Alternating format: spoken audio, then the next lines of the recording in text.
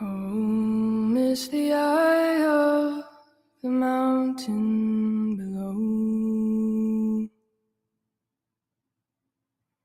Keep careful watch of my brother's soul. And should the sky be filled with fire and smoke, keep watching over its sun.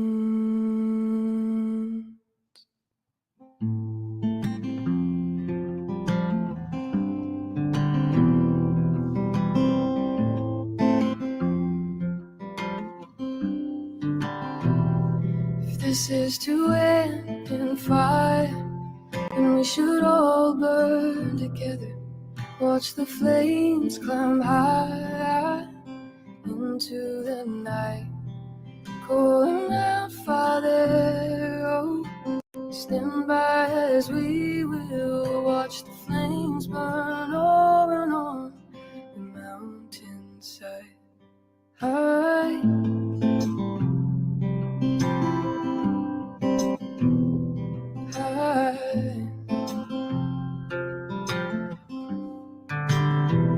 And if we should die tonight, and we should all die together, raise a glass of wine for the last time, calling out, Father, oh, hold fast and we will watch the flames burn over and on the mountainside. Desolation comes upon the sky. Now I see fire inside the mountains. I see fire burning the trees, and I see fire hollowing souls, and I see fire, blood in the breeze, and I hope that you remember me.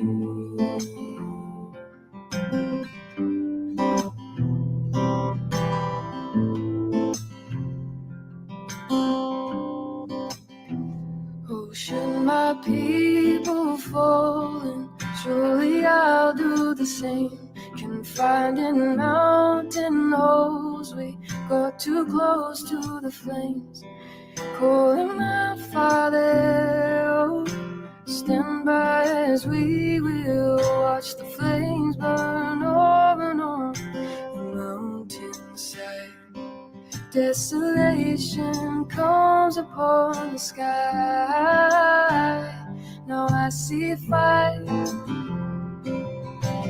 inside the mountains. I see fire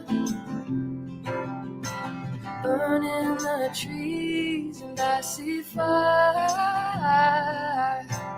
hollowing souls, and I see fire,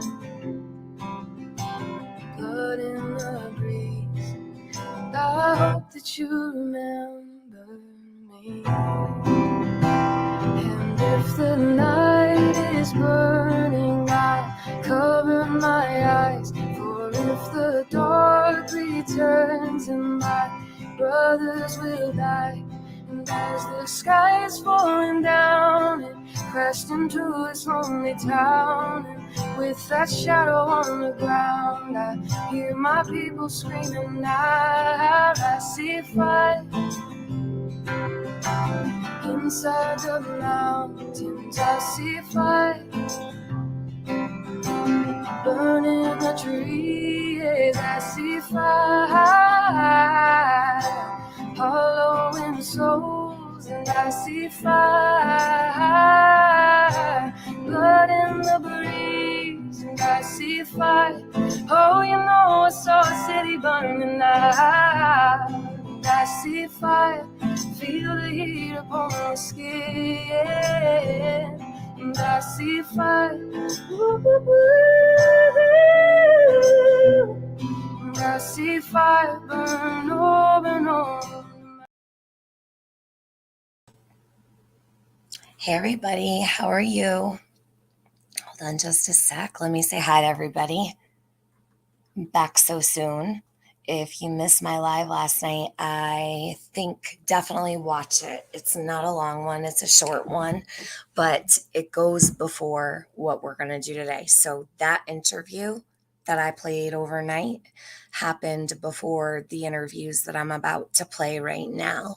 Let me see what Brandy says. Summer Moon Wells, we love you and will forever continue looking for you until you're found. In Jesus' name I pray. Amen. Amen, Brandy. Let's see. Isn't that the most beautiful? I think that's my most favorite video ever made for summer. It's perfect just for her. You know what I mean? AF Pennington did such a beautiful job on that. When Evil Entered, we're still here for you, summer. Justice for Summer 2023. Thank you guys for being here so early. It's very cold here. Oddly enough, I thought that I'm like, oh, spring's right around the corner. It's going to be -7 here tomorrow. So, yeah. I guess the Pennsylvania groundhog was more accurate than my neighboring Massachusetts groundhog. So, okay. What I want to do is I'd like to go over the very first interviews that Don Wells ever did. And the reason why is because with Don being back around and speaking, I think it's important to go back to the very beginning and see what he said, because things were more fresh in his mind, right? And that was like the first original story. So things have gotten so far away from where they were, well, where they once were, and some things have changed. So I like you guys to help in pointing those things out, because I could tell you I miss things. When I go back and I listen, almost 2 years later, things mean so much more, or things mean something completely different than they did back then, or make more sense. So if you see those things or hear those things, let me know and tag me. But make sure you put a TM and not Tiffany Marie, because if you write Tiffany Marie, it won't highlight me. I have to get used to the TM. So, and so don't you guys. But anyway, so this interview was done on June 18th, the same day that he did the interview outside Mount Carmel Church. And this was with Jeff Bobo. Now, Jeff Bobo is Times News Online. Let me put his link. I'm gonna actually pin this here. Hold on one sec, because this is the interview that I'm using. So you guys have the link. Okay. Hey, Moon Shadow. Does that all fit? Okay, perfect. And the video that I just played was made by AF Pennington's pinned. Grab that if you want it. It's on the top chat, because I'm about to pin something else now. Okay. So I'm going to replace that with the interview that I'm playing right now. Okay. Now, he did 3 interviews with Jeff Bobo, and then he went to J is for Justice. So it was Times News Online, then J is for Justice. Now, I don't know what we'll get to today. There are a lot of interviews with Don. I always thought no one could talk more than Don Wells back in the beginning. I couldn't keep up with him. But then we met Jody Sue. So Don Wells is a breath of fresh air, actually, to listen to, because you can understand what he's saying. And yeah, it's just a little bit easier to follow, a bit easier on the ears and the brain. So enjoy. Hold on a second. I'm gonna press play. Yes, AF did beautiful work for summer. I will never understand why he always knew abduction. I don't know, Selena, only he can answer that. He said that when he saw his neighbor not Jody Sue, the other neighbor, okay? He said he knew right then and there that she was gone. I've gone over, yeah, Lil G, I see you over there. I see you going over all the things. And thank you so much. It's so important. I should stop into your chat far more often than I do. Summer's 7th birthday is Saturday. Rachel, she's going to be 7. Mm-hmm. I don't really want to talk about that, Val, right now. That'll be for later, maybe. I want to keep this on track. I don't want to really talk about, drama with Don. None of that really, none of that helps Summer. Okay. He said the word before. It's nothing new. Yeah, I did. I heard it. But I'm not trying to distract with last night right now. That'll be later. In fact, I think that I'll have time. I'm not sure. We'll see what happens. Con Candy, hey. Beach Lady, Kaja's Gems. I don't want my chat flooded with all the stuff from last night. I don't want that. So I try to have to nip it in the bud.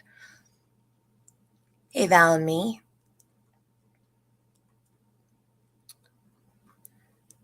Let's see. Oh, the 2 people that did the milestones in the chat, and now I forgot who they were.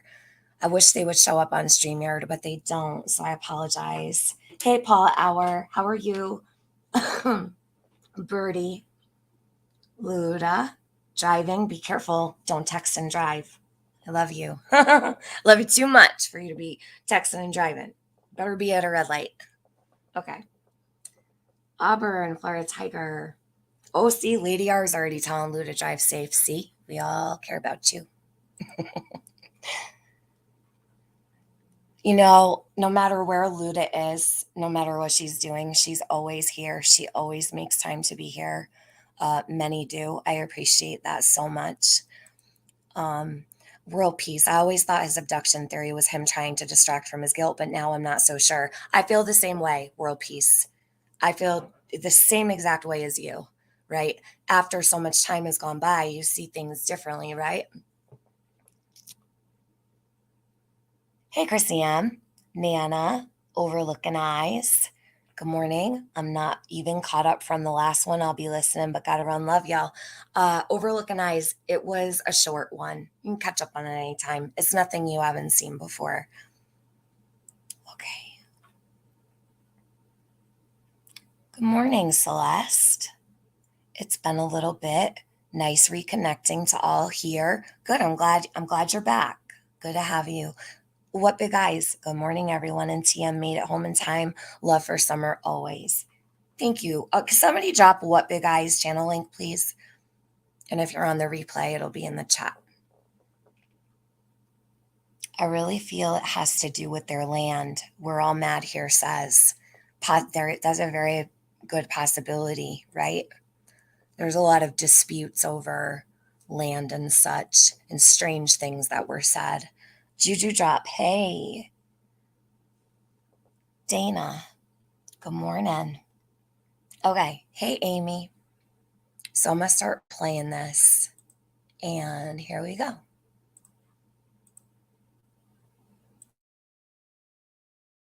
I would be interested in knowing what happened that day. I know it's going to be hard for me to have to relive, but... Well, sir, I was at work, but from what my wife has told me and stuff, her and her mother and Summer were planting flowers by her grandma's trailer, which is about, 20 feet from the house there, real close to the house. And Summer all of a sudden said, Mom, I want to go in the house.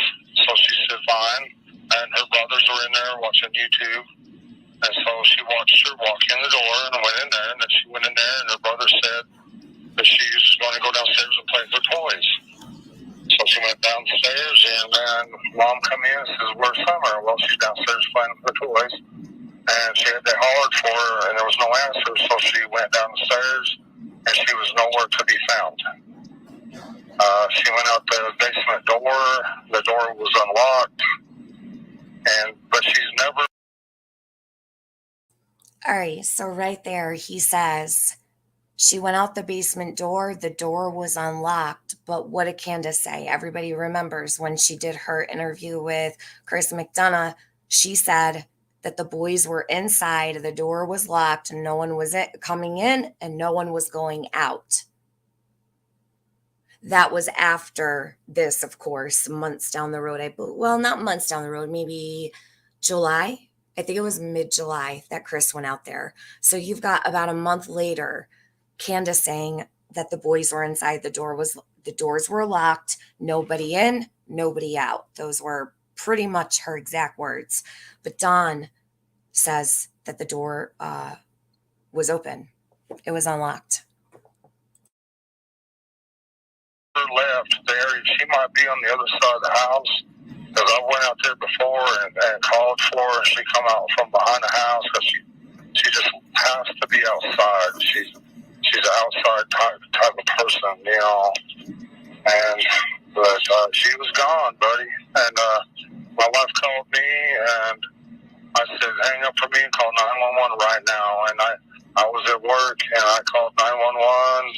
Threw all my tools that I could in the vehicle, and from Jonesboro, I come out. I made it out here before anybody because I was freaking out, you know. And when I got home, I drove to the bottom property, and I realized that all my neighbors and stuff were combing the woods looking for her, and I realized right then and there that she was not there. I knew right then and there that she was gone. I just, because she would never leave there on her own. Somebody had taken her out. That's what I was going to ask you. Is she capable of No. going through? They've covered miles of area to search. No, she would never leave because for one thing, we have bears and wild dogs, and we got druggies that, come around other people's houses and stuff, all hours of the night. But this was like at 5:30 in the evening, which makes me think, someone was laying in wait. I've heard somebody say that these people track kids down on Facebook and find them, and, I've heard that story. I mean, I don't know, but all I know is she's definitely not anywhere around there. I think somebody's abducted her and took her out of the area. Wow. Well, have you noticed anybody suspicious? No, and they've done such a good job. They followed every.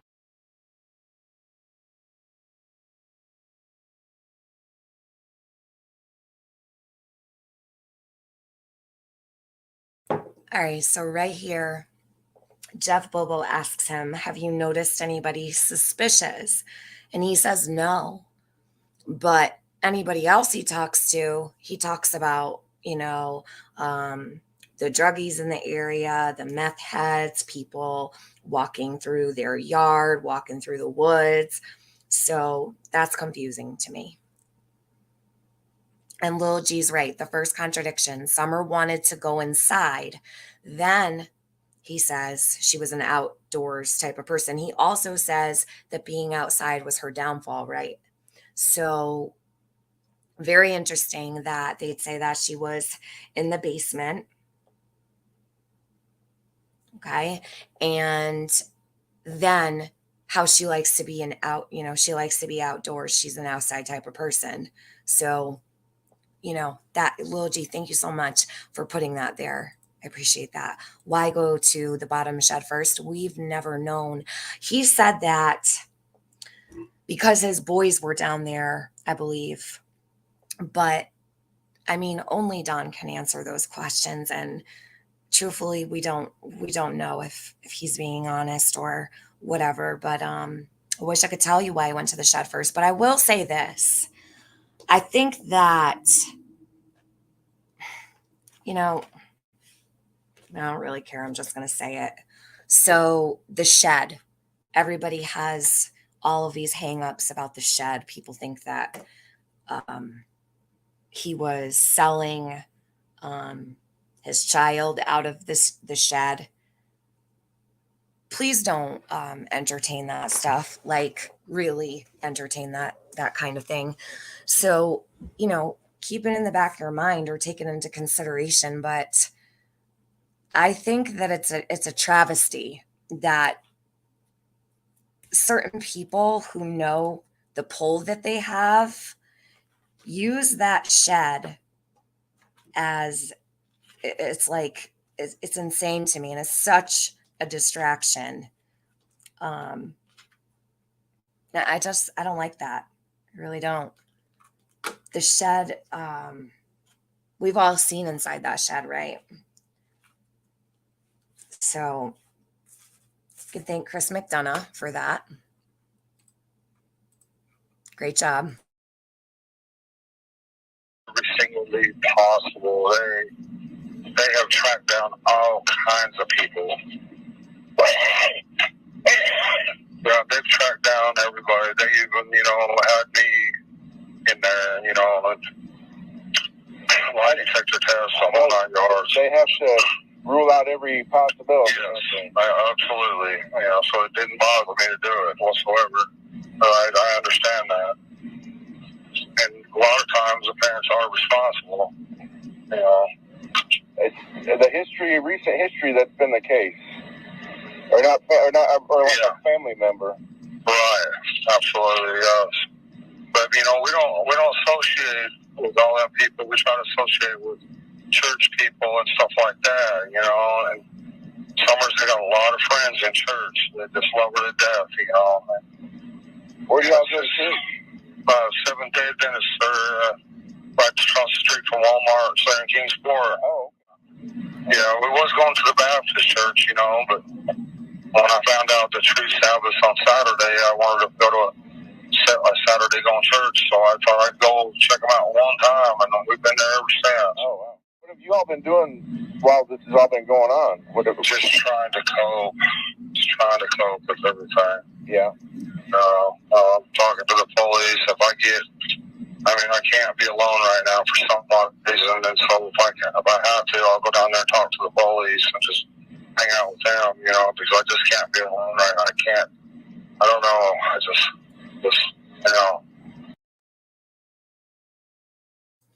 What do you guys think about that? So that's always stuck out to me, that Don said he couldn't be alone right now. Now, I understand that, right? If you're dealing with something really severe like this, but he says that he would even just go sit at the police department and sit with them because he couldn't be alone. But Candace was home. She didn't go anywhere. She hid for 2 weeks, so he wouldn't have been alone, right? How do you explain that? How do you explain that Don Wells went and sat at the police department because he couldn't be alone, but his wife was sitting there at home for 2 weeks? I don't know. Kind of elusive. All right, hold on.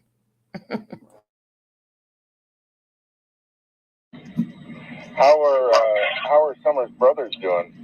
They're coping with it better than me and their mother are. I don't understand that, but when they really think about it, they're upset, but they're coping with it way better. Especially the youngest one. It's like I don't know. It's weird to me, but maybe it doesn't seem. Now, I always was really bothered by, and this is just me reflecting, and you guys may share the same feeling. Some of you might not. I always found it to be really odd because this was the first interview ever. I'll never forget this. I was folding laundry.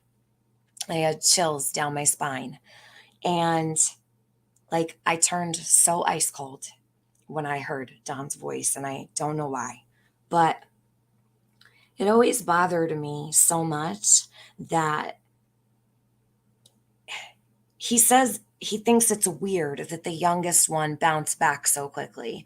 Kids are really resilient. And, I mean, Don's a guy, maybe he doesn't know that. But in conjunction with a lot of things that were said about the boys, I always felt like there was a little bit of, not a little bit of, but a lot of blame being placed on them in the public eye. And I don't like that. I never have. It bothers me and it makes me question things because there were a lot of fingers pointed at the boys in like an indirect way, right? Without saying too much, it was just enough to make people think, right? Like just enough to make people think something was up with the boys. So I don't know why he did that. Now, maybe that's all accurate and it's just the way he feels, right? In all fairness, I don't know what goes through people's heads, but it's just like my opinion listening to him. And I've always been so bothered by the fact that everything was the boys, the boys, the boys. They left the door open. They didn't listen. They didn't do, it's just like nonstop blame, blame, blame of the boys. And I've always said the boys were not responsible for Summer. If Summer was left in the care of the boys at any time, nothing would ever be their fault. It's the parents' responsibility. That falls on the parents. You cannot point the finger at kids and you cannot make them look shady. Okay? They're kids. And it is the parents' responsibility. So even if, and I just want to say this one statement, I don't want like speculation about the boys in the chat. Even if something happened, guess what? It's still Candace's fault. She was the guardian in the home at the time, right? So the boys cannot be blamed. They're minors. They're not in charge of the household. So that's bullshit, right? They're innocent kids. And there was just a lot of really shady comments made about the boys. You'll hear as this goes on, and many of you are familiar with it. Carol's bells, that's what I'm worried about. So Carol says, can you imagine the guilt the boys feel? I hope they feel none, right? And like counseling and all that can help, I hope. But geez, as a parent, think about this. Let's say, just for the sake of speculation, or not even speculation, but to just really think about this. Let me think of how to word this really quick. Okay. As a mom, right? I'm a mom. I don't have 4 kids or 8 kids. Okay. Only have 1. But with that being said, I would never, even if I thought something happened, right? If I was them, the last thing I'd want to do is put it on my kid. The last thing I would want to do is ever speak those words so that they would blame themselves. These words will always stay. They will hear them and they will feel guilt. And I wish he'd stop doing that, because saying those things, wouldn't you want to protect your kids? Even if you thought, right? It's like, I don't know how to compare it. It's like a divorce with parents. You don't want to trash talk the other parent because it only hurts the kids, right? So you protect them from that, and you say different things instead of negative things or whatever. That's what I mean. So you would try to protect them, not make them feel guilty or like they did something wrong. And Don has a habit all the time of doing that. I'll always be bothered by that. I will never agree. And I wish he never said some of the things that he did, but it is what it is. The boys are going to probably always feel like I should have gone downstairs with my sister, right? We've heard him talk about that. So yeah. Let me see.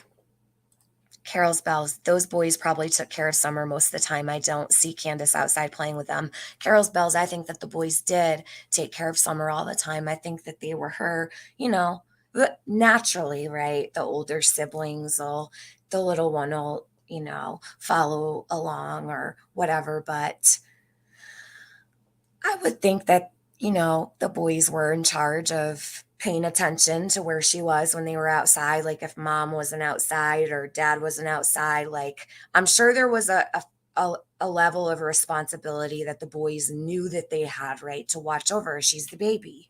So let's see. What I do not understand is why they don't understand they've taken these children before they had a chance to disappear as Summer did.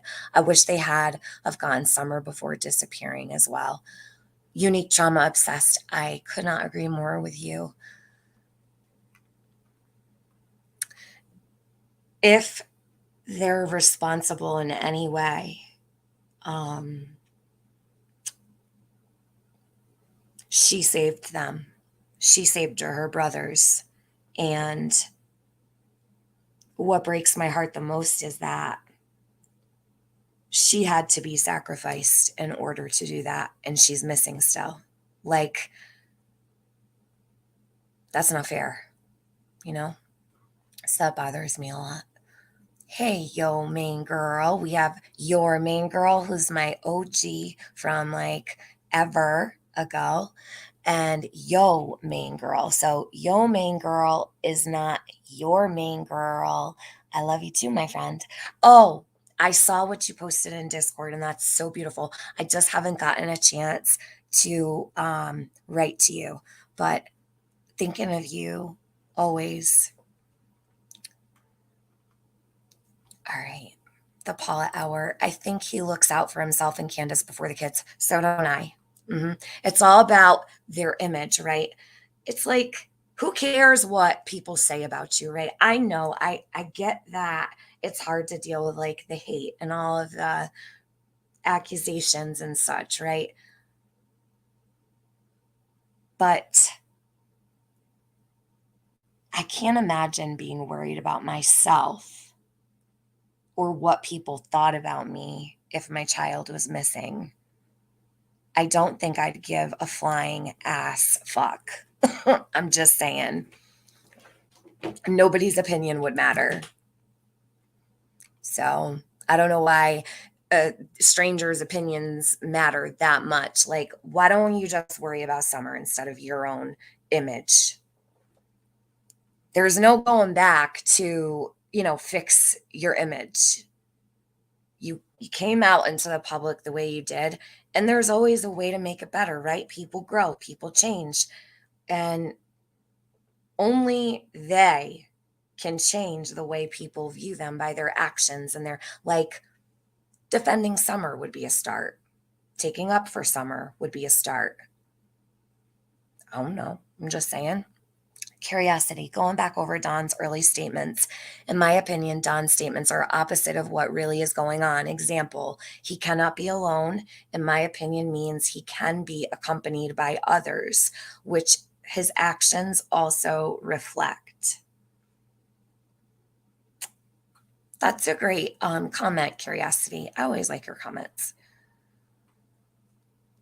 You think he reminds you of a puppet master? See, I think he might like to handle things himself, but I also feel that Don was fed these stories. So who is the puppet master? I'm not sure. I don't feel like it's Don, but I mean, it's just my opinion, right? It could very well be. I don't know. But your all opinions are welcome here. I do really wonder who the actual person is that's pulling all the strings, though. Okay. Her older brothers are everything to Summer.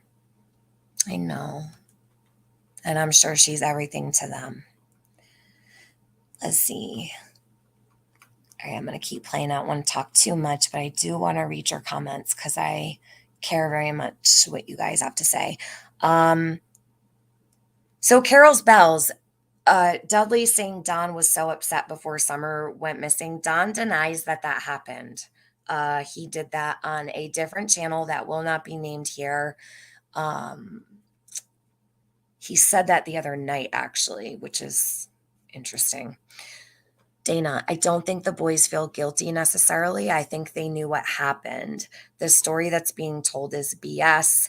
I've also heard Don slip up numerous times. I truly hope his 7 alibis check out. Dana. Yeah, so I hope that they don't feel guilty, and I hope that they never do feel guilt.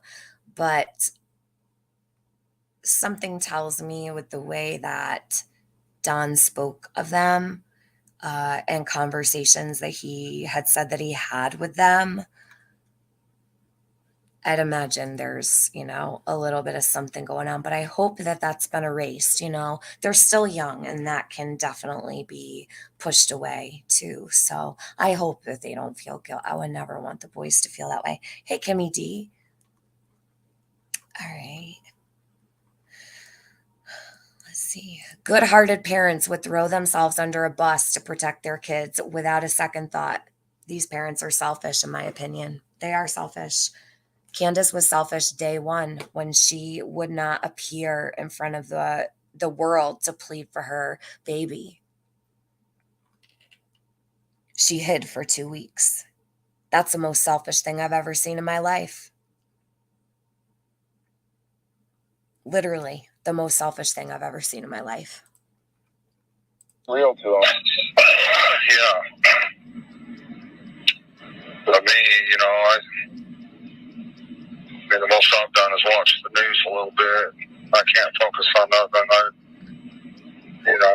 What have you all been doing while this has all been going on? Just trying to cope. Just trying to cope with everything. Yeah.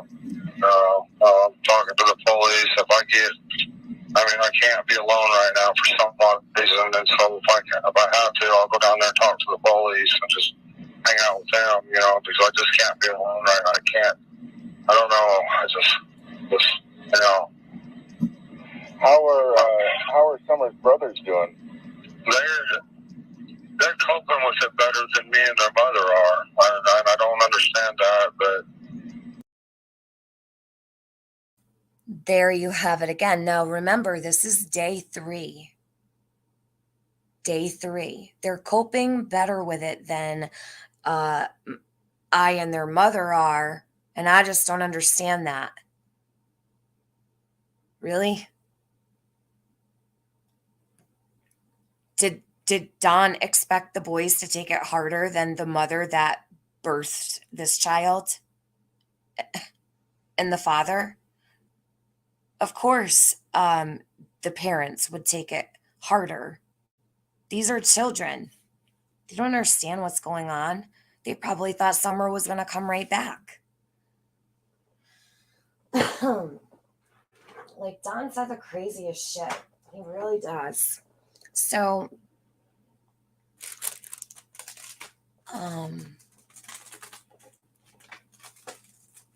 yeah, the comments about the boys, always comments about the boys, nonstop, is so crazy to me. Whose comment am I looking for? Unique? Hold on. Unique. Oh, hold on. Okay, this one. None of this stupid family drama even matters, but here we are, and that's what everyone's focused on instead of coming together as adults to do something productive to find Summer. Right. Isn't that crazy how it all, that's like Jody. Her whole life story became the focus of Summer's disappearance somehow, some way, I don't know. It's amazing how they make it about themselves, right? I think natural, just as them being her brothers, they'll have some guilt, but they are young and hopeful. Yeah. They don't, but I think it'd be quite normal to an extent. Oh, yeah, absolutely. Yeah, because remember, the story was that she went into the basement to play with her toys and that she had wanted her brother to go, and he didn't. And Don speaks, I think he speaks about that in the next interview and how one of Summer's brothers regretted not going with her. That's why I worry about that guilt factor, right? D. Don said he had to sneak around to talk to the boys months ago. Yes, I remember that. Good morning, Valerie. Good morning.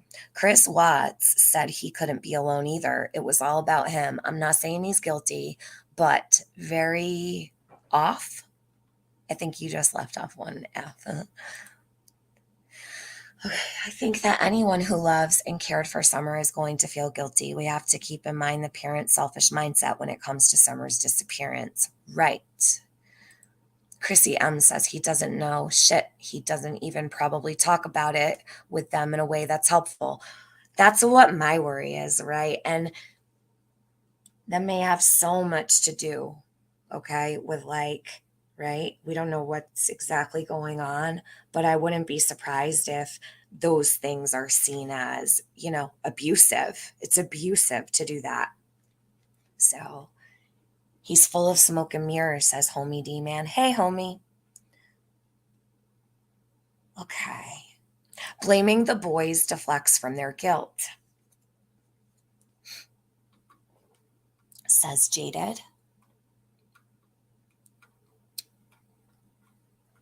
Don sneaking around is why he don't get to see the boys anymore, says Carol's Bells. Hey, Toodles. Mama B says, Don said he was always telling Candace to watch Summer close. It appears he told the same to the boys, therefore placing blame on everyone that was supposed to watch her. Mama B, you know what? Thanks for saying that. Thanks for bringing that up, because Don did make that really creepy statement about how he always knew something was going to happen to Summer, right? On Candace's watch. It makes me wonder, like, did Don know that Candace was a negligent mom? Did Don know that she didn't keep an eye on Summer? Did he know, or what happened previous? Were there things that happened where she almost got hurt or almost, got away or whatever? You know what I mean? I wonder why Don felt like something was going to happen to Summer, always felt like something was going to happen to her when she was with Candace. That tells me Don didn't trust her as a mother, right? If you have to tell your wife to keep an eye on your baby, you've got a problem, right? So it tells me he knew Candace was not observant or attentive. But that's just my takeaway from it, right? Sage, that statement always bothered me too, she said. The Paula Hour says, yes, he would had to have known. Bridget, he was protective over Summer too, from what he says. Yes.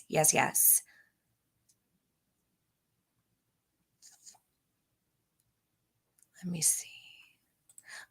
Unique Trauma Obsessed says, I've always wondered if Candace got annoyed after hearing her and Summer in some videos and snapped. Huh? What do you mean, hon? I don't know what that means.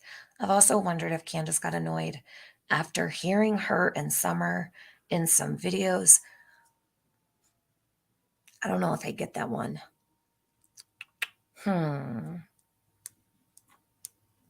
Help me understand that. Will you write it again? I'm sorry. Luda, the thing that bothered me the most with the Wells is that they never said anything like, I wish I didn't. Yes, there was no coulda, woulda, shoulda. I wish this, I wish that. What if I did this? What if I did that? Nothing has ever been said like that. There is no, I wish I would have done this differently. I've never heard that. And that is the one thing that it just sends off the alarm bells, right? Luda, like, think about it. I do that to myself over the smallest things. Like, what if I didn't do this? What if I hadn't have gone here? Then this wouldn't have happened. What if I, because fate is such an interesting thing. It's fascinating. The smallest thing can change the trajectory of your whole life. So to not hear a mom, and I would never want a mom to like sit and beat herself up. But I mean, let's be real. She hasn't beat herself up at all in the public eye that I've seen at all. I don't know what goes on behind closed doors. I can't say, right?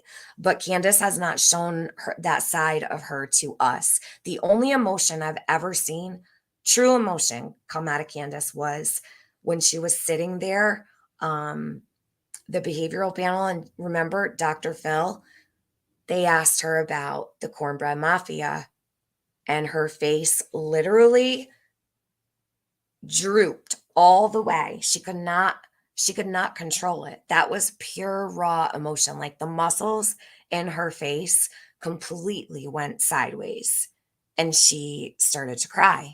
Now, there's something very interesting while I'm on that subject I need to say, and I'm going to share it with you. I spoke with Jenna a couple days ago, and let me find it. This is really important. So, you know how they said that the reason that Candace started to cry during that segment was because they had gotten a phone call about a sighting of Summer? Hold on. I'm not going to screen share her stuff. I don't want to do that to Jenna, but I mean, I'll prove it if I have to, but I just want to let you know what she said because it's important. And thank um, thank you to Jenna. She's always been so kind and so willing to speak. Okay, right here. Okay, so I said to her, "Hi, Jenna. I hope you're well. I have a question for you and was hoping you could answer." Oops, hold on. This was January 26th, so last week. I said, "Tim Mullen claims the day that you called while the Wells were at Dr. Phil's that you were calling about a child that resembled Summer that was found in Georgia. What do you remember about that day? And do you feel that it affected the outcome of the show with Candace and Dawn?" I don't know if you'll be comfortable to answer, but there were a couple things that Benny mentioned, and I figured that I could just come straight to the source. So also thank Benny, because if it weren't for Benny bringing this up and speaking about it, I wouldn't have asked her this. Okay, so hold on one sec. So her answer is, my call to Candace did not affect her. She was not at the Dr. Phil show when I called. They were at the hotel. The PI called Candace, and I confirmed the little girl was not Summer. I called Candace, and she still was not crying.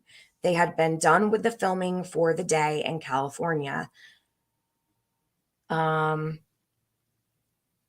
She got drunk that night that we were on FaceTime most of the night. She got drunk and took off walking down Hollywood Boulevard. Okay. She said, "My story has never and will never change. Thank you for reaching out to me." Okay. I hope that clears some stuff up. Now, that's Jenna's account of the story, and I believe her. I do not believe that during the filming of the Dr. Phil show that's why Candace had that emotion. Cool story, though. Cool story. Jenna's not a bullshitter. She's never been with me anyway. So I hope that helps a little bit. So that is the only time I've seen Candace have, like, the sadness emotion or whatever that emotion that came out of her, fear. I think that might have been powered by a lot of feelings, possibly. Who is Tim Mullen? Yo, main girl. Tim Mullen is the media manager for the Wells family. So he I believe he started the Find Summer Wells website. Like, I know he is a mediator. Oh, the media. Oh, you're kidding with me? Are you kidding? I believe you, TM. Who's Tim? Hey, Shanna B. Shanna B, you always make me smile when you come in here, and I don't know why. Probably because, I don't know, you've been here for so long. Oh my gosh. Through the years we go. Jack says, oh wow, I always believed about the sighting being the reason she was upset. Right. Yeah. That was the reason given. And I have Jenna here who actually knows. When she told her this, she wasn't even there at the show. So who believes Jenna put a 1? Who believes Tim Mullen put a 2? Let's see. Let's take a poll. If you believe Jenna, put a 1 in the chat. If you believe Tim Mullen, that Candace got a phone call right then and there in between that segment and started to cry, then put a 2. Let's see. Oop, I think it's Jenna for the win. Jax, that's crazy. I'm thankful for you saying that. Jax, thank Benny. That I would have never asked that question if it wasn't for him. 3, Lady R. So Lady R doesn't know, she's undecided. That's perfectly fine too. Sometimes it's safe to sit there on the 3, right? Sammy, thank you so much. Val's Variety Venue, Chris Melcher, Mama B, Yo Bubs, and who did I miss? Homie D-Man were gifted memberships from Sammy. Thank you. That's so sweet. Now, I don't know if everybody that got one's in here, so I always think on behalf of the people. All right, so we have a bunch of ones. Let me see here. So Jenna,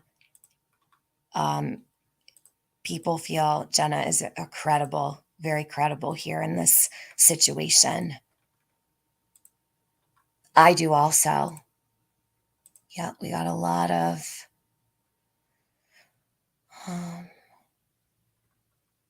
hold on, what'd you say? Mama B says, really? I didn't hear that what if live. Strange, because she seemed messed up if I recall correctly, then mumbled, wish I had walked her over there.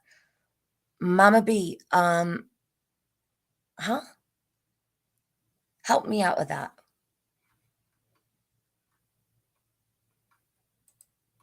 Give me 1 second though, because the chat I think might be moving a little fast. Never believing Tim Mullen, says Homie D-Man. Okay. Jaded says 3. Murica says 3. Sage Sleuth says 3. So you guys don't believe either. You're just like, not sure. That's cool. All right, let's see. Your main girl says, I can tell you if my grief and loss were on display for the past 7 months, there wouldn't be any question of my heart. I know it's entirely different circumstances, but grief is grief. Your mean girl. I've seen, and you're absolutely right? It's very easy to see grief. It's very easy to see sadness and pain. And when someone's sitting up on a live stream, drunk as fuck, laughing, joking around, their baby's been missing, like it's like, a month in, you got a problem, right? That happened on Squalls. Do you guys remember the first ever live Candace ever went on? It was Squall. She was with Dale, Terry, and Dawn. You guys remember that? I have that. And I can show it also. Chris Melcher says, thank you for the membership.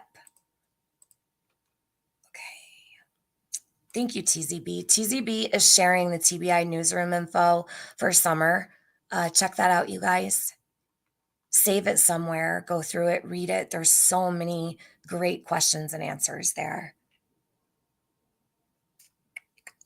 Candace did say on a video interview, I wish I had walked her over there. Remember that? I wish we could find it. No, I don't remember that, Mama B. But like I said, some things fly right over my head, some things stick. So if you could find it, I would love to hear it because I've never heard her say, I wish I did this or I wish I did that.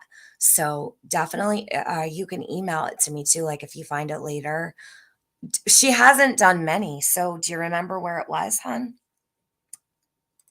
Carrie says, Candace had said something to the effect of wishing she had gone out there with. I remember she said something about going outside. Was that on Benny's? Anybody know where that happened at? She's saying she thought she remembered hearing her say, I wish I would have walked her over to the door, meaning Candace. Oh, Bridget. Yeah. Okay. I understood it through, I got you. Where the heck did she say that?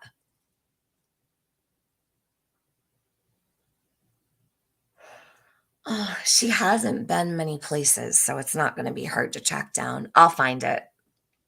Jada, thank you so much for always looking out for the children in these cases. Thank you. You're all in Canada. Much love from America. I never knew that. She said she did walk her over to the door, so that's not what she's referring to. Okay, yeah, good point. Okay.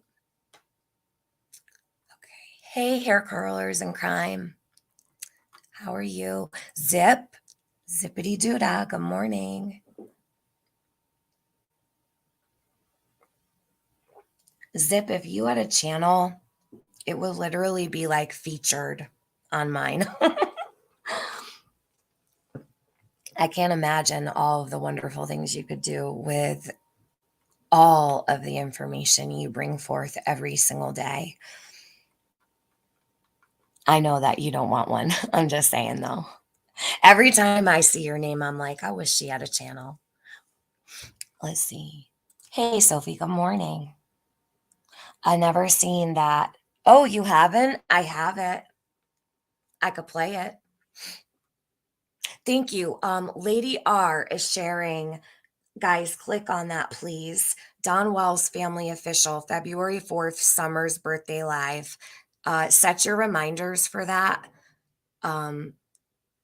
That's a big deal. So tomorrow is Summer's 7th birthday. She will not be in attendance, but everybody who loves her will be gathering for her, and they're going to make it a thing so that everybody can see. And that's so special. I wonder how many people will attend. So if everybody shares that, no matter how you feel about the Wells, show up for Summer, right? Let's see how many people we can get to show up to Summer's birthday.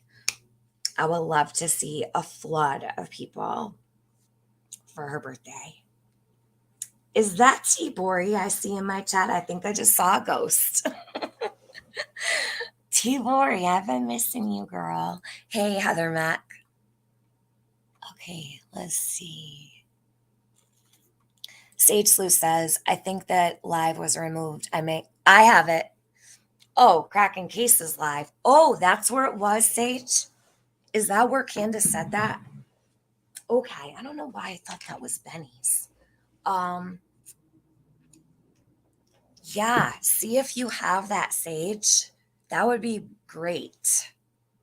The only problem with that is I have to heat up my coffee. If I remember correctly, you know why I think I wrote it off? Because I had just said several days before that nobody's ever said, I wish I would have done this. And then several days later, it came out of her mouth. I completely wrote it off. That makes like perfect sense. So I made a coffee and I just let it sit here to get cold. I forgot it was even here. What about when she said nothing would have happened had I been? She said, what were her exact words? Let me think. She said,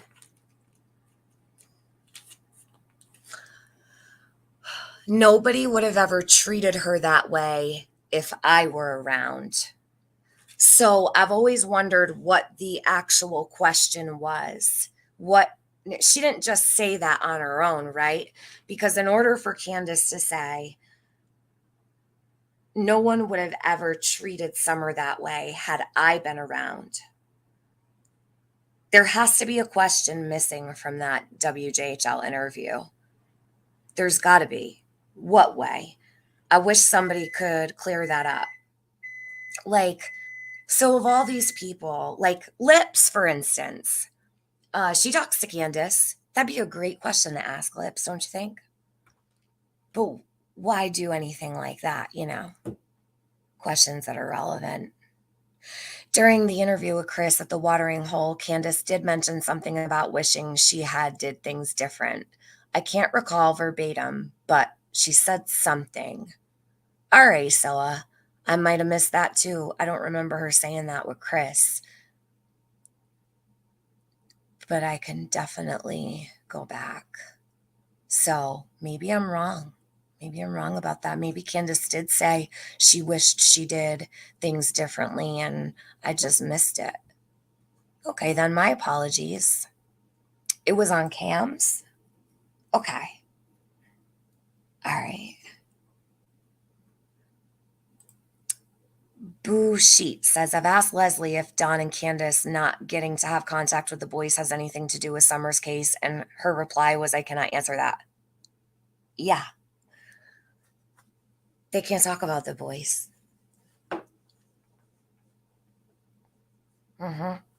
Yeah. Louisiana girl, yes, TM. I didn't think I had the right to laugh about anything. I thought I was going to lose my mind and my daughter. I went into a 2-year depression. I'm sorry, Louisiana girl.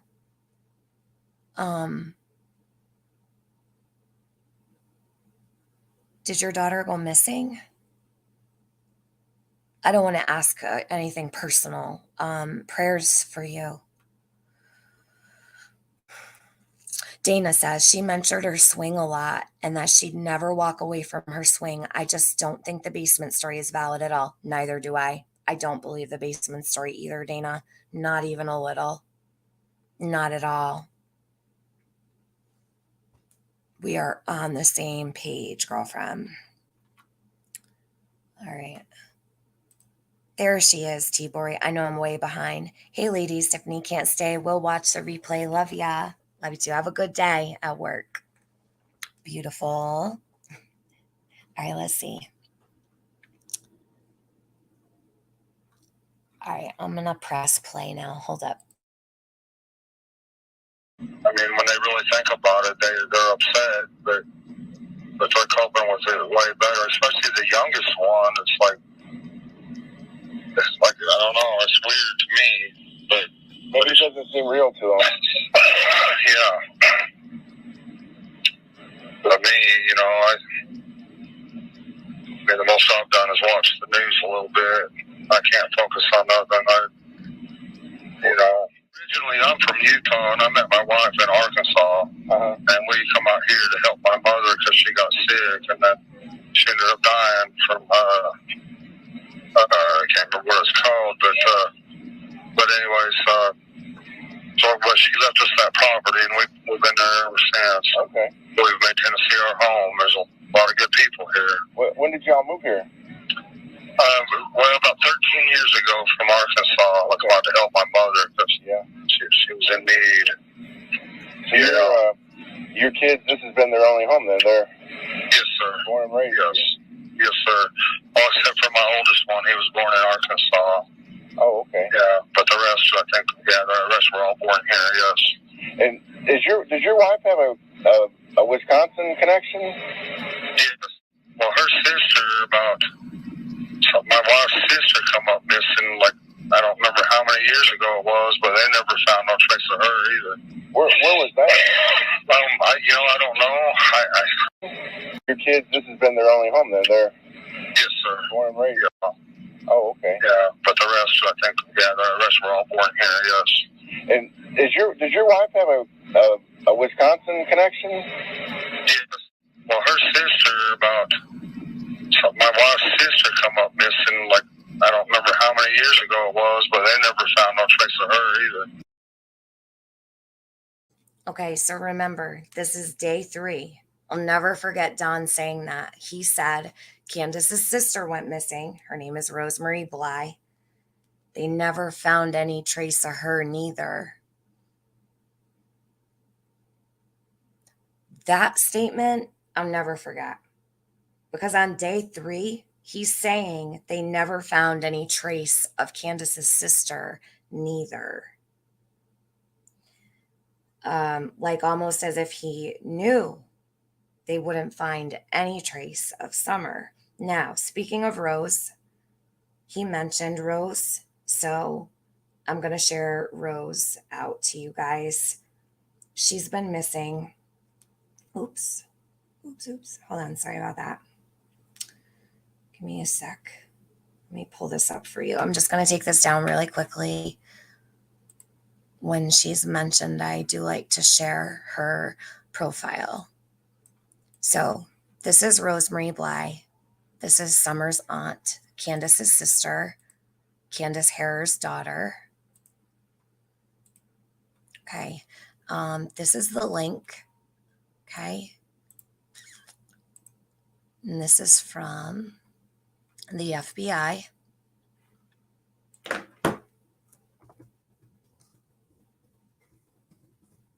Okay. I'm going to make this full screen. Okay. Let me take this banner down real quick just for a sec.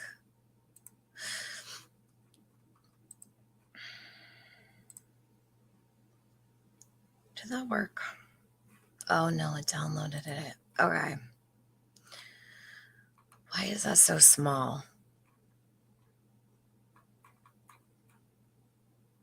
Why doesn't this website look the same anymore?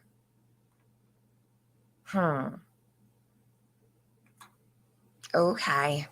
So this is Candace's sister, Rosemary Bly. She's been missing from St. Croix Falls, Wisconsin since August 21st, 2009. She has a one tattoo, and it's two cherries. Hold on, I want to get this bigger. Can I? All right, can you guys see that? That's really blurry when you click on it. Hold on. Okay, it's good enough. Good enough. Did that link post in the chat for Rosemary Bly? Okay, so this is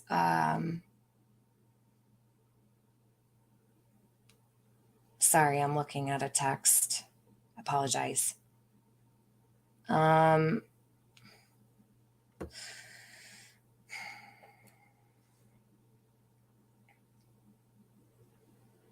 right. Hold on. Sorry, I just got distracted.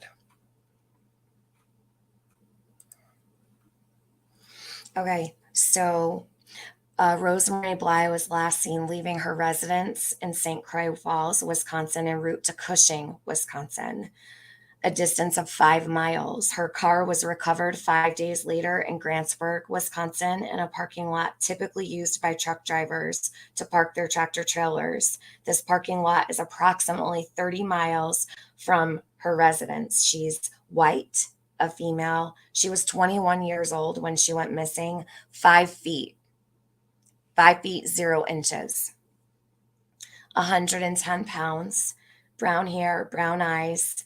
Her hairstyles varied. She has 2 cherries on her right ankle, those cherries that you just saw. Okay. She has her ears pierced and her navel pierced. Yes, 2 females missing from the same family on the maternal side, both the babies. Rose was the youngest, Summer was the youngest, both females. But keep in mind, one was 21 and one was 5. That's the only thing that, like, that's the only part about, that was my biggest issue in the beginning, was 2 females missing from the maternal side of the family. So I've always kept Rose and Summer pretty much together as missing from the same bloodline, the same maternal side. That's so concerning, and it sounds serial, right? So it bothers me a lot.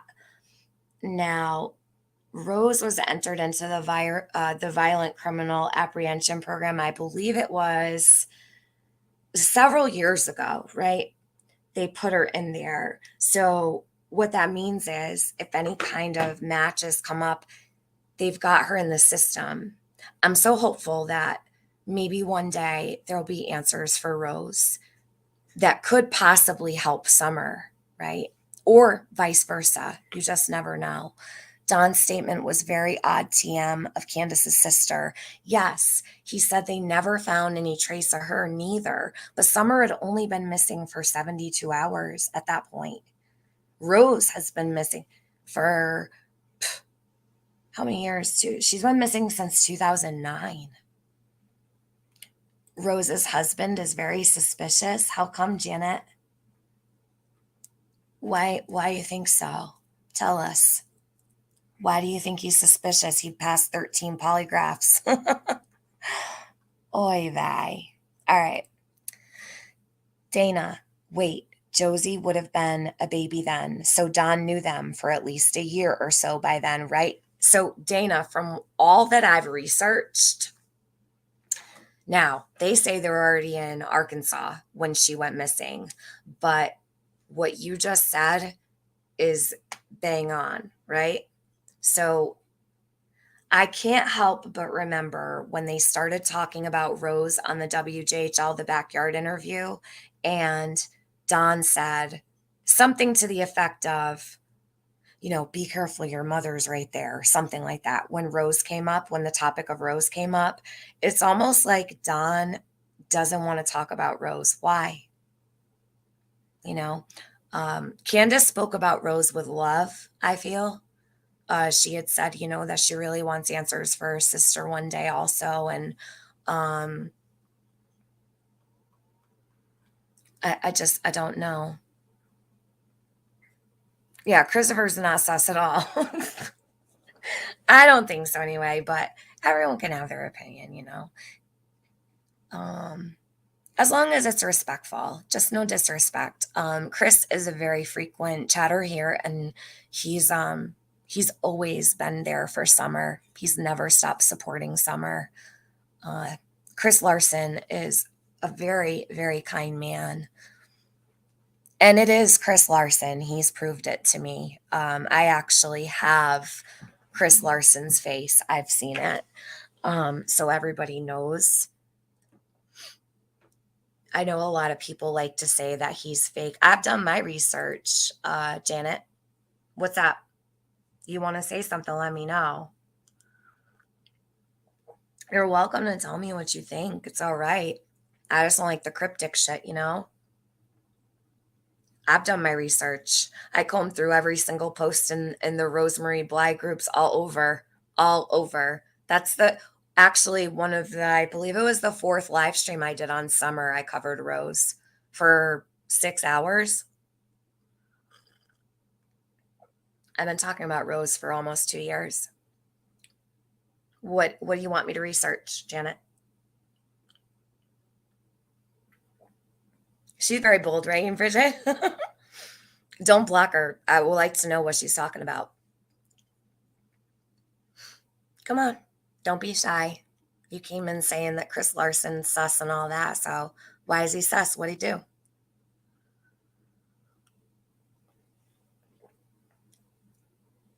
Don't you think it's sus that Don said they never found any trace of her neither when talking about his daughter? Like, what did Chris do that was sus? Hey, chemistry based. How are you? That picture was spooky at the time. Which one? Candace had the photo of Rose hanging in the house when Sam was there. Why is that creepy? Why are you being a dick, Janet? Like, what's your problem? Why is a picture of Candace's missing sister creepy to you? For real? Like, you got one more chance, you're blocked. What did Chris do that's so sus to you? You're not going to troll my chat and derail me.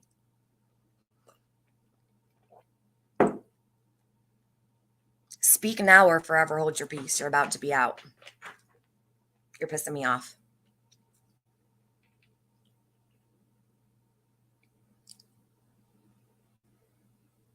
I'm waiting.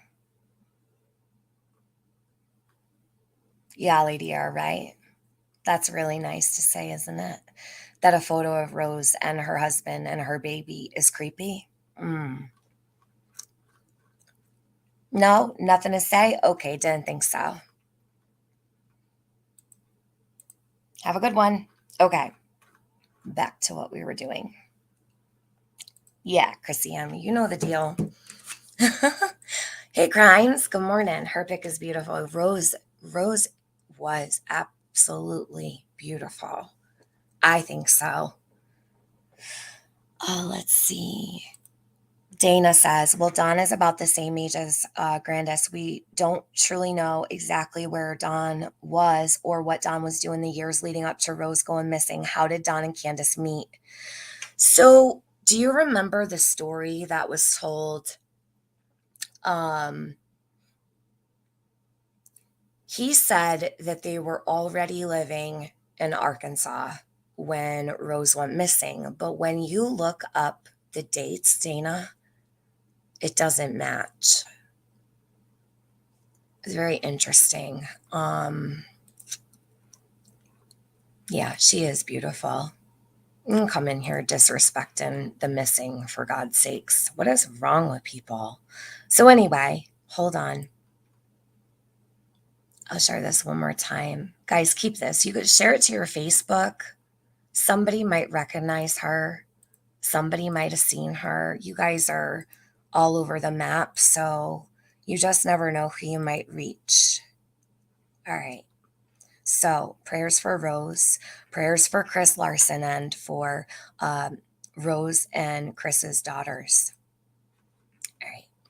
We're going to get back to the interview. I just want to make sure I shared her because she was mentioned. Here we go. Back to the business.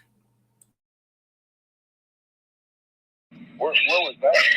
I don't know. I really don't know. I've never paid attention to any of that part of it. But, yeah. Do you know where she grew up in Wisconsin? I sure don't. I'm sorry.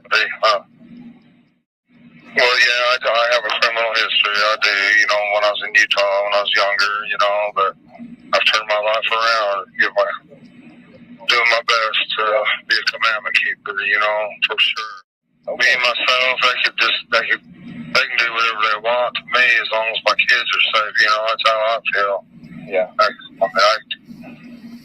Okay. Yeah. And so what is your plan now? I mean, what is your outlook? Well, my only plan now is just, no matter what happens, either way, I'm stay in church, be a commandment keeper, and wait for the resurrection day, buddy. Yeah. That's all we can all do, Do you have hope for Summer being found? Well, I have hope, but, statistically speaking, or looking at it, you know what I'm saying? Yeah. Yeah.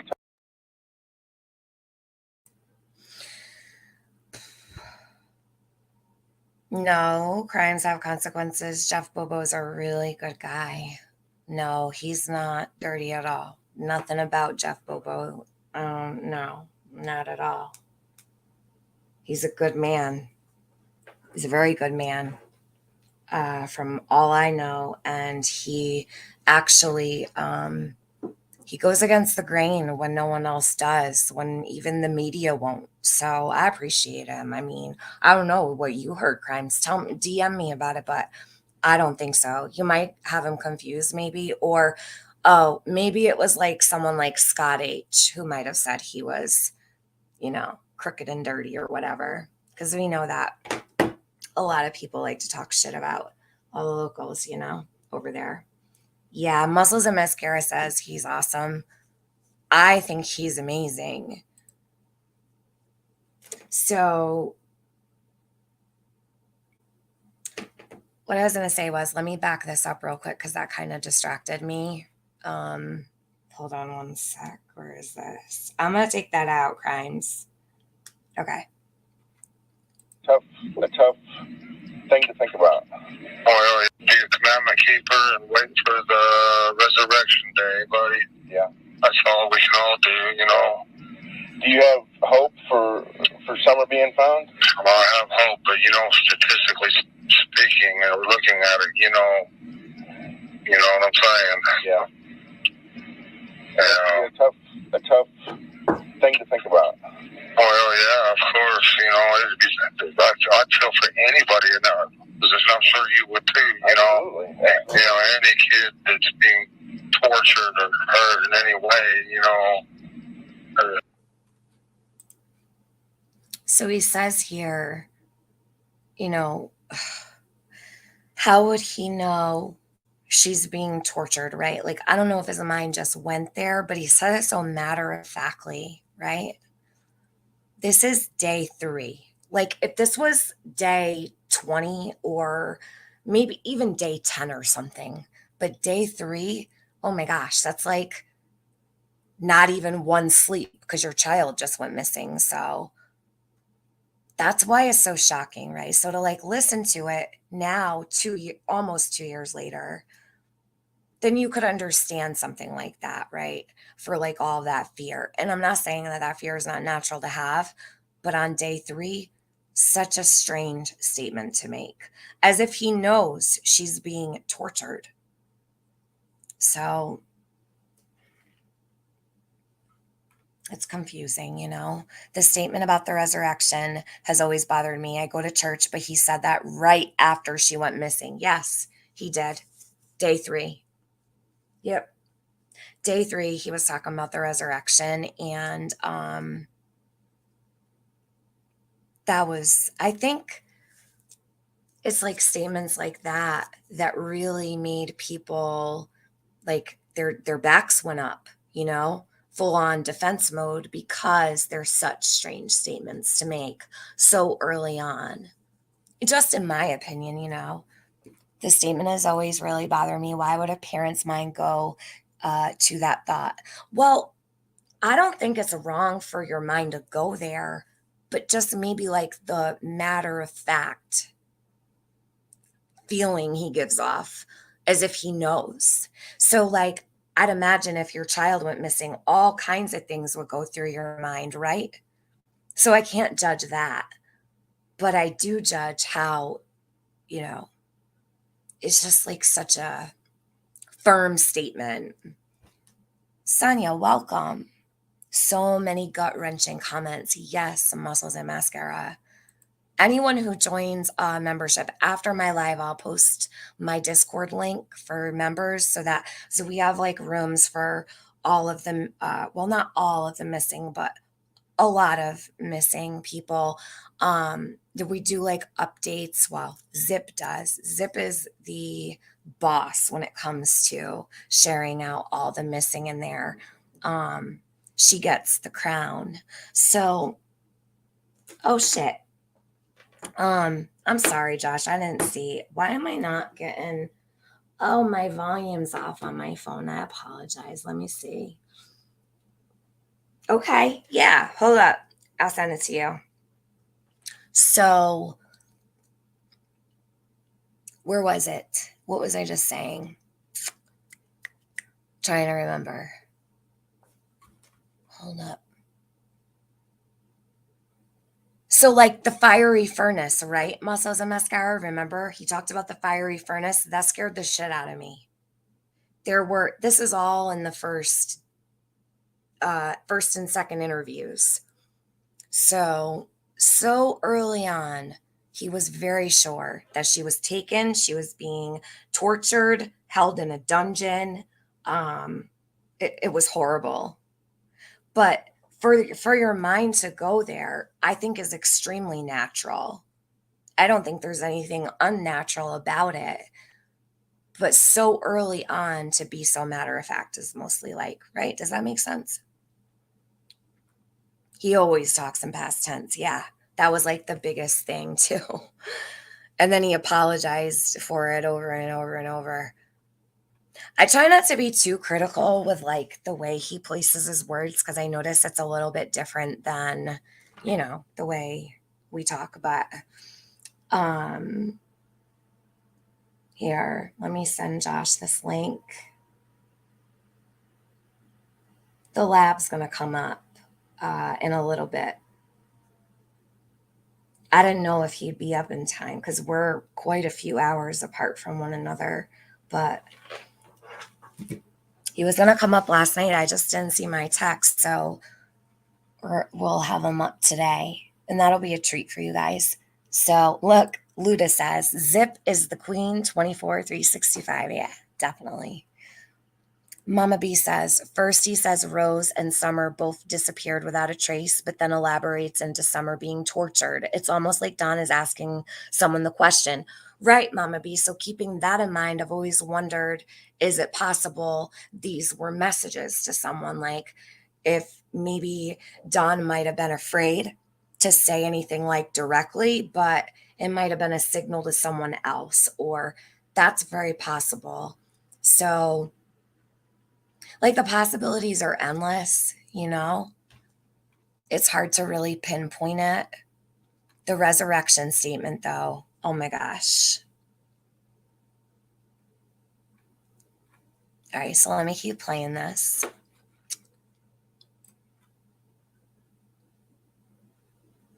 And missing their parents, and they're good. Here, I'm going to go back just a little. Right here. Where did he? We'll go right here. My best to be a commandment keeper, for sure. Okay. Me, myself, I really don't know. They never pay attention to any of that part of it. Yeah. Do you know where she grew up? In Wisconsin? I sure don't. I'm sorry.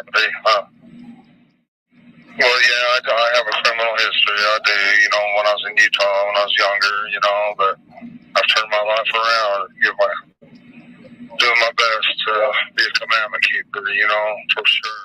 Okay. Me, myself, they can do whatever they want to me as long as my kids are safe, that's how I feel. Yeah. Okay. Yeah. And so what is your plan now? I mean, what is your outlook?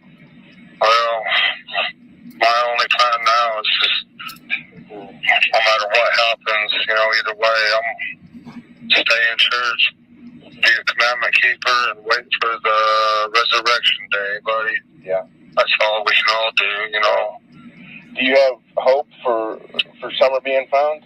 Well, I have hope, but, statistically speaking, or looking at it, you know what I'm saying? Yeah. A tough thing to think about. Well, yeah, of course. I'd feel for anybody in that position. I'm sure you would too. Absolutely. Any kid that's being tortured or hurt in any way, and missing their parents and their good friends in church and stuff like that. Just unimaginable what she's going through. Yeah. It's the only thing I pray for is for peace for her somehow. I wish she could have got to know Jesus better or something, but she's so young. She don't know what all that stuff means in church, but I don't think God holds that against children.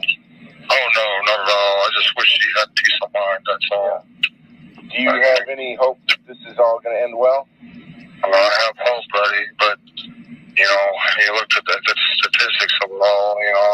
I mean, through our church and other churches, the worldwide prayer, was going on for her. So, plus all the law enforcement agents that are praying and everybody,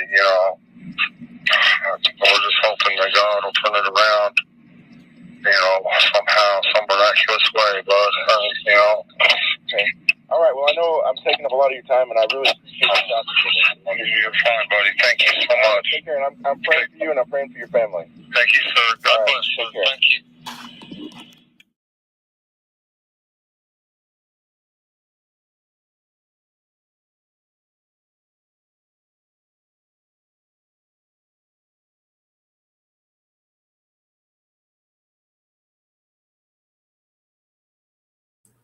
All right, give me just one sec.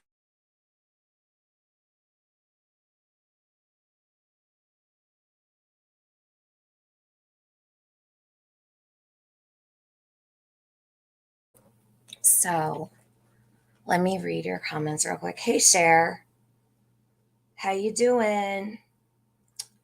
Hey, so while you're here, Cher, I'm not going to get to them today. There's no way, obviously, because you're further down the line, but I'm going in order. So I'm going over all of the Don Wells interviews, right? Yours are further down the line. And I know you're fine with me sharing them because you let me share them even when you didn't like me and you never said a word. But I'm gonna definitely go over them. Are you cool with that? Probably won't get to them for a couple days, but I just want to run it by you. So somebody said that listening to this now, it feels like he's talking in code. See, I feel the same way, and maybe not so much in code, but like I had said before, he's trying to get a message out, or by not saying too much, but putting certain things out there, right? It's really interesting to listen now, right? Because hindsight is 2020, and I feel there's so much more that makes more sense now listening. Some of the things actually make sense. Whereas before, you didn't really know what the hell he was talking about. Cher says he hasn't had hope from day one. That's facts, which always rubbed me wrong. Well, if anybody knows, it's you. So I trust your judgment on that. Dana, remember his statement at church? He asked for forgiveness. It was like a confession time for him, not prayer request for summer. Yes. Dana, that one, when Don was standing on the altar, it still takes my breath away when you just brought it up. Yes, I remember. I have that. I believe I made a video on it. Dude, God knows where it is now. So far back. Do whatever you need, of course. Don't gotta ask. I know, but I like to just, at least run it by you. Thank you. When you get there, we will chat privately. I'll show you texts and stuff too. We can figure out whatever. Well, you're welcome to do it with me if you ever want to. Also, it's your content. So, and you don't even have to do that, but sure, whatever you want to do is cool with me, Cher. Sounds good. Hold on, I'm going to get the next interview. This is going to be the second one. It's day 7. This 7. All right, let's see. Okay. This one, this was done on June 21st. And when Josh comes up, we'll put it on hold. Sound good? All right. And this one is called, hold on, let me share this to you. The title is Day 7 of Search. Summer Wells' father believes she may have been taken by human traffickers.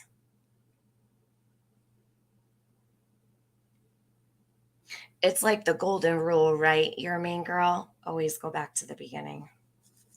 We have to. Let's see. So let me find the link. I had the other one already done, but here it is. I want to put this on. I'm going to pin it. All right. Hey, Duchess. Good morning. Okay. Times News. Online.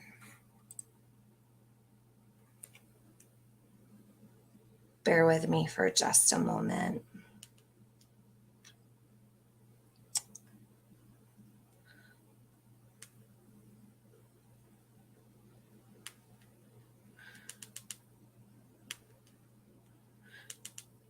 Here, I'll start playing it while I do that. I don't need to make you wait. Hold on.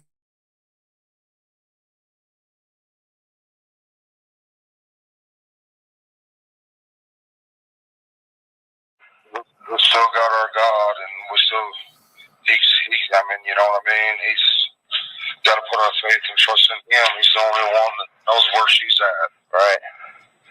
Well, I guess I just wanted to ask a couple of quick questions about, since we last spoke, have there been any new developments or any changes in No, not at all. And I saw where Friday night after sundown they called everybody back. Yeah, there was some sort of tip or something, and we seen, you know, blue lights up and down Beach Creek, and the helicopter flew till like 4 in the morning, looking around, you know. So we was up till 4 in the morning, being hopeful that they, you know, find something, but there's nothing. Yeah. My personal opinion is it's maybe some human trafficking ring seen her on Facebook and tracked her down, like. Okay, so he thinks that a human trafficking ring found her on Facebook and tracked her down. I've always wondered who told him that or who put that idea in his head. A human trafficking ring. That's what he believes. Huh. Some kind of, you know, that somebody is taking her out of the area, and I don't know whether a human trafficking ring or what or who, but I mean, I knew from the first day she wasn't in the area. Right. You know. Well, did you guys go to church on Saturday? Yes, sir. What was that like? Did you guys? I mean, this is the first time you've been back since this happened. Yeah, when we first, you know, we got there at 9 o'clock, and they had a vigil for summer, and they had all kind of pictures up on the screen, and we, you know, when summer run around that whole church and visited everybody, and so when we first went in there, we both broke down. Of course, me and my wife broke down, and we had to go outside. But they've been very supportive, you know, of course, and everybody has. Law enforcement's been very supportive and very good to us. But yeah, it was.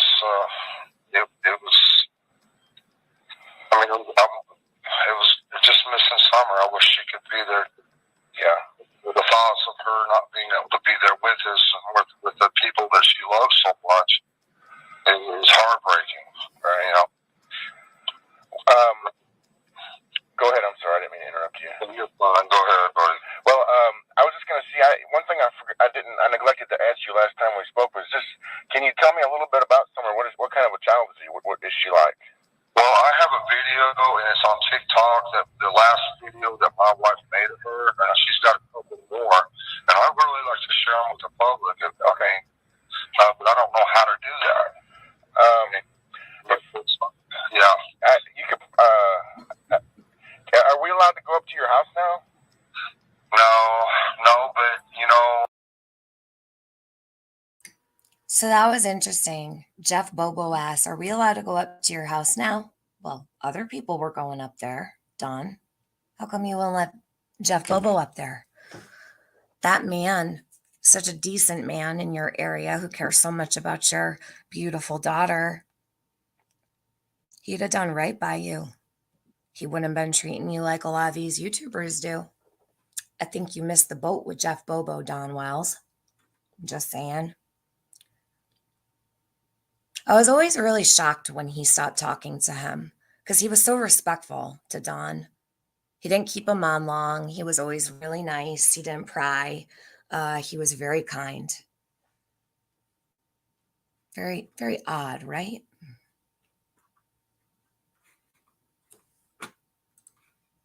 Well, I could get her maybe to meet you at the church, but she don't want to do no interviews because everybody's turning this into, I don't know if you guys have been reading Facebook, stuff like that, but there's some pretty negative stuff on that. And they're calling her the Boswell something. I can't remember what it was exactly, but it's. Yeah. So day 7, he brings up the Boswell case. He said that people were comparing Candace to Megan, basically. Hey, Wicked Stitches. You appreciate streams like this? Thank you. I'm glad you do. Thank you. I appreciate you saying that. I hope it helps in some small way. Even just to refresh people, so much time has passed and there's so many moving parts and different stories and changing, little things, just tweaking little parts that then we forget. And then people take on the new version and completely forget the first original version of the story. So that's why I feel like this is so important. Got to go back to the beginning, get everything the way it was said, like day 1, 2, 3, 4, not the stuff that is being said now is great to use in comparison, right? Looking back. And it's useful, but to do this now while he's back speaking might be really helpful. So that's what my hope was for doing this. That's pretty bad. I guess, that's another thing I was going to ask you is and I don't think that the media has been disrespectful, and I have tried not to be. But I know that in this. I see you, hon. So Mama B says, see my previous 2 comments. Hold on one sec. Hey, Josh. Good morning. Well, good morning. Hold on one sec, if you don't mind. So No problem. It was Mama B says, he just gave us a huge clue. Summer got gone the day this video was taken. I don't agree with that because that video was taken weeks before. So I can't, really get down with that one. But you can't really read too much into what Don says because if you do, you'll end up in a different universe. You know what I mean? I know it's hard. Yeah, I know what you mean. Let me take this down. Okay, so what's going on? Oh, just the same old. Same old. Yeah. So I saw your live last night. Everybody was talking about it a little while ago. They're really happy with it and they are proud of you. That's what everyone's saying anyhow. Yeah, it was. Look, I didn't wake up that morning and go, "Hey, I'm gonna give it to Don Wells," or whatever. Right. And I was a little surprised that I was surprised, but I wasn't. Look, he shows up in the chat. I had been covering some stuff on my show that wasn't. It wasn't very flattering for Don, but I expected him to have a negative reaction. However, when he was coming up, I was kind of annoyed with him already because he's in the chat going, this is drama, this is this is that. And so that's when I said, look, if you want to call in, call in. And he did. And I said I was going to be nice. And then he comes on basically right out of the gate and says, well, you haven't been. And and that was true. I wasn't being nice, but I was willing to just have a conversation with him. I was willing to let him defend himself if that's what he wanted to do. I was willing to talk about Summer. I asked him about 4 or 5 different times. Okay, can we talk about Summer? Can I ask you a question about Summer? I would get the no. let me ask you a question. Anything but that, right? Yeah. And so I said, okay, well, if this isn't if this isn't the conversation that we're gonna have, then he was the one that brought up his sisters, Yeah. and his stepsisters, and it was like, well, this is just not an avenue that I'm willing to go down.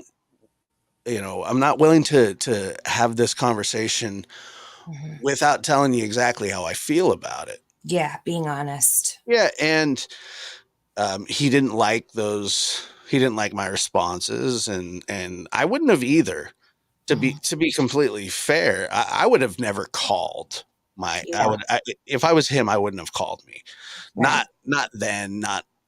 But and I've heard people say, well, you you baited him. Well, I don't believe that to be true. I wasn't baiting him, but what I was doing was I was saying, hey, like, let's have a conversation. Let's talk about so let's I said so many times, Tiffany, I said to him, can I ask you about Summer? And then I asked that question about the the discrepancy about going for a walk. He Yes. sort of answered it, but he also got agitated, and I asked him about the time discrepancy. He says there's no time discrepancy.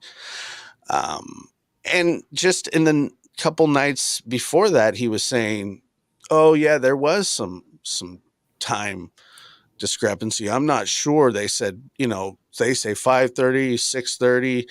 Well, I think that's a pretty, I think what's wrong with asking about that? But then he said, well, there was no time discrepancy. I said, yes, there was. And so after that, I was just like, all right, man. Well, if this is how it's going to be, then let's do it. Okay. And then he would not stop bringing up Chris McDonough. Just he wouldn't. sees you as an extension of him, I believe. Well, he can see that, but Chris had nothing to do with what was going on last night. Right. I had been doing this on my own, meaning, I decided to do it. And I think it's unfair of him to do. It's unfair when anybody does it. People have done that to me, like whoever you're friends with or whatever. Like people view you as the same person. They don't give you or afford you the opportunity to just be you, right? So he might have issues with Chris, but he looks at you and says, "Well, I'm gonna lay it all on him too because he's close to him or he's friends with him or works with him." So it's completely unfair for Don to, if he has aggressions that he wants to take out on Chris, he cannot just take them out on you. So in that sense, it's absolutely ridiculous. He's a grown-ass man. He should know the difference between Josh and Chris, right? So if Chris pisses him off, it's not your fault. And you're right. And all that he wanted to do was grind that axe. And I get it. I understand why he doesn't like Chris. If I was Don, I wouldn't like Chris, but I'm not Don. And,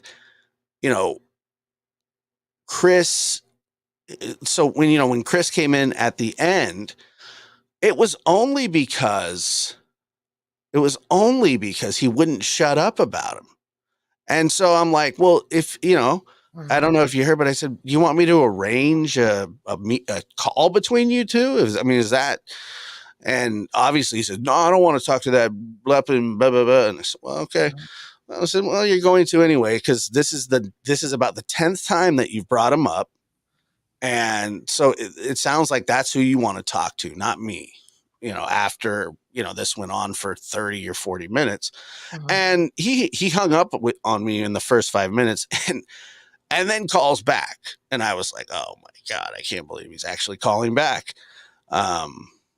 And I said, hey, look, man, don't call and hang up. Like, I'm not going to do that with you.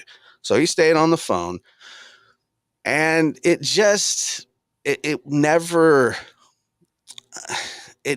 went like well, if that makes sense. Like, I thought that conversation could have been different. I thought that I could have asked him questions Yeah. About that summer. probably he wouldn't like, but Mhm. I didn't. I mean, he didn't want to talk about summer with me, and that's fine.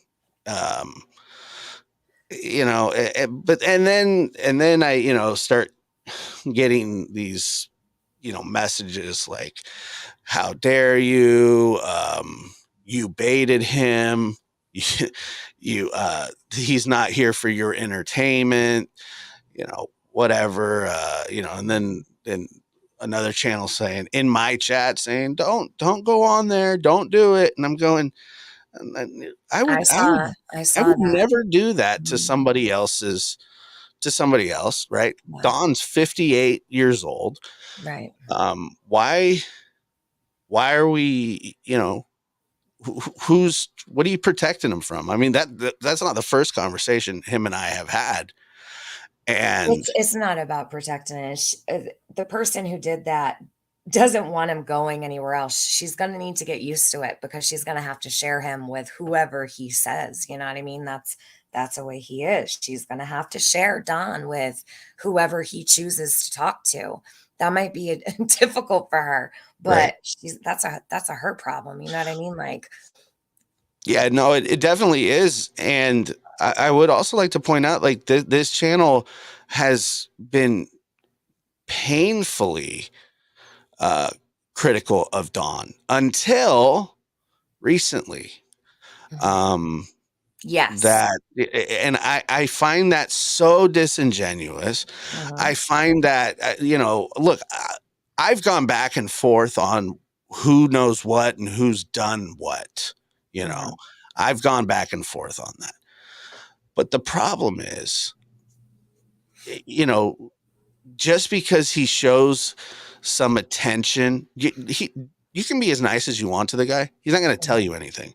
And the fact Right. that they think that he's going to, um, well, a lot of people have fallen for that over Yeah. the time that this has happened. He's Well, it's so not funny going to because we tell. all know that if anybody was going to get answers, it would have been done already, you know? I Right. mean, the how many people have come before if anybody thinks that driving Miss Daisy is going to get the answers out of Don Wells, you are sadly mistaken, like, the Yeah. best of the best already been through that. So, a lady that's 13 months behind on the facts isn't gonna be able to do much at all except sit there and gloat and, you know, brag about having Dawn on panel. Like, it's the craziest thing. People are very strange. But you know what, Josh, don't even worry like about her saying don't go on his panel or whatever. You She can know, say that. Well, she can say that on her channel. yeah. She can say whatever she wants on her channel.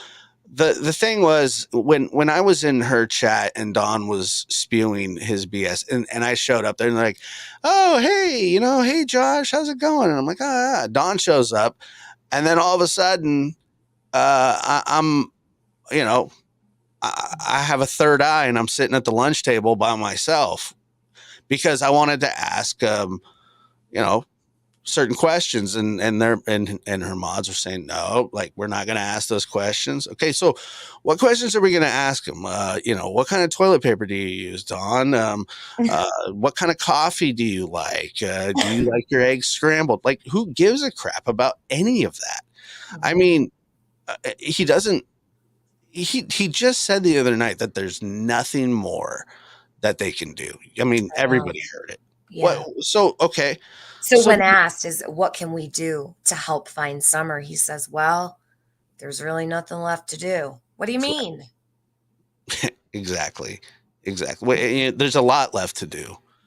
And There's a this comes there's a from a lot. man who did not leave his house with his wife to go look for Summer until day 79. Well, he says that Candace took off in the truck searching for Summer.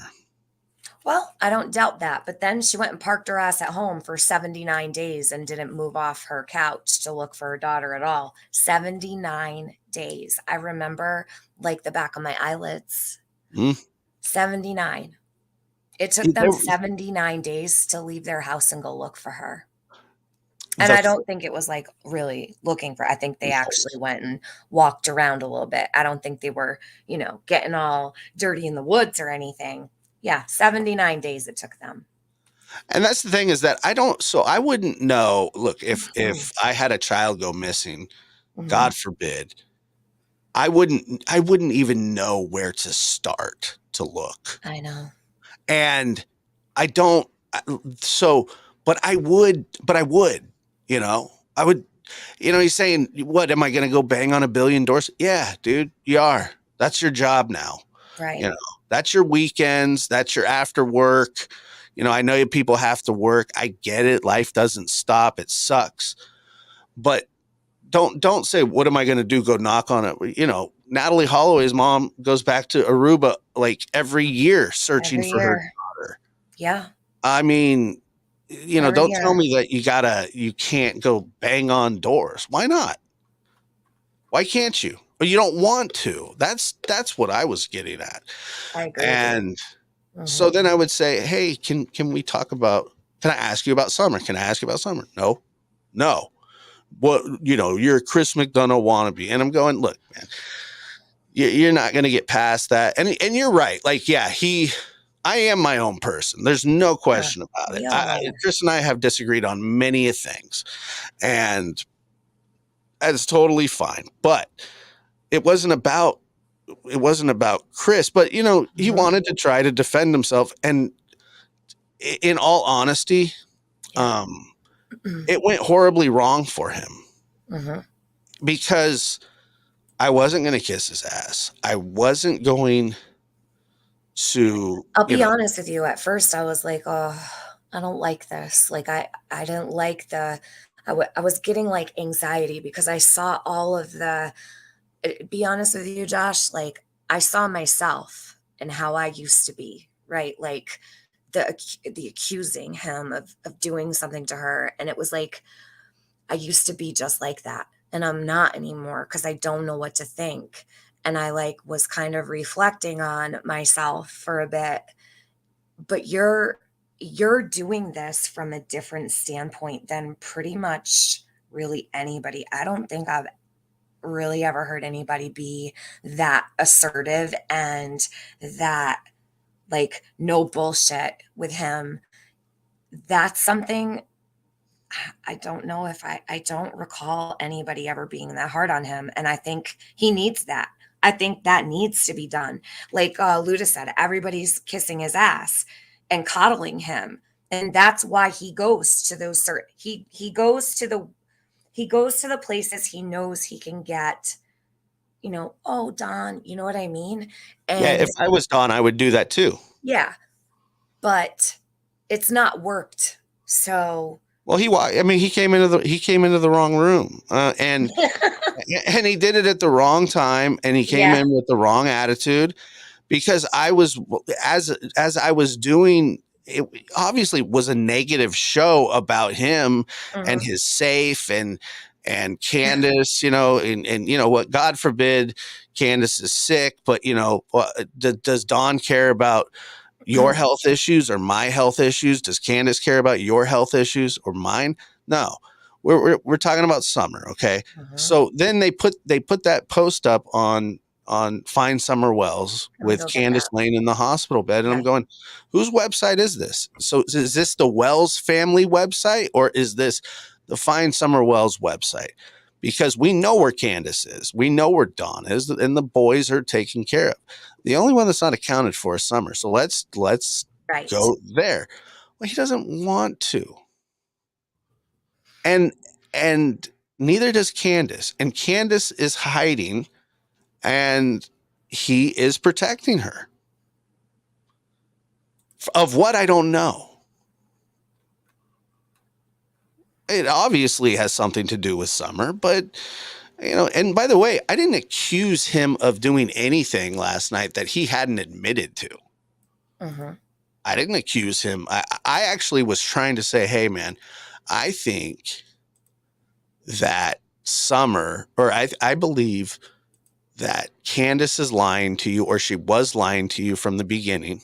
And now you're in, and you can't back down now. And you know, he just was like, well, you're Mr. Perfect. You're this, you're that. And I'm like, no, I'm not. That's not true. But that's what he says to everybody. Well, I would like to know what's in your past and what's, it's like, why? Why my past? My daughter is not missing.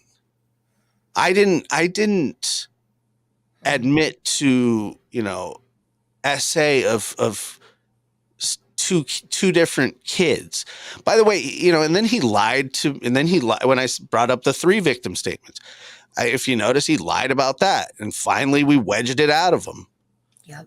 And you're going, I mean, he's just lying to lie. Yeah, it's just like, well, so what are we doing here, Dawn? I mean, if you're coming up, you're. I thought he was going to hang up several different times, but he didn't. Right. And he kept going, "Are you there?" I'm like, "Yeah, I'm here." Well, he's like, "Shut your mouth for 5 minutes. Stop talking over me." Okay, so I did, and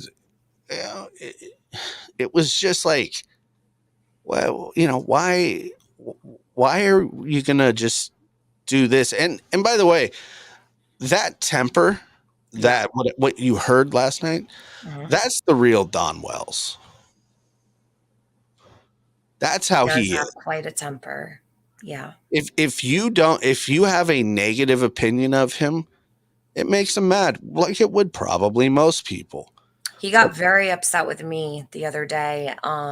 He had come into the chat and said, "I just want my job back." And I felt like I was in the twilight zone. Like, it's okay to want your job back, but the just part, that means you only want your job back. You don't want Summer back. So he got pissed and he said I was rude, right? Right. I wasn't being rude. I just can't believe the audacity to walk into a chat and say, "I just want my job back." Right. Well, cigarettes and alcohol and stuff, they're expensive, and I get it. Like, he needs, needs money, but like, don't, look, when people went and got him fired or whatever, I'm not for any of that, by the way. I don't think that's right. Me either. I don't never agreed with that. I was pissed when that happened. I don't agree with that either. Nobody needs to show up at anybody's job and I think that they should try to find employment for him. Truthfully, that's my opinion. They owe him to help him find a job. That's my opinion. Sure. No matter how I feel about Don, I believe they did get him fired from his job. I believe they made him a liability. Now, he may have done other things that I don't know about, but as far as I know, he was fired after they showed up out there making a scene, and they owe it to him to help him find gainful employment somewhere if he really can't.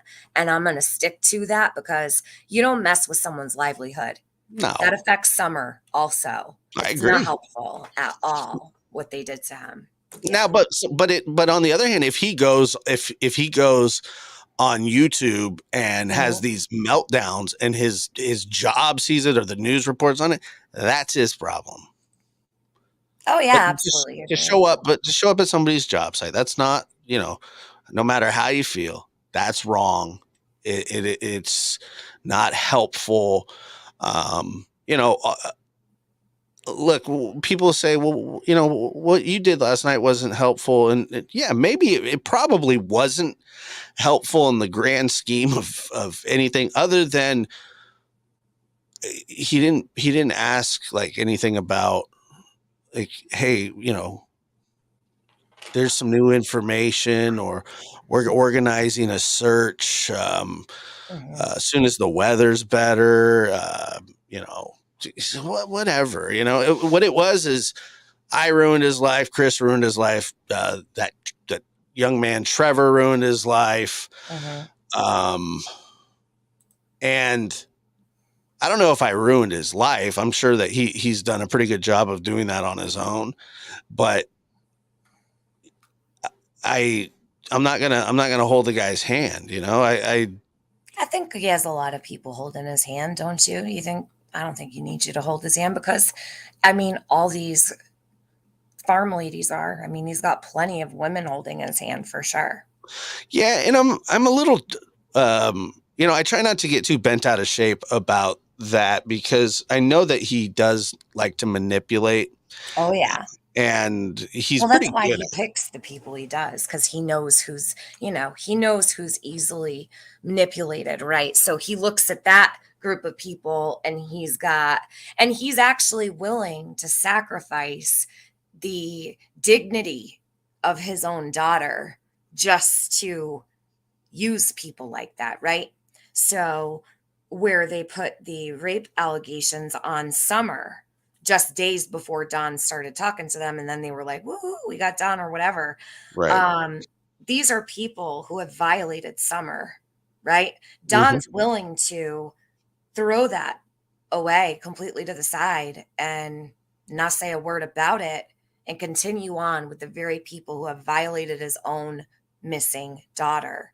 So that's the type of person Don Wells is. That's terrifying.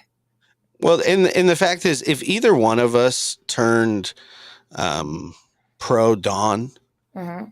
he'd be buddies with us tomorrow. I mean, it, it's fast. How fast he's ready to cling on to anybody that will, you know, catch his back and say, you know, everything's going to be okay, Don. That's not true. Not everything is okay. No.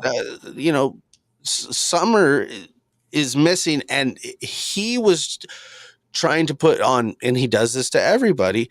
What have you done for my daughter? And I just simply said, what have you done? Well, then he says, well, I went out and said, I said, no, you haven't.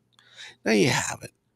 You know, and then this whole TikTok video thing where, you know, people are talking about like Candace was looking at this TikTok and there was a flash in the, Oh my God. I you know, know. I I'm, know. I'm going, I don't want to be mean, but are we simple? Come on.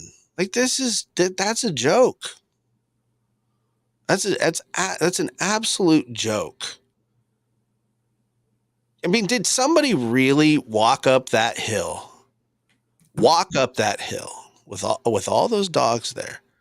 Pick the perfect room, the perfect door that Summer was in without a house full of people seeing him or her or whoever. Abduct her quietly and disappear, never to be seen again. I mean, really? Does that make sense? Not to It me, never does did it? to me. I think there's opportunity for Summer to have been taken and for them to have been targeted. And I leave room for that, right? Because there's a lot of shady characters these people had around them, and who's to say? I mean, they had problems with people, a And lot of well, issues. even if that's true, they Mhm. still caused it. I agree with you because But they'll I still don't think that be, is true. I yeah. don't think that's the case. Just because if they really thought somebody had taken somebody that they knew, Hmm. why wouldn't they be everywhere? Just The problem blasting. is 121 agencies could not find Summer. I don't understand that. There's something really, really wrong with that. They know Hmm.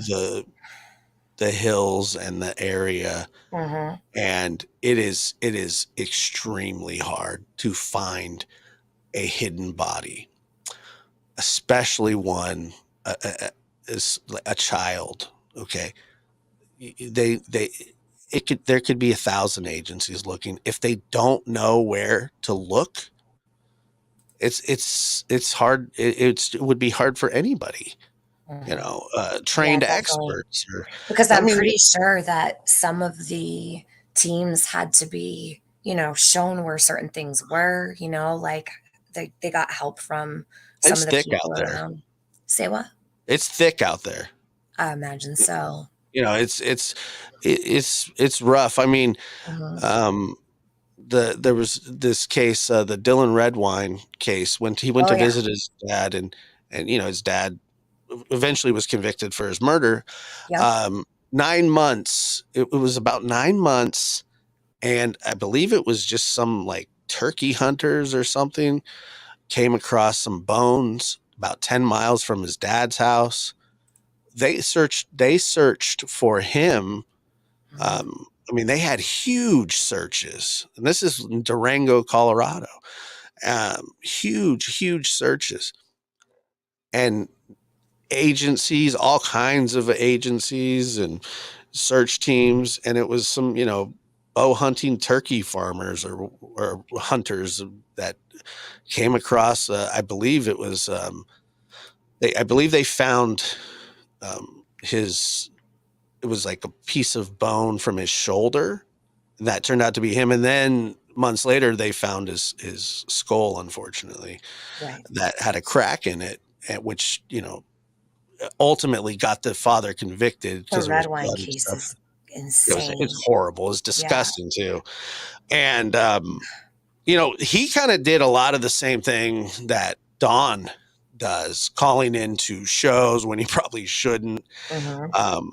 Kind of stalking the ex-wife when she would go on panels to call him out or whatever. Mhm. But he was guilty the whole time. But it took him 8 years to get him. 8 years. And he would say there's no evidence of anything. We don't know anything. There's no evidence of anything. And you're going, how do you know? And Don says the same thing. There's no evidence. There's no evidence. Well, all right. We'll see. It's not over. I'll tell you that. Well, how do you feel about the live, Josh? Like, what are your feelings today, the day after? Like, how did you feel when you got offline last night? And then how do you feel this morning? I should ask. Well, so I'm I'm conflicted, obviously. I thought that we could have had a better conversation. Um, and I'm not gonna say it was all Dawn, but I wasn't going to just bend and you know, be buddies with him. Like he tried to say, we were friends. We were never friends. We've had conversations for sure. We're not friends. We've never been friends. And to even say, well, you're totally no, Don. The last conversation Don and I had before last night, which wasn't recorded and wasn't released, was contentious and it was insane. And he screamed at me worse then than he did last night.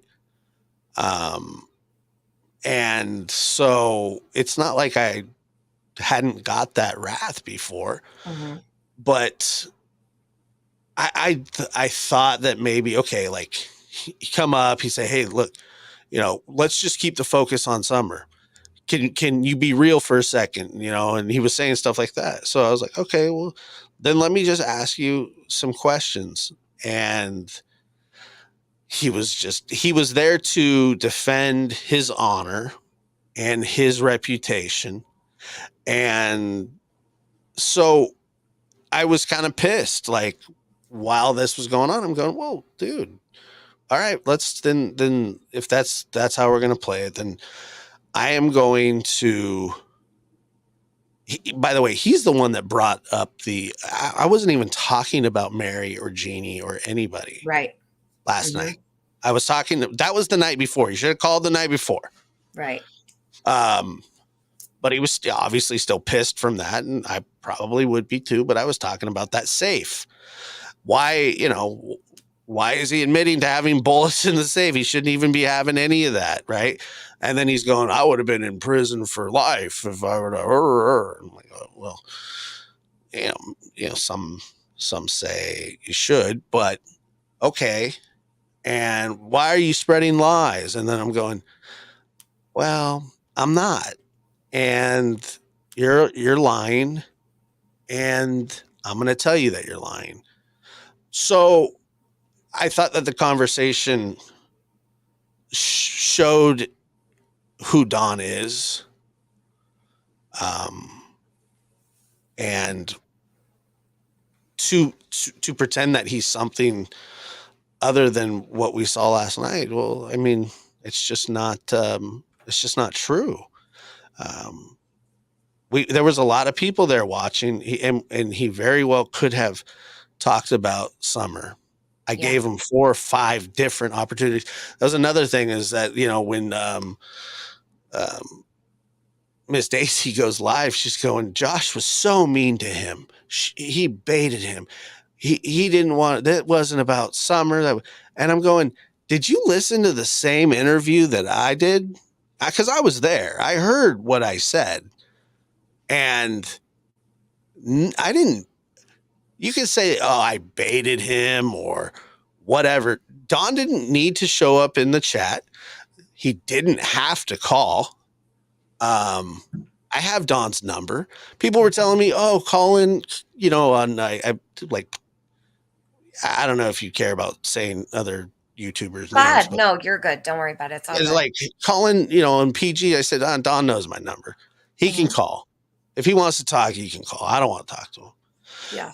And he did. And I was like, okay, I was shocked. I'm like, okay, if that's what he wants to do, let's have this conversation. And he was pissed from the jump. And I don't blame him. I don't need him to like me. I don't care if he likes me. But do you think he doesn't like you, Josh? Because I don't necessarily think Well, he that doesn't now. Don I know that. was that. He Say that. certainly doesn't now. Well, listen. So what I've noticed about Don is he could hate you one day and the next he's forgotten already, right? So like it's I think it comes from the dysfunction, right? Of the way Yeah, he that's how was they are. possibly raised, right? Mhm. The back and forth, forgive, forget, hate, make up, fight. That's like a habitual thing where, so you've already got the element of, hold on, so let's rewind back to Jeannie, Mary, Trish, right? So Don, and I'm just going to tell you from like my view, my perspective, right? So when Trish came in, I think it was August 2nd.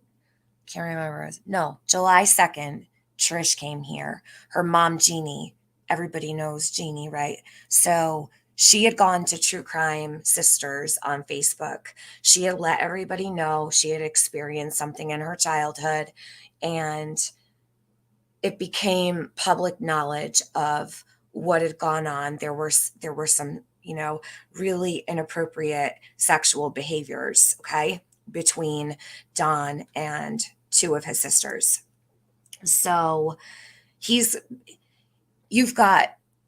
so Chris came in, he took them under his wing. Okay. So now you've got Don, he's angry. Chris will always be and Don has said it, you distracted from my daughter, my missing daughter. My missing daughter has been pushed to the side because of Chris McDonough. So Don sees Chris as a roadblock because he feels Chris changed the trajectory of everything by bringing this to the forefront, right? And putting it out there in a major way. Because when Trish came here, I let her speak, but I did not, take it to 18,000 people. There's a difference, right? It sat on my channel for quite a while before I gave it to Chris. So I think about a month. So Chris steps in, he takes on the situation, and Don sees that as a complete roadblock.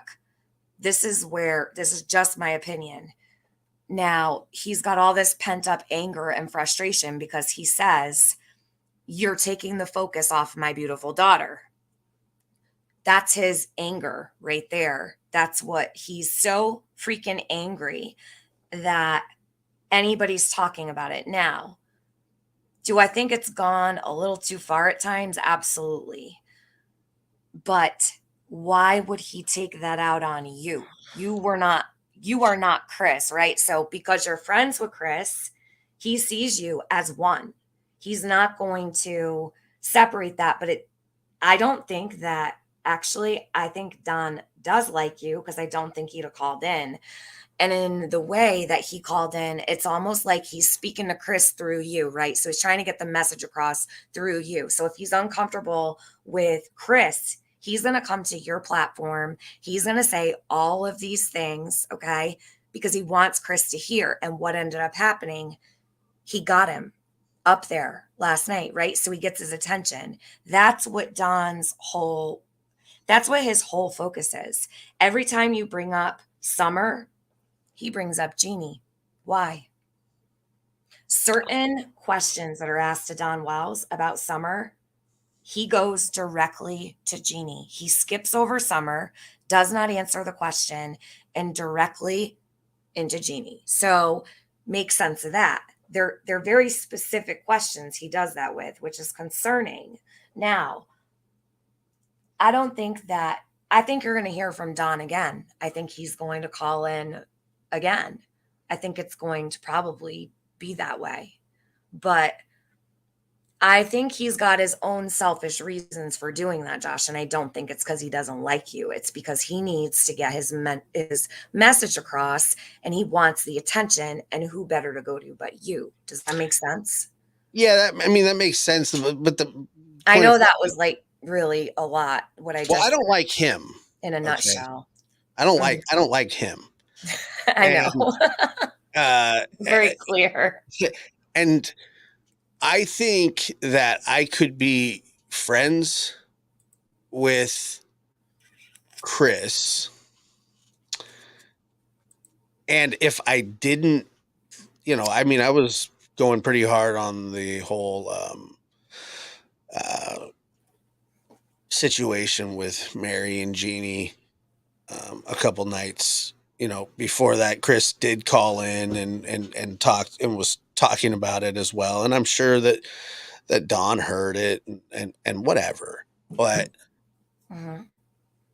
I didn't hear that one. So what happened on that, Josh? I didn't hear that one. It was just that audio of him talking about, okay, the misconduct, okay, and where he he said, well, it was admits wrong, but it wasn't, Yeah. and so I'm sure he heard it from the night before or whatever, and I had moved on to something else, and so he was fresh off of 2 days of, but the thing was, he's saying, oh, you were really nice to me, or this and that, and if you go back and you watch any live that I've done about the Summer Wells case, I've never had a lot of things to say that were lovely about either one of them ever. So for him to think that this was some about face or whatever, I just don't think that's true. And for him to say, we turn to you for help and look, what exactly does he want help with? Well, if you ask him now, he says nothing. There's nothing. It's like when he got out of jail, he feels there's nothing left to do. There's nothing left to do to help Summer. That's how he's actually saying there's nothing left to do. Like all avenues have been traveled down and there's nothing left to do. Well, then why are you still here if there's nothing left to do? Because as far as I knew, he was asking for help to find his missing daughter. And that wasn't just a couple weeks ago. And now he's saying there's nothing left to do. Well, also notice that when he did that interview, on WJHL or he says even if she was found, we wouldn't even be able to see her or talk to her. Yes, he did. Yeah, because he knows. But see, Don should have known that on July 26th when the boys were taken.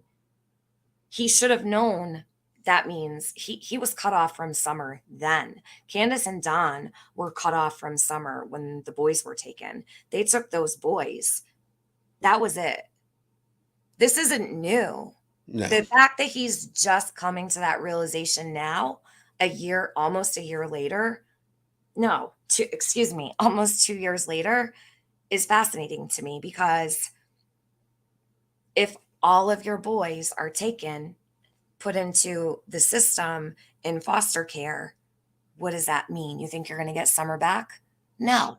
She would never go home to that house. They could have found her last August or the August before, and she wouldn't have been able to go home to them. The boys were removed completely. So he thinks they would have sent Summer back at any point. That changed all the way back then. 2 years later, he figures that out. That's crazy to me. Well, he's probably they're probably, if they haven't already, they're probably close to getting their parental rights completely I terminated. think so. And it is when he said, last night, he said, "Do you think I don't love my daughter?" I said, first of all, I have never said that Don doesn't love his kids. Yeah. Or Candace.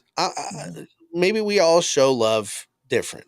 Mm-hmm. But yeah, like who am I to say, or who are you to I'm say? sure. Or, And I believe they do. Or the kids love them too. It's But just that a doesn't different make it love. okay. That doesn't make what's going on right. Yeah. And as somebody who was a kid that was kind of trashed by his own father and discarded, and I take major offense to that. So just because can I ask you, it's not a personal question, I would never invade your privacy. You can ask me anything. Does Don know what you've been through? I don't know. You ever? I've never told him. No. Oh wow. Okay. No. I didn't know. Because I don't know. Yeah, I just never. I don't need to. I don't want to. I'm not trying to butter up to the guy. Like. No, I just didn't know if Don No. knew that you've I don't think so. actually, got a history with some similar, not quite the same, but a similar situation where. Well, look, I mean, I was kidnapped, hid in the floorboard under a bunch of trash, in a trunk, yeah, look, I've been through a bunch of crap, especially when I was really, really little. And I could have very well ended up in the hills somewhere here, or whatever. Right. And I'm obviously I'm glad that I can sort of have a voice. I mean, look, my father was and is a terrible, terrible human, and he has done unspeakable things. But a lot of people have really terrible fathers, and I mean, he would force me and my sister to watch scary movies, and we're just little kids. He wanted to watch Freddy Krueger, and I remember just wanting to crawl under the blanket. And I know my sister, she really, really, to this day, she turns 40 just the day after Summer, and after her birthday, February 5th. Nice. Happy early birthday to your sister. Yeah. And I have a February baby also. Oh, really? Yeah. My son is in February too. It's really? There's a lot of February babies around here. Especially for being a short month, right? Yeah. February, well, yeah. I got pregnant in May, so yeah. It's Yeah. that summertime, the smell of summertime in I the think air so. Yeah. brings It's all the the February pheromones. babies. Yeah. The pheromones are out. Spring's Um, in the air and all the February babies come. but it was, she was older than me, and it was really, hard on her. And my dad had this habit of, taking a bunch of pills and pretending that he was checking out, Oh no, and what he would that's do so is, traumatizing. what he would do is right before it really got bad, Mhm. um, he would call the ambulance, and then they'd pick him up, and my sister found him in the bathtub, like with, pill bottles everywhere. Um, just insane situations that you put a Yeah. kid in, and um, my sister, it was, and still to this day, has not spoken to him. I have a little bit, but nothing. It's not been anything, good, or it hasn't been bad. It was just like, what do you want me to do with this crap that you have? That, when his mother died, my grandmother, I got his suitcase full of crap that Mhm. didn't have really anything in it. And I had to get a hold of him and say, well, what do you want me to do with it? You want me to burn it? You want me to give it to your brother? What do you want? And, we had a couple conversations, and it wasn't anything, but, uh, my hatred, or whatever you want to call it, is rooted in the fact that, I don't like people that are crappy to children, and I Yeah. just don't. I have a real problem ignoring the fact that those boys were taken for other reasons other than summer going missing. Yes. Mhm. And, So you're of and the people make opinion that I excuses. am. So you believe that there's far more that meets the eye that went on with the boys, correct? Oh, in Okay. a major way. But Yeah. I'm not going to accuse him of, anything that I don't know about, Yeah. because I don't know what was going on in that house, but I know that it probably wasn't good. I mean, Yeah. I'm sure the situations, that those kids were in, weren't uh, the weren't the best. Mhm. I think that, like, for the most part, people that are here in this community have experienced something at some point or another in their life, some far worse than others, right?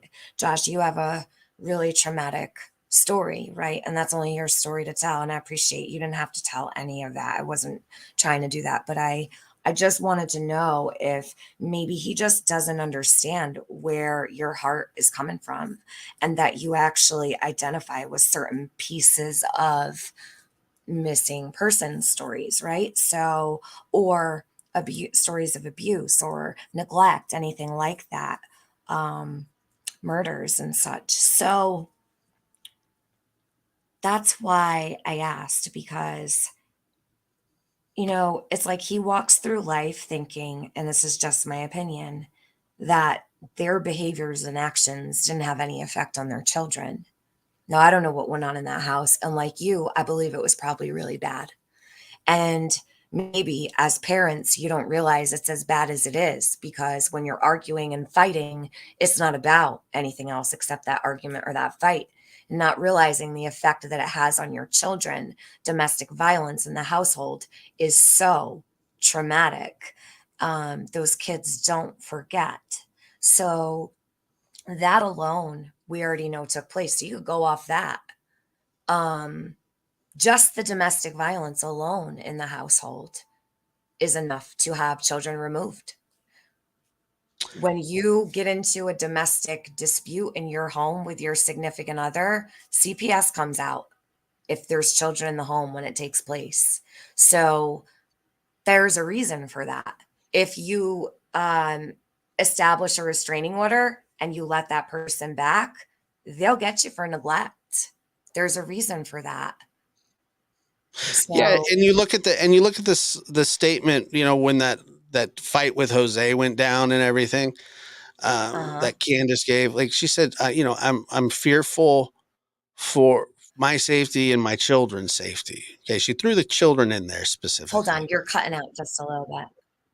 You Oh, okay, hold on. you cut out just a little bit, and I know what you said, but say it one more time. Go ahead. The statement that Candace gave to Mhm. the police when Yep. that fight with Jose went down, Mhm. the it said that she was in fear for her life and her Mhm. children's life. Yep. Now, if Candace was weaponizing the children to get Dawn in trouble, it's Right. totally possible, Mhm.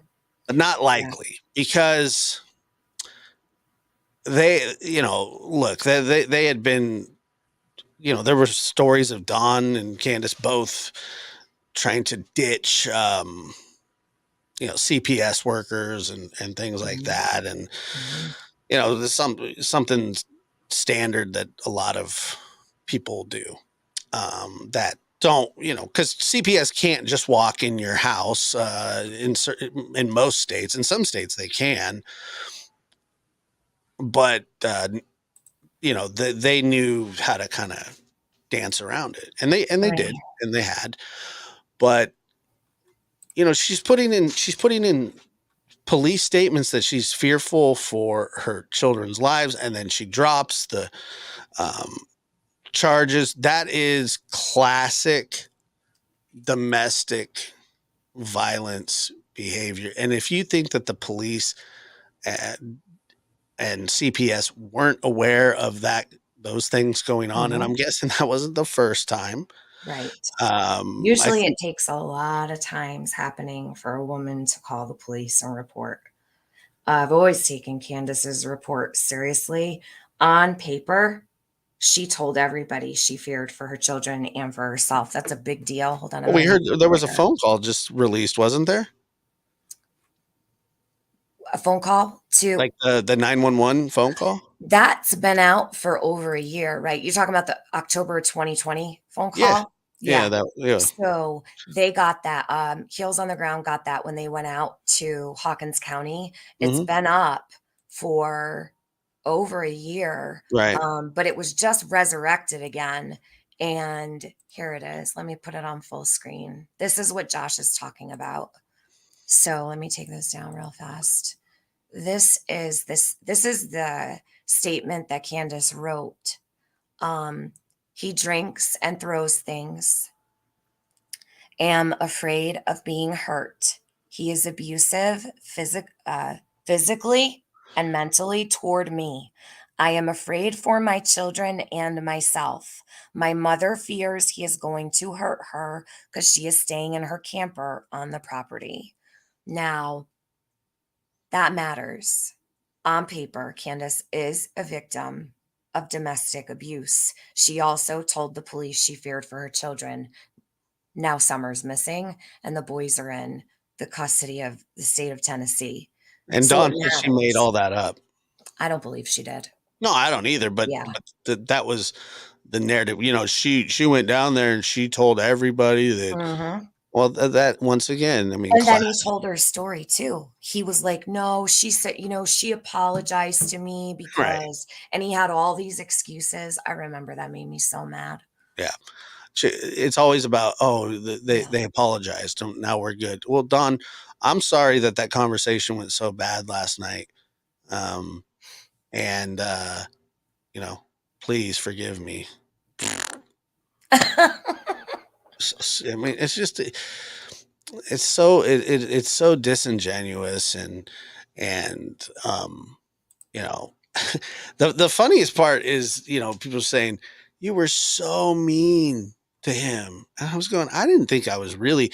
I brought up stuff that like wasn't, you know, he wasn't happy about. I get it, Mhm. but I don't think I was like that mean to him. I mean, he kind of came up there ready to go.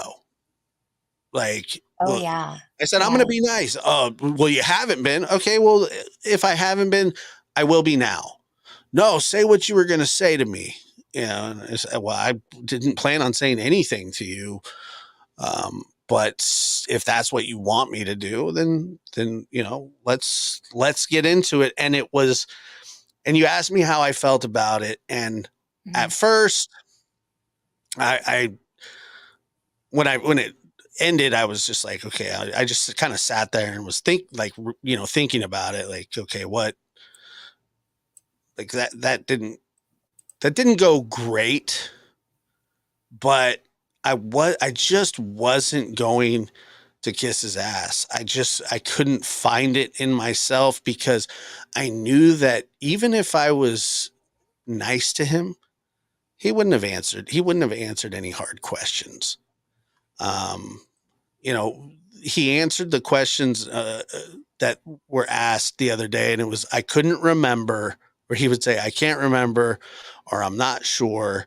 I even followed up with those same questions, and then he tried to have adamant answers about them. And I'm going, well, okay, if that's the case, what about the dispatch call? And he says, well, that was a misunderstanding. Okay, what about the time discrepancy?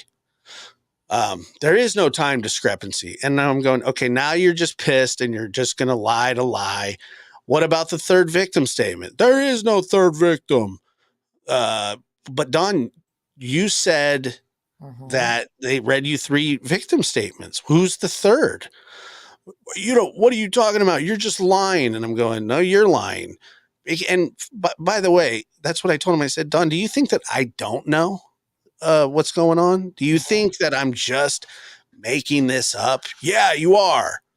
Okay. And like I said, by the end of that conversation, he said that, yeah, there was a third victim statement, but his quote was, but it was stupid and retarded. And it didn't make any sense. That's what he said. Right. Yeah. And I'm going,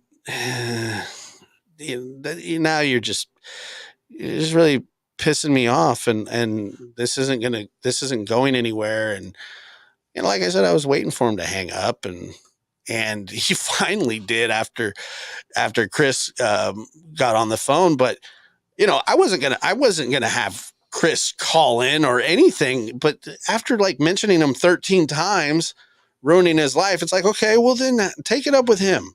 Mm-hmm. And people are like, oh, that was a lot of. I wonder if he doesn't like. I feel that Don would rather go through you because it's easier than confronting Chris, if that makes sense.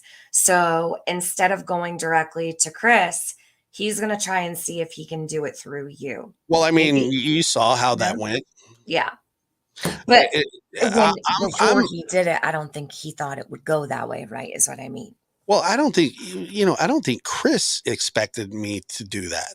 Mm-hmm.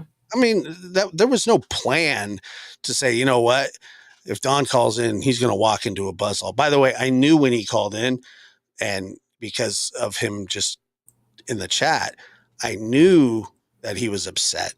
Mm-hmm. And I was like, okay, fair enough. Yeah, you could tell. Right.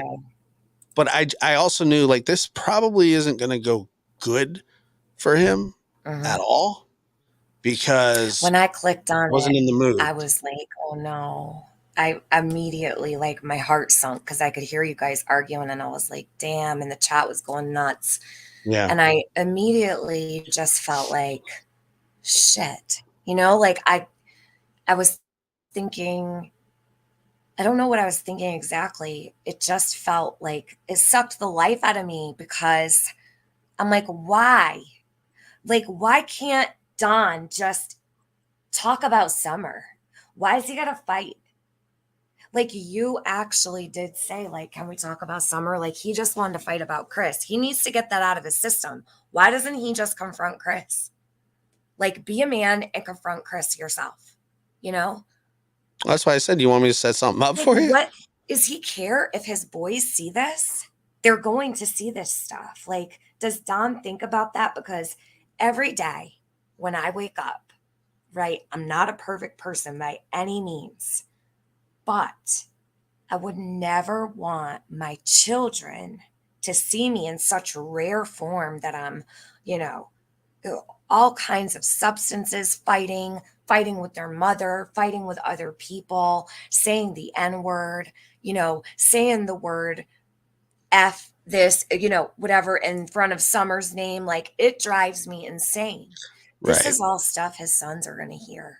And I'm Well, like, why did you do his this? sons, I'm sure, have heard worse in the house. But when they get older and they come back to look through everything of Summer online, it's going to be so much different than when they were little kids. Like, do you know how damaging that's going to be to them as adults? And that's kind of like where my mind goes. I think about their future. This is going to scar them for life. Everything Don and Candace do, like, they should have, if they care so much about the boys, why are they talking online at all? Well, Tiffany, when I got old enough to read the court documents Mm, of my father and mother's case, um, it was kind of a bridge that I needed to cross because I was on a sort of a spiritual journey, if you will, for lack of a better term. I was confused and I was angry and I wanted to know, people didn't really even know, um, in my family, uh, the exact story, just that like my aunt was shot first. She lived, but it was by, the skin of her teeth. And God then he went and bless. put four in my mom, right? And it was absolute chaos and chaos after that. Um, the parole hearings, the um, counseling. I went back and I read the counseling or the transcripts from our very first our very first discussion with our counselor, and we were just little kids, like 3 and 6, and I don't even remember any of it. But all I remember is saying, I remember saying this. I said to the counselor lady, I said, my dad says that he loves my mom and he killed her. And I said, my dad says he loves me. Does that mean he's going to kill me too? Oh my God. And the lady, her How name old was were you, Diane. Josh, when you wrote I that? How was old? like 3. Oh I was my like 3. goodness. And it's, I like it, I was reading it in the transcripts, Uh-huh. and I'm going, what kind of why, like, why should I have even had to think about that? Why did my mind work that way? That was your worry at I didn't 3 have a years old. choice, Yeah. right? So, um, as I got older and I learned more and more about it, yeah, it's tough. It was always tough, but at the same time, we're not, we don't get to choose who our parents are or Yeah. what we're going through or what they're going through, Hmm. what we're going through. My mom died when she was 23 years old. 23 years old she died. So young. Oh my It's goodness. a child. How old was your mom when she had you, Josh? She was 20, Yeah, right about there. 19, And 20. yeah, Yeah. and she had my sister 17, 18. So my sister was born in So you had 83. so many years ahead of her. Right. Exactly. Oh Yeah, it my was God. very, very early on. And now, look, it's not the same situation as the Wells.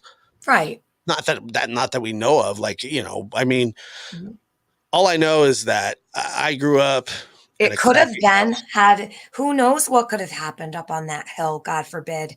Oh, of I course. think it could have gotten that. I mean, it very easily could have gotten that bad, no doubt. So if things didn't take shape the way they did, it could have been a whole family annihilation. We don't know, Sure. God forbid. So, no, you're absolutely right. It might not be the same, but it could have ended up the same. You never know. All right. Well, and even if I was to, so say Don knows any of that or whatever, you really think he cares? Mm. You think he cares? Like, do you really think he would?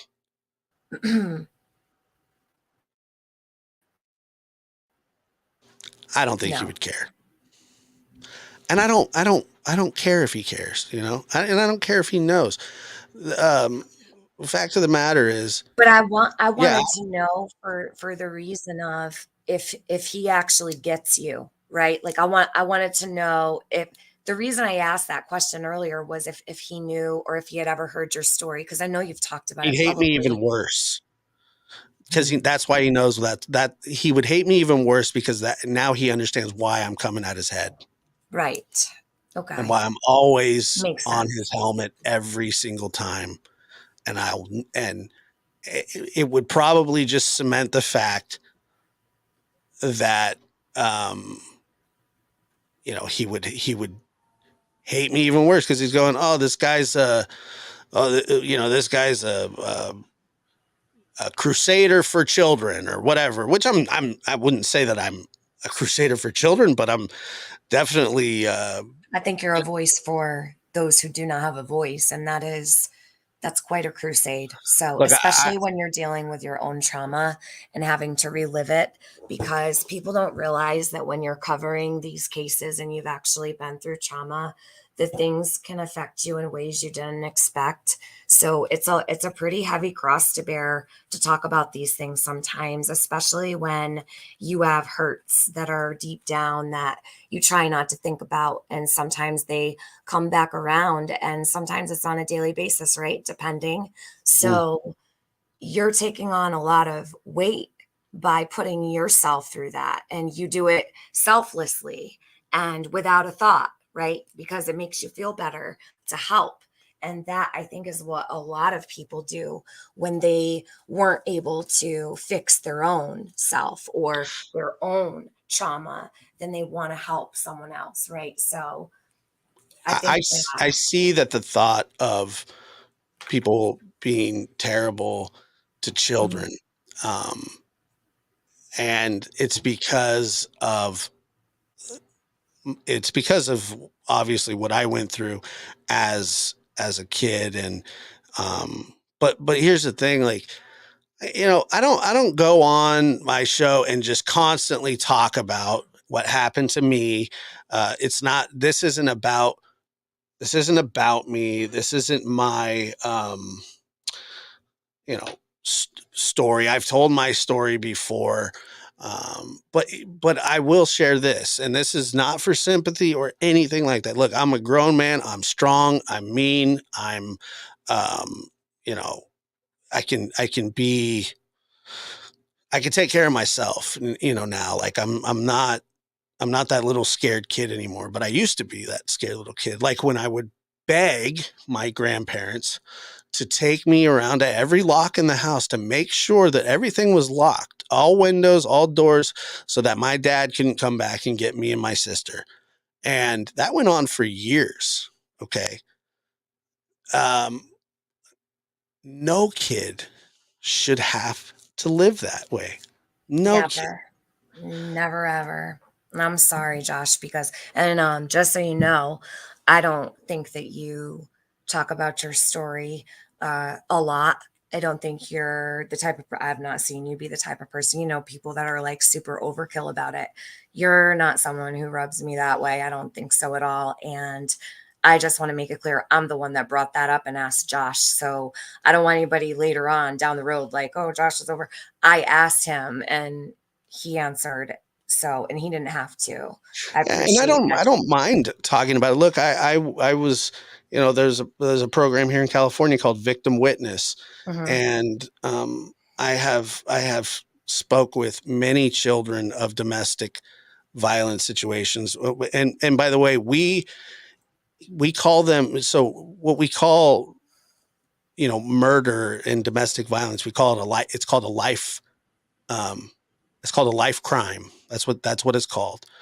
And, when those life crimes happen, kids are lost. They don't know what they're doing. And the fact that there are others out there like us and like them, um, is a big deal. I didn't have that, you know. I mean, I had counseling and stuff like that, but the victim witness, big brother, big sister program type thing didn't exist then. And so, I've done that for, I don't know, it's probably since I was in my early 20s. And I would never ever, um like, that's never something that I've been like, hey, guess what I do, or, well, guess what I've done, or guess what this whole BS tragedy pimp thing. Like, there are people that actually in this world care about children because of the things that have happened to us. And I would submit to you, Tiffany, that the reason people listen to us is because they have also had trauma in their lives. I agree. And it's not just me. And like I said, I survived. How? Thank God. I don't know. I'm glad Like that you did. I mean, look at there's no doubt you've helped at least one person, right? They say if you can help one person, it makes it all worth it. You've done that. So, And I've also made like a ton of mistakes in my life too. yeah, we all do. I don't pretend to be. I am this whole thing of, you think you're perfect. You think, no, I've made so many bad decisions, and um, I'm kind of hell on wheels that sometimes I'm like, oh my God, we all do. We all mess up, I would think so. Yeah, the whole saying, none of us are perfect, and No. I've never claimed to be, and I never will claim to be, but but I do try my best, and sometimes my best isn't good enough, but I do try my best to be an okay person. Um, it's just, it's always a struggle. It's an absolute grind, and you want to do the right things, and sometimes you don't do the right things, but if you can get it right more than you get it wrong, well, I think that is probably something to look forward to and to strive for. But when he goes, well, what's in your past, what's this, what's that, and I'm going, well, look, I've never, he tried to say that I, um, like everybody else, did inappropriate stuff with kids when they were little. I mean, I don't know if you heard that or not. I don't think I did. Yeah, he said, yeah, like, I mean, he probably called me a pedophile 3 different times. And then he said, something along the lines of, yeah, I did stuff like a little kid, like you have, and this and that. And I was like, Don, I have never, ever done that. Never done that. He's like, yeah, right. And I said, I haven't. I promise you. The things that I've done in my past, don't include that. Um, I've never hit, a partner. I've never been arrested for domestic violence. And I, never had kids taken away from me. I've never had a CPS case. I've never, So if that makes me perfect, then I guess, okay, fine. I'm perfect. I think it's pretty close, right? I mean, truly, it's like, yeah, because in comparison to some, you are a saint, right? Some of us are in comparison to some. I mean, some people have records of, I mean, all kinds of charges, like multiple murders, multiple assaults, multiple sex crimes, like, so are you a perfect person? No, nobody is. But when somebody who's got a really extensive rap sheet looks at you, they may think you are, right? Well, see, that's the thing too. And Tiffany, I've talked to you about even some struggles that I've had even through YouTube, right? Yeah, And yeah, and you and I have had those very personal conversations, and um, you know, I regret a lot of a lot of things the way that I've handled certain situations, not just on YouTube, but in life in general. mhm, Um, but for the most part, like I really do try to at least care for the people in my life that I do love, um, because I don't have that many left, and right. like like I don't have parents. I mean, you want to get technical, I'm an orphan. I was adopted by my grandparents, uh, at a really really young age, and um, so it is what it is. I mean, we all have troubles and we all make mistakes, but like, a lot of people would say, they would always say, are you going to forgive your dad? Do you forgive your dad? And I said, I would always say, um, I think that there are things that people do in life that are unforgivable. Mhm. And I think Absolutely agree with you. Yes. killing my mother and taking my life source away from me, who I was completely infatuated with. I mean, she's the most beautiful woman, and I miss her so much every single day. And to know that she didn't die of cancer or a heart attack or anything health related. Was Okay, violence. she was taken away, Mhm. and um, so if he believes in God, then he can get his forgiveness there. Mhm. He can get his forgiveness there. That's Um, right. it's not going to change anything for me. It's up to God. I don't like. It's not even like I hate the guy or anything. I actually pity him. I think that his life is sad, but the problem is he has one. I mean, he goes and he would tell me the one thing that really pissed me off with him was when he's talking about playing softball. Oh yeah, our softball season's coming up, and I'm going, are you kidding me? Your softball season? I don't want to hear about that. I don't care about your softball season. You killed my mom, dude. Like, straight up, that's it. That's all I see with you. And I have a hard time getting past the fact of the things that I see with people like Don Wells and others that um,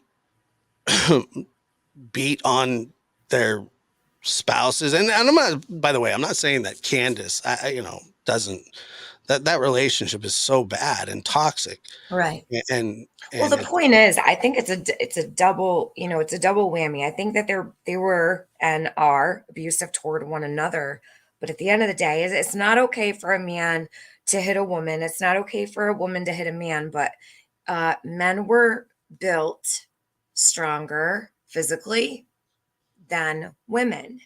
Um, you're not supposed to do that. So now you're the supposed to thing is, protect people like, that are especially physically it goes both weaker. ways with them for sure. Oh I yeah, absolutely agree. yeah, but look, Yeah. women hit men and men hit women, and men Mhm. treat women bad and women treat men bad, and people just treat people bad. It's kind of Yeah. part Well, of. we've seen them on the internet. We've actually gotten a chance. Well, I shouldn't say seen because we didn't see him hit her or do what she said he did. We've heard and we've witnessed on YouTube their extreme dysfunction and their but that's between them, right? I mean, that's their stuff. I hope they can move past that. I really do. I would like them to be healthy for Summer and for the boys and to do the right thing. But I'm getting sick and tired of saying that because they never do. And I Well, I lose don't. so much hope. Like, it's so It, frustrating. if there wasn't, if this case hadn't turned into what it turned into, I know. Mhm. I could give a crap less what Don and Candace do to each other. Absolutely. It's wrong. Well, it's Mhm. wrong, but it's pertinent to the Yes. case.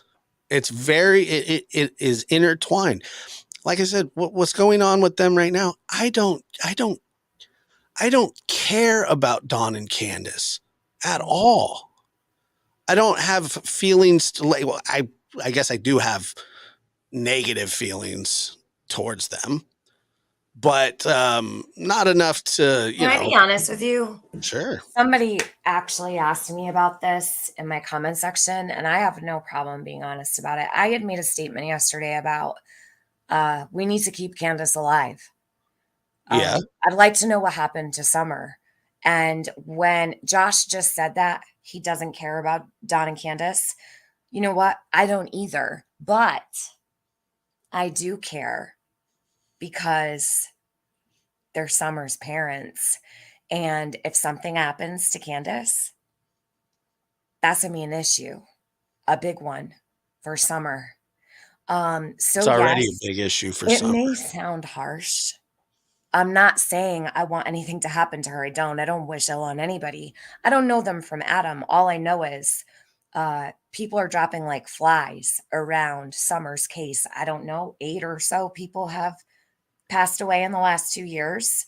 Um, some who have made pretty important statements, just gone, dead. So to find out that, I hope whatever's going on with Candace can be fixed. Do I want anything to happen to her? No, I wouldn't want anything to happen to anybody. But if I sound crass when I say we need to keep her alive, I don't care. I mean it. Like, I really mean that.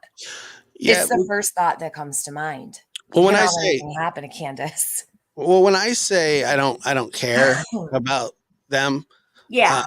I'm You definitely don't not care about their wishing. bullshit. I'm not. Yeah, and I'm not Yeah. wishing death on either of them. I would never do that.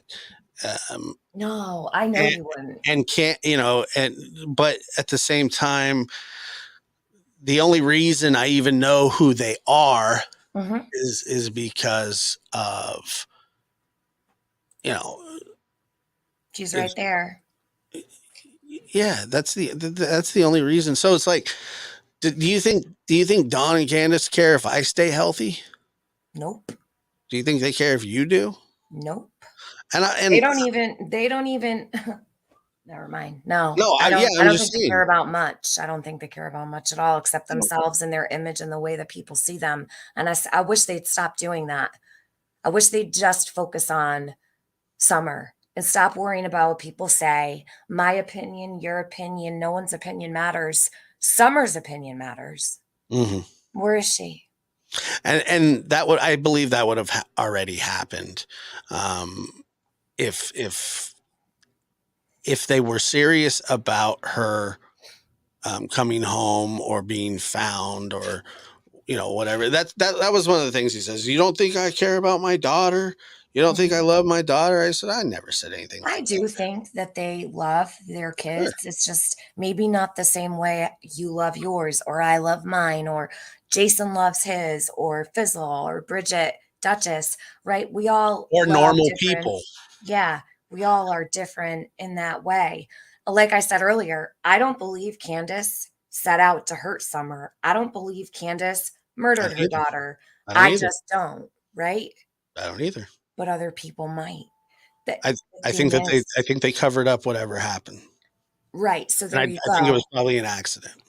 Like an act, and it might have been the simplest thing that God, if they would have called it in. Now I'm saying if there was an accident, because we don't know what happened, right? Everything's on the table. But if there was an accident and it was covered up, I wish that Candace would have known accidents happen. People drive to work in the morning and forget their babies in the car all the freaking time.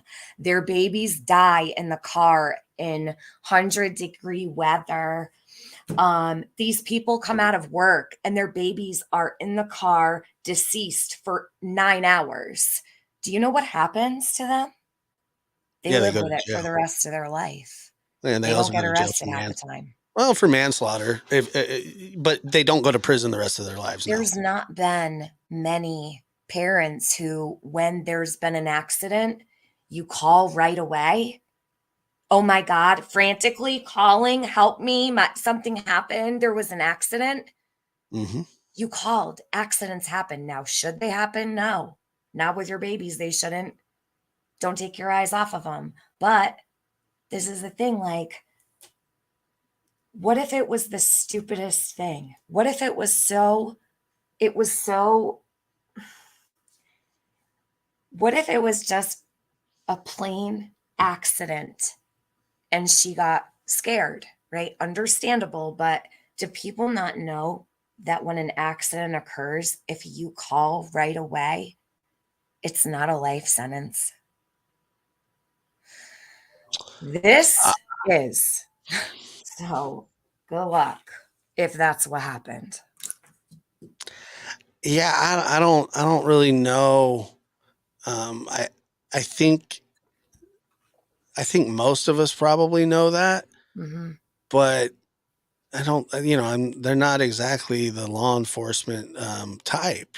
I know. But like, God forbid, you guys, even the people listening in chat, if anything ever was to happen, call the ambulance right away. The second it happens, don't go trying to cover anything up. I don't know how people act in the moment or what I would do in the moment, right? I know for a fact I wouldn't cover anything up. This is the thing, like the panic sets in and shock and everything else. Who's to say how anybody would react? But that's your child, right? So one would hope you would call an ambulance because there would be hope there, right? Like you would be like, no, someone can save her. Someone can save her. Like I've got to call. Because in that moment, you're going to be doing everything possible, right? Like if you, I would. Yeah. yeah, the normal average person would be calling right away because they would think they'll get here quick enough to save them. So what happened You here? would think that. I mean, Candace has had so many issues with the law that I know. if they pull her blood Mhm. and I it know. comes up, I mean, they could charge her with negligence right away. Yeah. And who knows what who knows what else, autopsies and things like that, they reveal a lot. And sometimes those things don't want to be, whether that she received her shots or whatever, so on and so forth, all the way to the unthinkable. But I'm not suggesting that that's what was happening, because I Mhm. have no clue. Yeah, like everything we're saying up here is not like fact or whatever. We're just like shooting the shit and Right. talking and bouncing ideas and stuff. I am not saying that Candace didn't report something. I'm not. Please don't get me wrong. I don't know what happened out there. Just like know that because I feel like I have to say it. Like always giving disclaimers. Yeah, and I think that that's in a way that I've kind of been pretty fair to Dawn and Candace in that sense. And I think you've been fair. I Yeah, know that especially. they don't like my coverage or uh, my chat or the callers or whatever. But I'm not here to appease them, and Right. I'm not here Well, to Josh, appease that's them what either. sets you apart from like people who no matter what are coddling, right? That's what makes you different. And that is what I like. Remember, I said to you last night, I was like, that's an angle nobody really ever navigates because they're so afraid to lose Don, right? Or Mm-hmm. no one ever navigates the situation that way because they're afraid they're going to lose that contact with him. You're Mm-hmm. not. You couldn't give a shit less if he comes Right. back or not. And that is what sets you apart from other people. And I know someone else like that. I'm not going to drop their name, but there are people who really just care about Summer and they're not going to spare Don's feelings or Candace's feelings to ask the hard questions. And not a lot of people do that. I have the utmost respect for, even though I was upset watching that last night, like I had to like tell myself, this is something no one ever does. You know what I mean? Like, I don't like the fighting, right? I don't like the fighting, but whatever happened had to take place. And I appreciate that you're doing something no one ever does or is seldom done. Like, it's just the way around here that they have to do and say everything that Don wants and everything that Candace wants to be said. And it's just not that way. We're not here for them. We're here for Summer. Like Benny blocking Don in his chat the other day and saying, no, I'm not fucking with you. Mm-hmm. Like, no one does that. Have you ever seen anybody block Don? You know what I mean? Like, people are actually starting to say, no, fuck this. Like, you're going to either care about your daughter or you're not. Yep. And if you're not, then peace. Like, and that is where your power is for Summer. And you know, another thing about it is, you know, we've been following this case, all of us, for quite some time, since almost the very beginning. I think I came in 2 weeks after it had started, and it hadn't turned into what it was yet, but I watched their first interview. And all I did, I was a non-monetized YouTube channel that I wasn't doing anything really on YouTube. I wasn't live streaming or anything like that. I mean, I can't even remember if I had done a live stream or anything, but anyway, but I just made a video, you know, reading the TBI, you know, if you have any information. So, and then, you know, I put her flyer thing on the screen and the TBI number. And I just posted it. And then I started digging a little deeper, just looking for other interviews. And I couldn't believe the interview that I watched. I just couldn't believe the interview that I was watching. Which one was it? It was the one where they were sitting up there and in the yard. Do you want to pull that up? Let me see here. I can do it. I have the full 12 minutes and some odd. You want me to get it, or do you have it? I don't have it at my fingertips. But I can get it. You want me to grab that? Yeah, sure. Okay, hold on one sec. But you know, I when I watched it, I was like, this seems odd. A bad first impression, in my opinion. I was not pleased at all.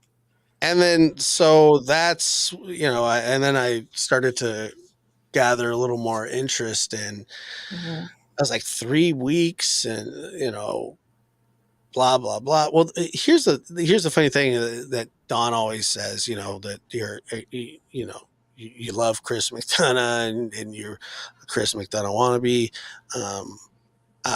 Well before I even knew who Chris McDonough was, I was criticizing Don and Candace way, like months before that, you know, months. See, those are the things that like he just might not know. And I think it's important that, you know, you can't catch everything, right? And not that you care, but like there's so many misunderstandings and maybe he just doesn't get that this was already your opinion before you met Chris, Very, before you ever spoke it to was Chris. very much my opinion Yeah. before. And I remember then I made like, or then I had a little conversation. Well, and then I remember making my second video, and the name of it was "There's Something About Don Wells." That was the name of it. Isn't that funny how you remember? I remember all my titles too. Yeah, yeah, absolutely, I do, and because and that's when people were like, why?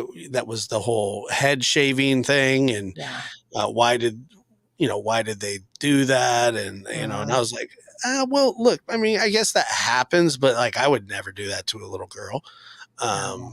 If she did have lice or whatever. So Mhm. I wasn't like, oh my god, like I was like, geez, I mean, I remember shaving my son's head when he had lice, but I didn't do it the way that they did. Oh God.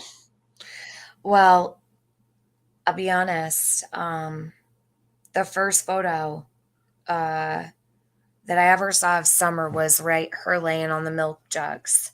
And then I saw the second photo I saw, it's all screenshotted in my phone, was her in the back seat of a van that I've never seen before with no shoes on and a pair of pants that were too short. Her feet were dirty. She was in a car seat.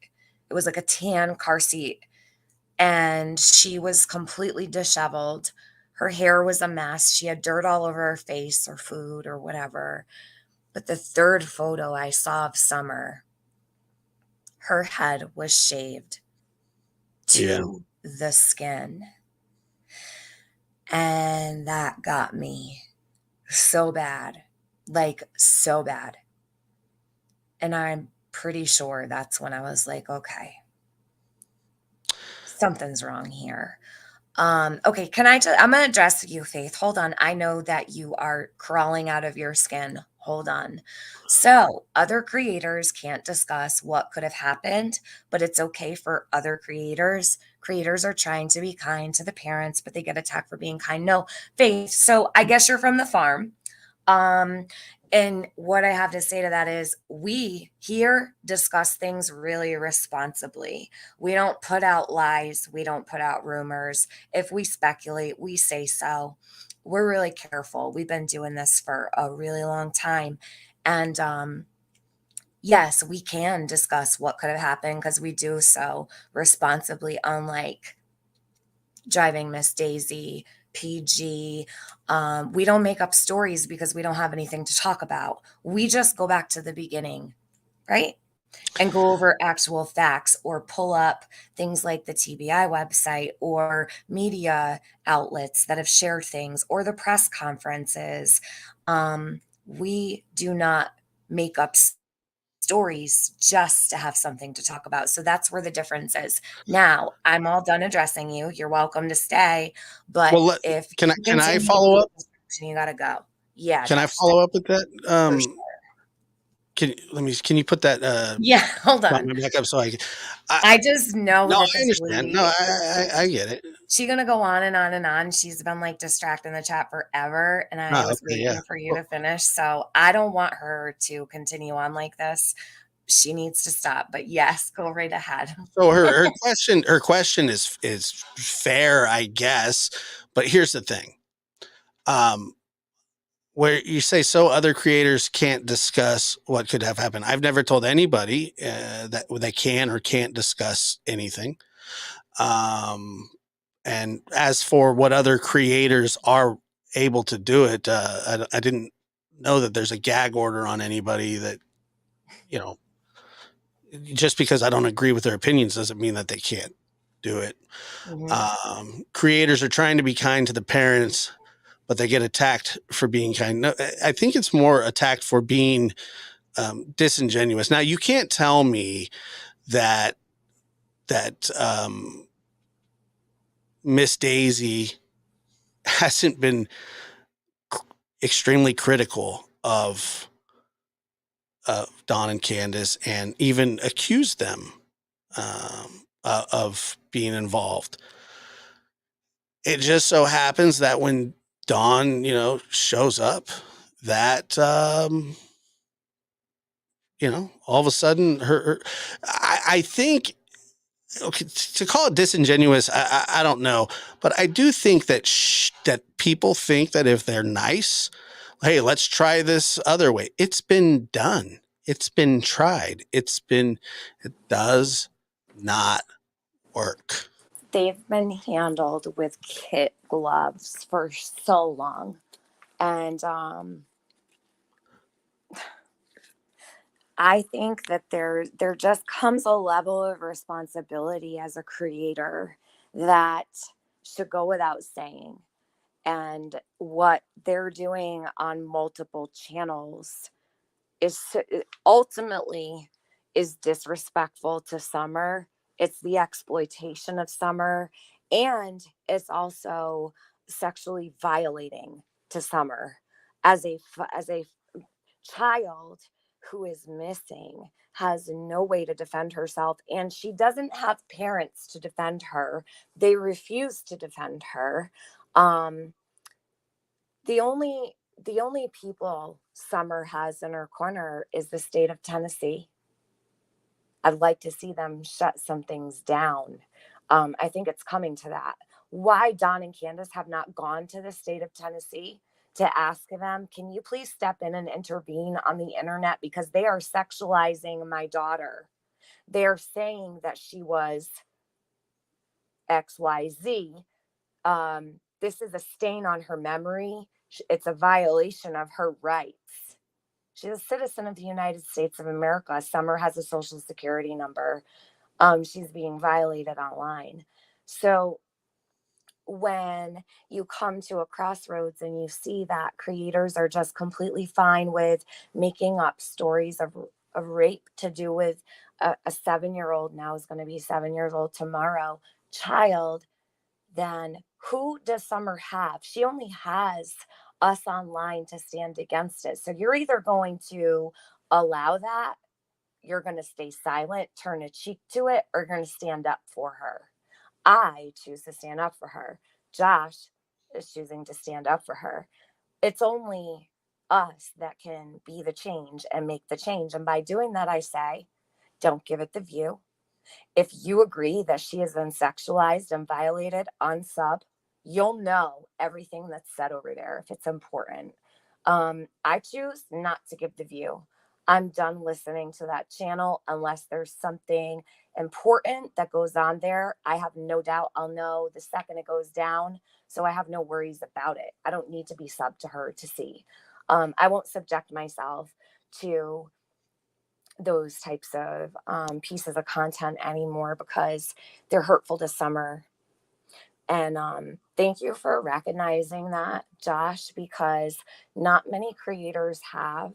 And I really appreciate you using your voice to protect Summer in that specific circumstance, because I have heard you and I appreciate it. As a mom, I appreciate it. Thank you. Yeah, I appreciate you saying that, and like I said, I'm not trying to, be the fact that I was told I was being a bully last night. If you listen to the conversation, Dawn called me all kinds of names. I can't even remember. Not that I even care. Not that I lost any sleep over it. Not that it even bothered me. But I mean, if you really listen to the interview, like who was the bully? Who was being the bully? It wasn't me. I wasn't trying to be a bully to him, and I was just countering the things that he was bringing up. And I just kept asking, I don't know how many times. Can we talk about Summer and chemistry base? I have never. Well, I accuse Don of having some guilty knowledge of what happened, and other than that, what I'm not sure if he's not guilty of what. I mean, I don't know what he's guilty of or what he's not guilty of. I know. I mean, what would you want? Do people want me to make an apology if Don and Candace aren't guilty? Well, you know what? I'm sure I'll do that. When the time comes, It's not right, going to Josh? happen though, Like because if the time came, or if the situation changed, then sure, that's when an apology would be in order for whatever you saw fit, right? If you thought, I wasn't out of line with this because I know it was neglectful, but I was out of line with this, maybe I need to apologize. But that's for you to decide when the time comes, right? Like that's the way I feel well, let's say anyhow. she was kidnapped for real. Okay, Yeah, by yeah. somebody. Let's say. Um, do you think?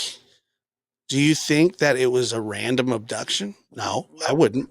Not a And chance. why would I apologize for them bringing people around those children that put them in harm's way? Now, do I think that happened? I don't. Um, but whatever you want to say, that there's no excuse for living the way that they did, meaning the drugs and alcohol. I don't care about the last thing that I was worried about was their dirty house. Now, is it dirty? Yeah, it's dirty.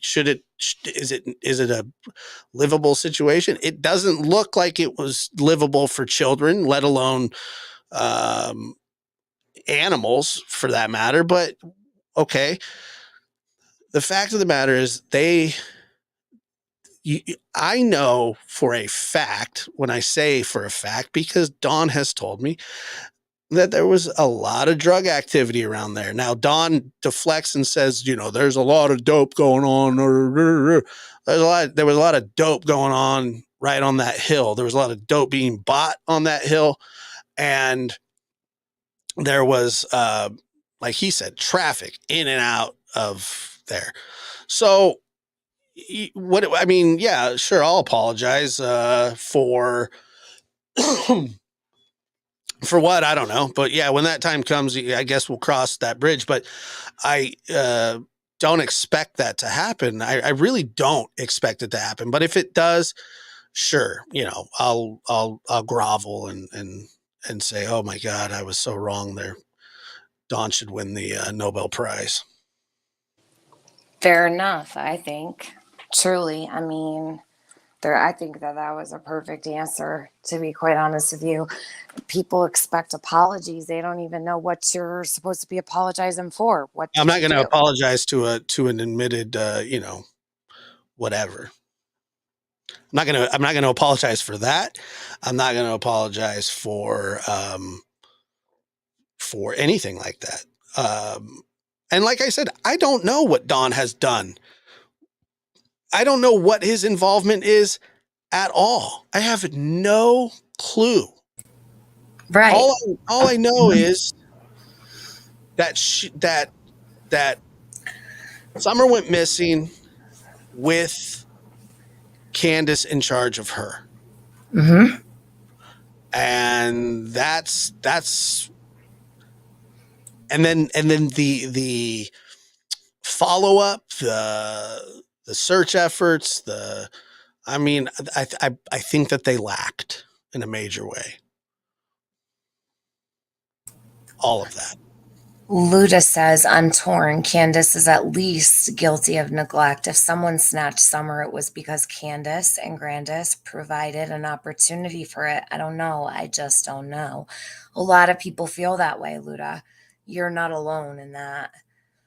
So, and I think that's fair. I think that's a fair assessment of the situation, right? Yeah. I mean, Yeah, I think so. I think so. Yeah. Look, Don and Candace get accused of a lot worse things from a lot of other people who are very, very nice to them now that I wouldn't touch with the 10-foot pole. Well, I mean, not so I would be more offended if if Summer was my child. I would not be offended by what people were saying about me. I'd be offended by the types of situations that have been going on lately, right? Those are the things that would offend me. I don't know about all of you. The last person I'd be worrying about was myself. Because when you bring a child into the world, it's not about you anymore. Forever. Yep. You Yeah. know? Yeah. You want me to play this, Josh? Yeah, go ahead. Mhm. What part were you? Because you can have me stop whenever. But what part Start to was it that you finish. focused on? What was the part that you were focused on? I can't remember. Between 0 seconds and the very end of the video. Okay. All right. The whole Well, let's thing's get to it then. the whole thing's rough. It is rough. So, oh, and another time I saw emotion in Candace's face, although it wasn't sadness, was when Dawn spoke about Summer being deceased and Candace turned to. There's very few moments and instances of Candace showing emotion. So if I had to say there was any emotion here in this one, it would be when Dawn let that one stay, mods. That would be personally one of the other times that I saw emotion from her. It might have been like emotion, but a reaction, we'll say, when she turned and looked at him like, I'm gonna kill you, motherfucker. Like, you remember the look? Yeah. Okay. Yeah. All right. Okay, hold on. Let's start playing this. So this is the full one, and I put them in order. I put all these together, and I can drop the link if anybody wants this. Here you go in the chat. That's the interview. You can get it on WJHL, but it's in like 5 parts. So, okay. I know she didn't walk away from this property by herself or off this yard by her. Is that loud enough? Yeah, I mean, I can hear it. She's awful Okay. confident in her statement there too. Yes, she is. All right. I just feel like it's a little low. I don't know why. It might be my sound. Okay. I know she didn't walk away from this property by herself or off this yard by her swing. I feel in my. She's confident she was by her swing. Right. I know she didn't walk off this yard, right, by her swing. And that always stood out. Thank you, Emergency Me. If DNC were truly wanting to get their boys back, how could you make the commitment about not being able to service because of work? Nothing could stop me from getting my children back. I agree. Thank you very much. You never have to super chat to say anything. But I think that there's a lot of things that they're not doing, right? Well, I think the reason that she says this too, that she didn't wander away, is because if she admitted that she did, and she very well could have and got hurt or something like that, she's in trouble. Yes, I agree. Yep. So this is the plausible deniability tour right here. Yeah. I watch her eyes wander, right? And I don't know. Yeah, I don't know. That was the thing, is I don't even know. I'm not going to speculate if she was on substances or whatever, but but maybe, especially when the first time I heard her, maybe she's just exhausted or, stressed and I'm sure that look, whatever happened, that there isn't a lot of stress. Yes, I agree with you. And I also said, with a child that's just gone missing, I would never judge Candace for being on a sedative if her doctor I would ordered get it. out of bed. Yep. I wouldn't I even mean, probably been able I to would move it. struggle to Mhm. function. Yeah. And So maybe she that gets happened. a full pass if her doctor gave her like a Xanax to get through the week. I have no problem. I don't have any problem Sure. with that. Or And give what her is this, 2 Xanax weeks for the after rest of she's her life gone? to get through it. Hmm. Is this 2 weeks after? This was I want to say this was it this the 13th day or the 14th day? Something like that, yeah. I believe it was the 14th day. It was exactly 2 weeks to the date. So they had just ended the search.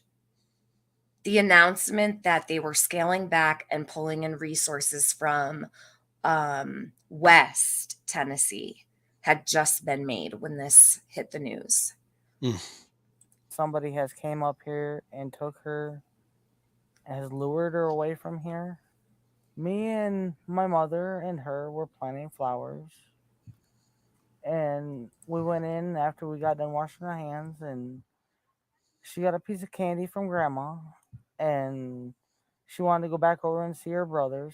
And I said, okay. And I walked her all the way over to the porch, and I watched her walk into the kitchen where the boys were watching TV. And I told the boys, I said, watch Summer. I'll be back.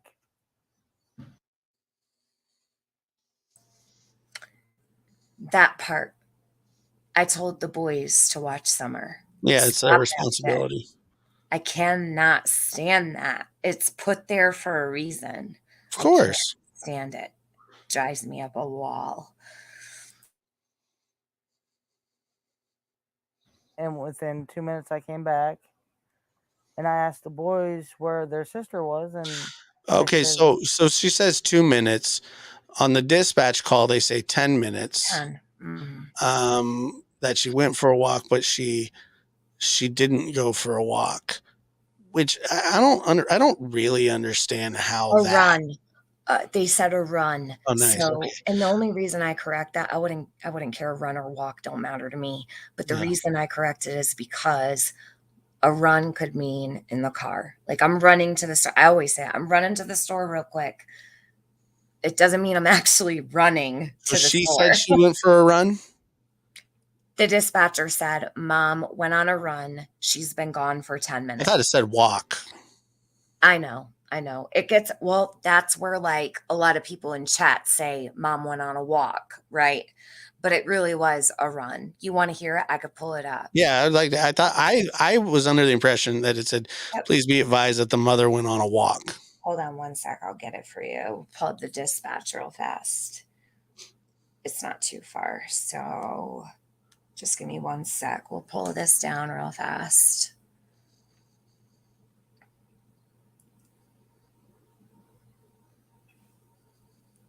Luckily, it's in my videos and not in my lives because I'd never be able to find it.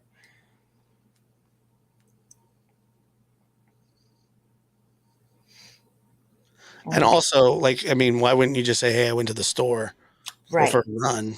But I'm wondering if that run was down to the back of Ben Hill, where allegedly she was seen at 4:30 coming off of Fred Hill's driveway looking for Summer, which is possible, right? If that's true. We don't have proof of it. It was said by Fred that his friend Chad saw Candace. So here's the dispatch. Hold on one sec. Let me pull it up for you. All right. Just a moment.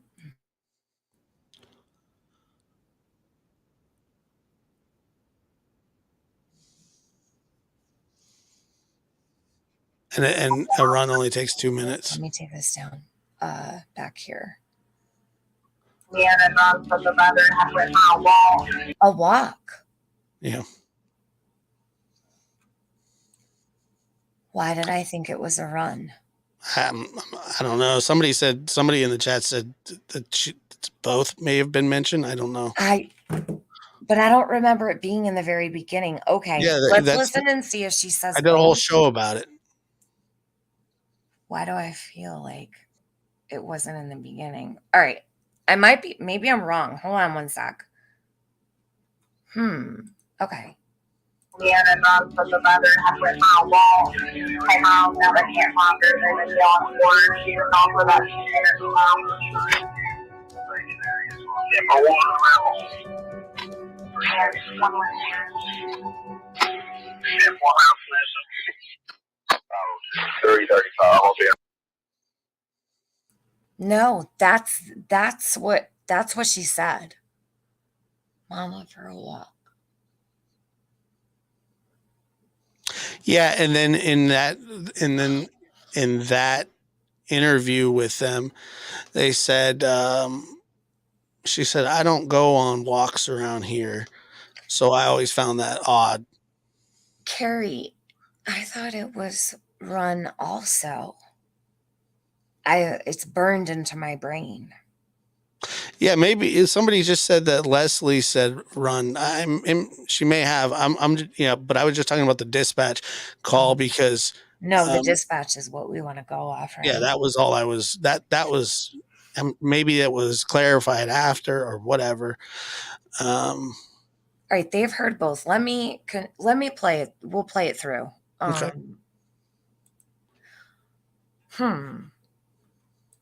I don't think she says run now. I don't think she said it twice. I don't. Yeah, and then so the mother had written on a wall, my mom now I can't find her, they've been yelling for her, she was off for about 2 minutes now. Yeah, for one around. Yeah, someone here. Yeah, one house missing. 3035, I'll be around as well. We acknowledge the thing. Go ahead. 35. Guys, listen, it's okay because those that thought it was run, now we fixed it. We know, so we can correct ourselves. So right or wrong, whatever. If I'm wrong, I'll say so. I don't want to spread the wrong information. Like, I'd rather us all know what it says than think we know what it says. You know what I mean? Like, but even if they say a run, I get the impression that she was on foot. Right. And you know what's interesting, Josh? So Fred Hill, now a lot, you don't have to put any stock into what he says or not, but he had said at first, so the first time Ziggy spoke with Fred Hill, he said his friend saw her walking off the driveway, but just recently it was adjusted that she was in a vehicle. I have a problem with that. Right.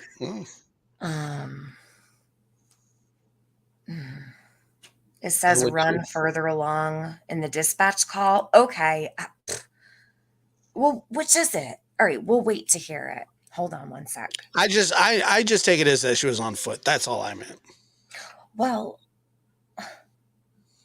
yeah, but and she said that she wasn't. A run and a walk could be on foot. Now, Candace says she doesn't. Whoever is emailing me for the last 2 hours, I'm not trying to be rude. My phone has not stopped. Please, please, please put it all in one email, for God's sakes. I've got 17 emails. I don't know who it is. Please stop. That's a lot of emails. Like, what is so important right now? I don't even see this person in my chat. Stop emailing me, for fuck's sakes. I'm busy at the moment. Just chill for a minute. I have been watching my phone blow up from the same person. Who are you? Like, why is this happening? Like, I get sending like maybe 5, but this is crazy. 3 max. Yeah, like 3, 5, 10. But this is nuts. I don't even know how many. It's got to be 17 emails at this point, or 20. That's 6 more times than the feds have kicked Dawn's door in. Like, why can't they stick all the links in one? I don't know. I'm not trying to be mean. I don't even know who it is, but calm down. All right. Come in the chat. Tell me what you guys. What the hell? Yeah, just to knock you off.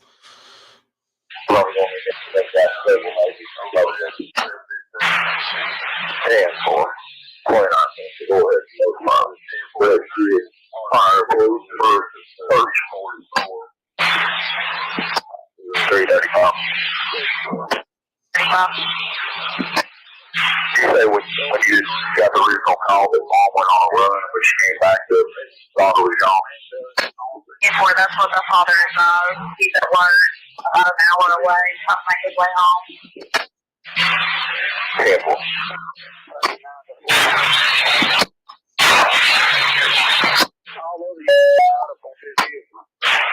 C12 Central. C12 was in her house.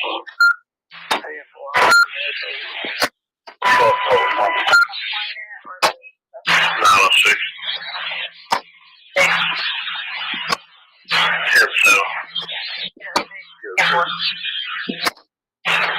29.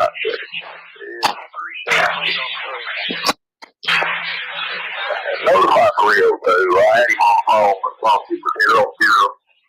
That's what emergency they have on. 10-4. Do you want us to try to contact Let 302 know, and I think he's going to let Ricky my best determination. Yeah. 29, please.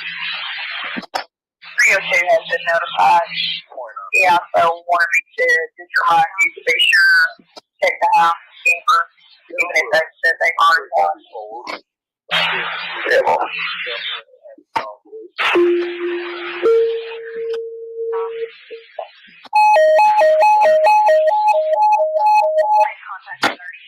Hawkins County Rescue Squad, all members, mutual aid request, search and rescue with Churchill Rescue Squad, raging areas will be at Mount Carmel.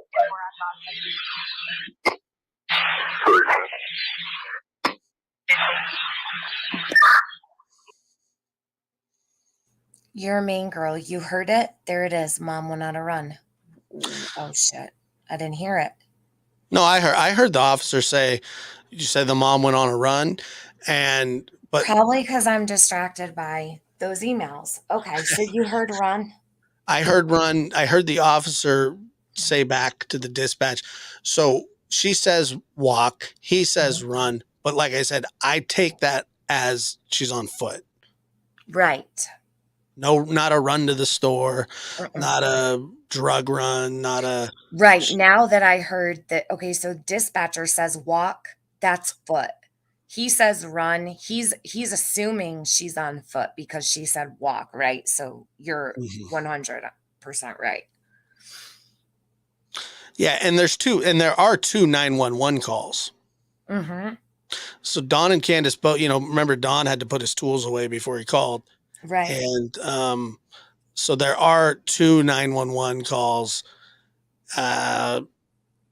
Everything kind of points to that she left the property. Right. So okay, so that we've got established. So, but I was still wrong. So please, well, the mail officers did it's say important, Josh, because the dispatcher said walk, and I wanna make sure that I fix that because I've been saying mom went on a run for a really long time. So, which misleads the people watching, and I don't want to do that. Now, he responded back with something different than what she said, and I'm going off what he said then. I don't know why, but I just want to correct it. So everyone knows now the dispatcher said walk. The man on the scanner says run. Yeah, and she says 2 minutes and they say 10 minutes. 10. Right. That's a big gap in time for... Can I tell you a story real quick? Sure. There was, and this just happened recently, and it made me think about, hello, Karen, how are you? Much respect also. I see you. So there was, it was over the summer. Somebody was burning something, but it smelled like, I'm just going to say it smelled like human flesh. Mm-hmm.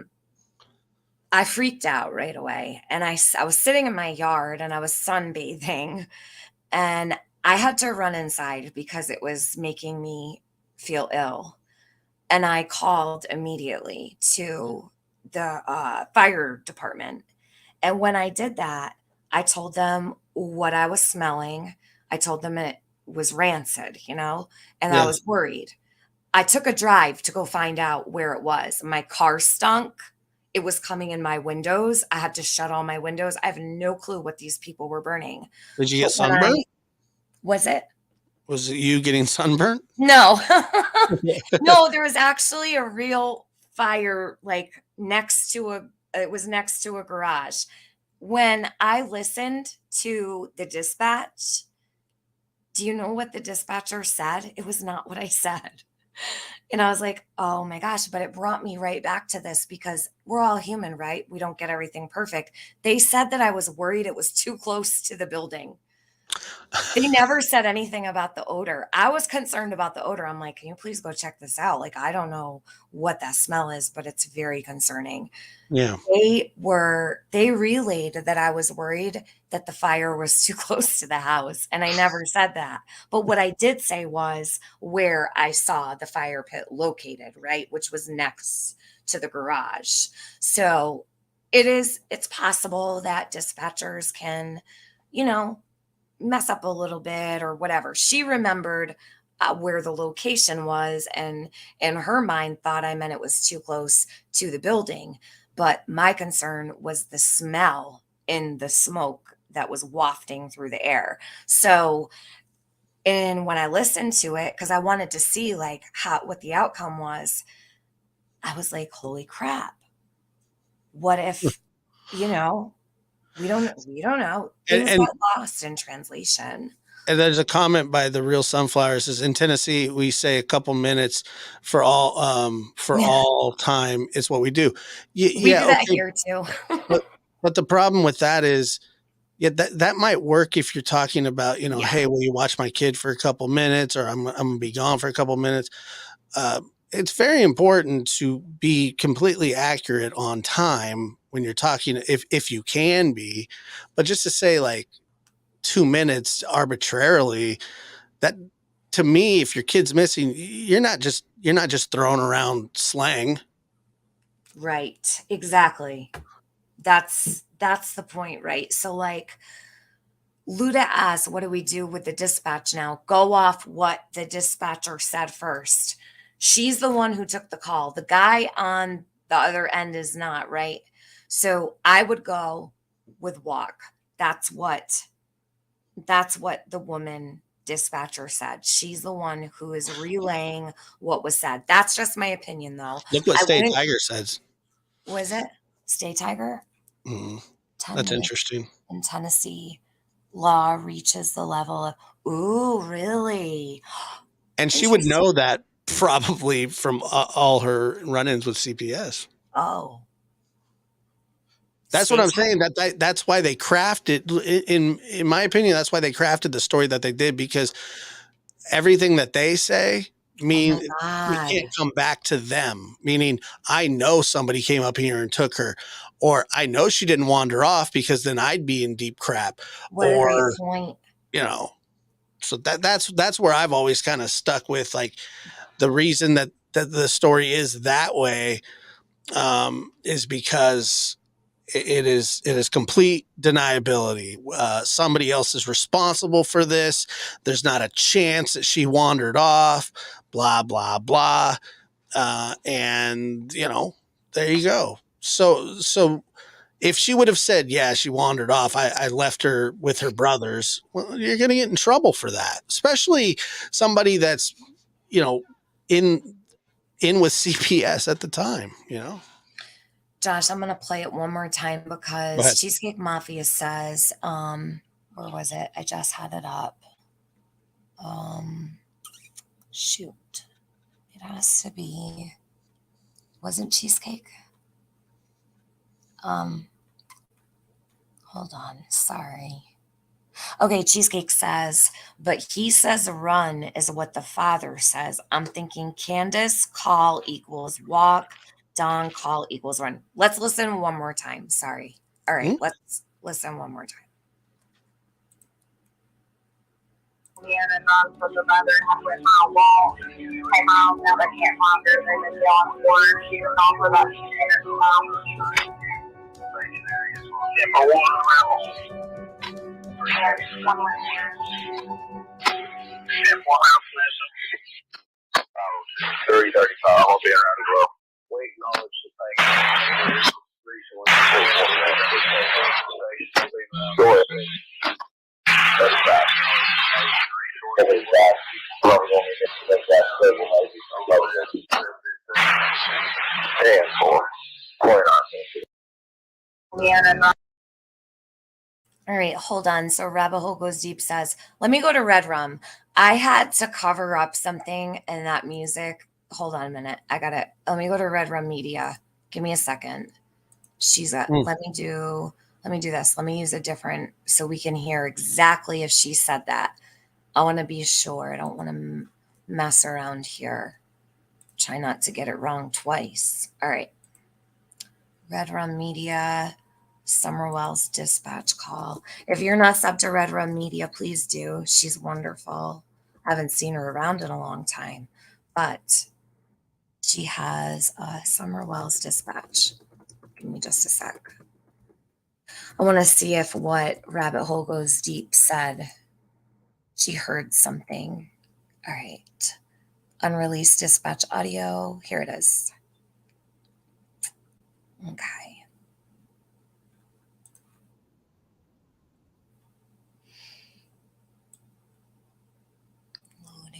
Okay. Let me pull this up. Oh, she did a fundraiser on this for the National Center for Missing Exploited Children. Look, Oh, very nice. when you pull up Summer's dispatch audio for, look, donate now, fundraiser for missing exploited children. You guys, if you ever choose to do these, it goes straight to the organization. You get an email straight back. Like, that's legit. That's a legit fundraiser. It's through AdSense, Google, and YouTube. All right, hold on one sec. That was really nice of her to do. All right.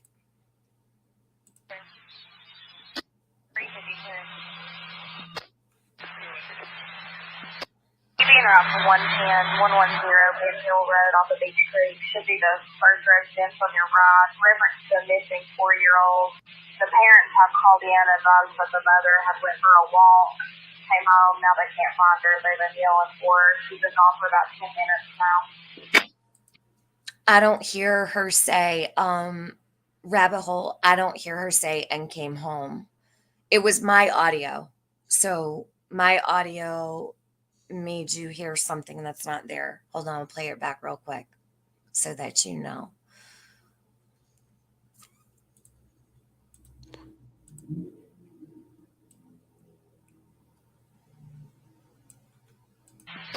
Being around for 110, 110 Ben Hill Road off of Beach Creek should be the first residence on your right. Reference to a missing 4-year-old.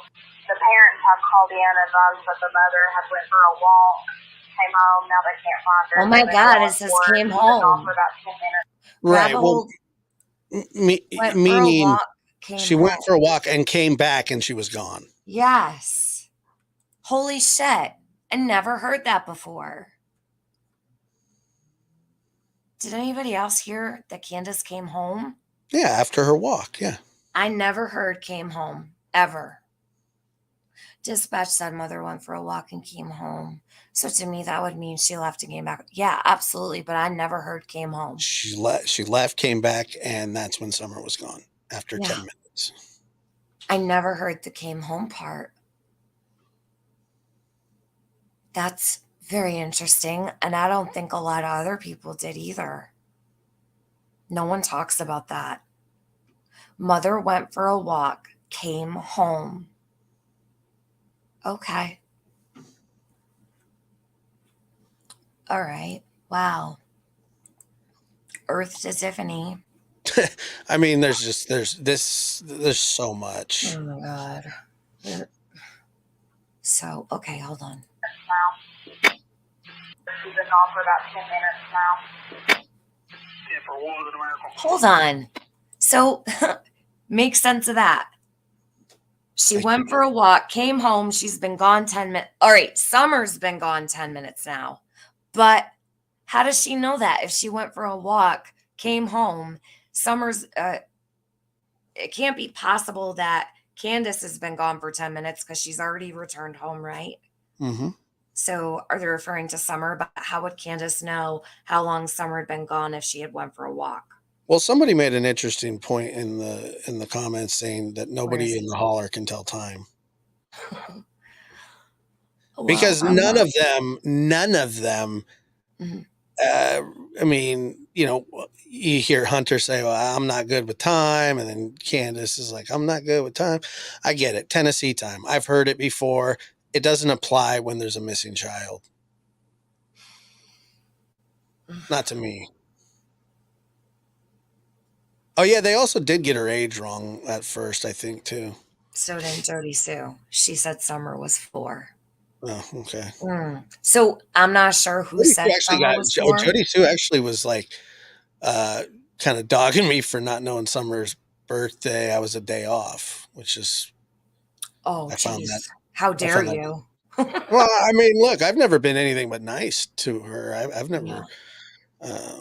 never For done whatever reason, in that area, okay, that night, they thought Summer was 4. It was put out on WJHL. It was put out by the TBI. They corrected it.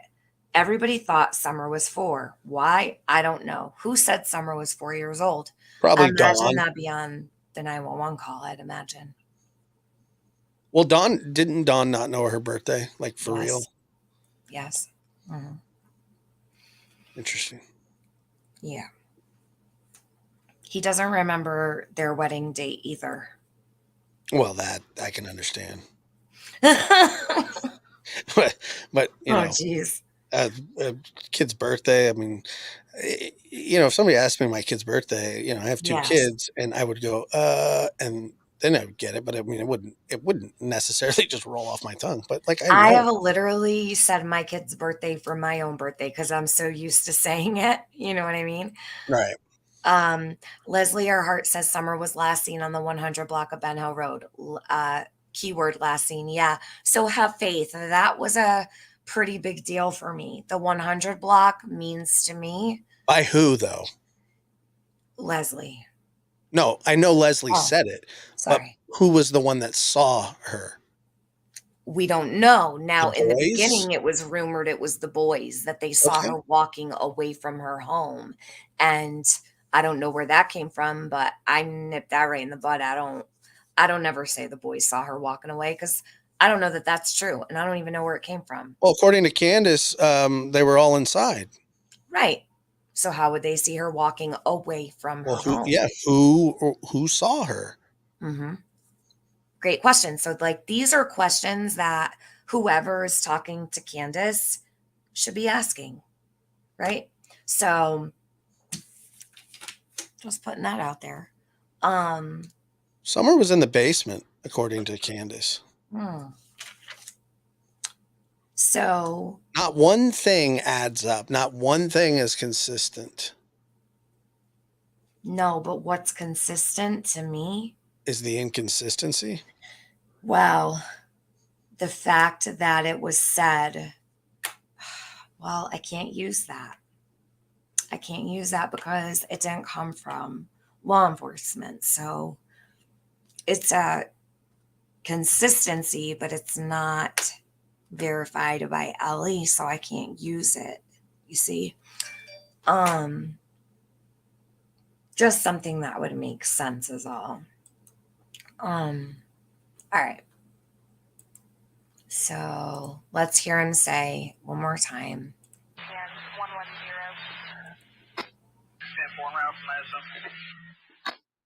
3035, I'll be en route as well.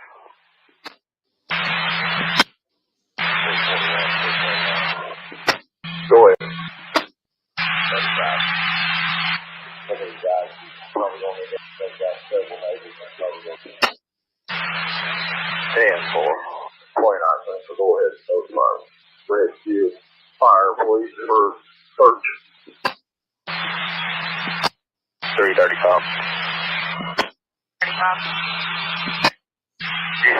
when you got the original call that mom went on a run, and when you came back, that daughter was gone?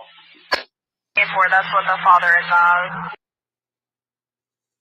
All right, so I'm just going to give my opinion. He said, did you say, let me play this back. She said 10-4, that's what the father advised. So she's just not taking she remembers what she said to him. He says run, but he's asking her. So he's running it back and say, did you say mom went on a run? She said, yes, that's what the father advised, but it wasn't, she said walk. He runs it back to her. And he says, did you say mom went on a run? She said, yes, but that's not what she said in the beginning. So I'm thinking the dispatcher just was like, yeah, you know what I mean? Like she wasn't being technical about it. And she may not even have caught that. Do you know what I mean? Yeah. Well, and somebody in the comments said, the 911 call probably not released because of minors. Well, that would have nothing to do with it, because all calls to dispatch are public. And now they could bleep out names or whatever. The reason that they're not released is because they're evidence, and they have to preserve that evidence. They won't release that. Just like they didn't in the Idaho 4 case. Because normally those would be released very quickly. And I believe that people have asked for them, and they've been denied because they said it's part of an ongoing investigation. Yeah. I have actually, I asked someone, they said they may never release those 911 calls. I mean, I think they would at some point have to. I hope so. I really hope so. I mean, I don't see how they couldn't, unless, like I said, the only reason that they would stay sealed is for like a trial or something. Right. So is this just chatter from a scanner? No, this is the dispatch audio from the 911 call for Summer. Definitely not just chatter. It's the closest we have to the call for sure. This was helpful. I'm really glad that we went over this, because we're able to break down and correct something that's like a total misunderstanding to me anyway. Like now I won't be fucking up every time I say, excuse my language, with Summer on the screen. I won't be messing up what they said like I have been. So I have to apologize for saying run, because he may have said run back to her, but that's not what she said. Like she took the call, and no, yo, main girl, Molly did not get the 911 call. The dispatch came from Ben Verified. The 911 call hasn't been released. Probably won't be released till God only knows when. Molly got the 911 call from October 2020. The 911 call for Summer's disappearance hasn't been released. This is the dispatch. So just to be clear, I know a lot of people call it the 911 call, and they even title it the 911 call. People do that for clickbait. They'll put the dispatch up and say, this is the 911 call. It's not. It's just the dispatch. So no one on YouTube, no one in the general public, only law enforcement has that. What were you saying? Who, me?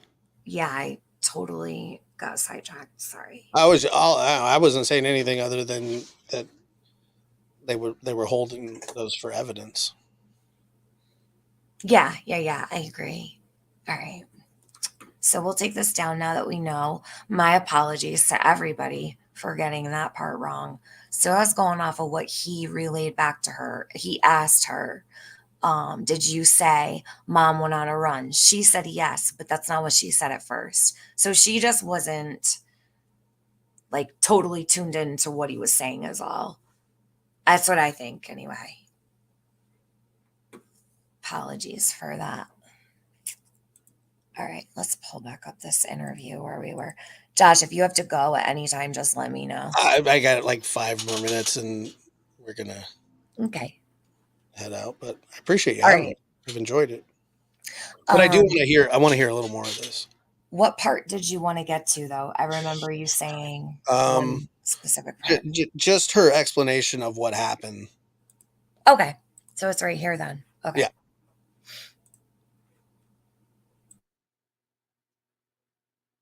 She went downstairs, Mom, to play with her toys in the playroom. I said, okay. And I yelled downstairs for her a couple times, and I didn't get no answer, which was unusual because usually she always answers me. And so I went down there to check, and she was nowhere in sight. She was just gone. I don't go on walks around here or runs because I'm scared of the bears and snakes and even the coyotes that are around here. Well, whoever has my daughter, I pray and hope that they have not harmed her and they bring her back to us safe and sound. Just go to the FBI, the police, and clear it up. I mean, I don't know. It seems kind of elusive. It's really strange that I've never seen this truck and I've never heard of it until just recently.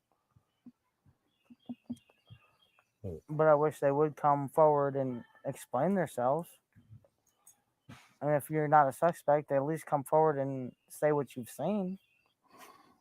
She was a tomboy. I shaved my head. She wanted to have her head shaved like me and the boys did.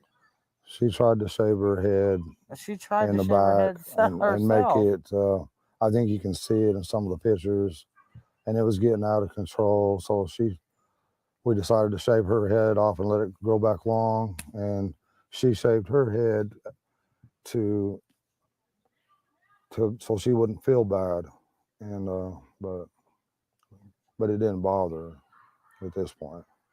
Well, I knew right away that she was abducted. You know, I knew that right away, and that's what I told them from the beginning. But they have to go through their, I forget the word. Investigation. They have to do one step at a time, I guess. But I'm sorry that they had to spend so many man hours in these woods and everything. I've seen them limping and everything else, and I feel for them. But I just wish there was a way that neighbors could search neighbors' houses, and then if they're not willing, get a search warrant or something. But there's just no way you can search every single house, in the eastern United States or whatever. But I wish there was a way. Just thankful for the person or persons that's doing that, out of love, trying to get information and trying to get her found. We thank them from the bottom of our hearts. That means a lot. And we thank everybody who's trying so hard and praying so hard. And she's an awesome young lady, and we just want her back. But, there's always going to be haters, and it's always going to be that way in this world. And we just want to focus on the good friends and Christian people that are trying to help us and praying for us and praying for Summer. And we thank them from the bottom of our hearts. And that's the kind of people we try to relate with and socialize with. So we don't know anything about, no red truck, or we hardly know many of our neighbors. I mean, because I found out that wasn't true, right? Good people. I mean, and we do have good people in this area. We found out. They did know about the neighbors. Yeah, they did know neighbors. Yeah, right. Seems they knew a lot of neighbors, right?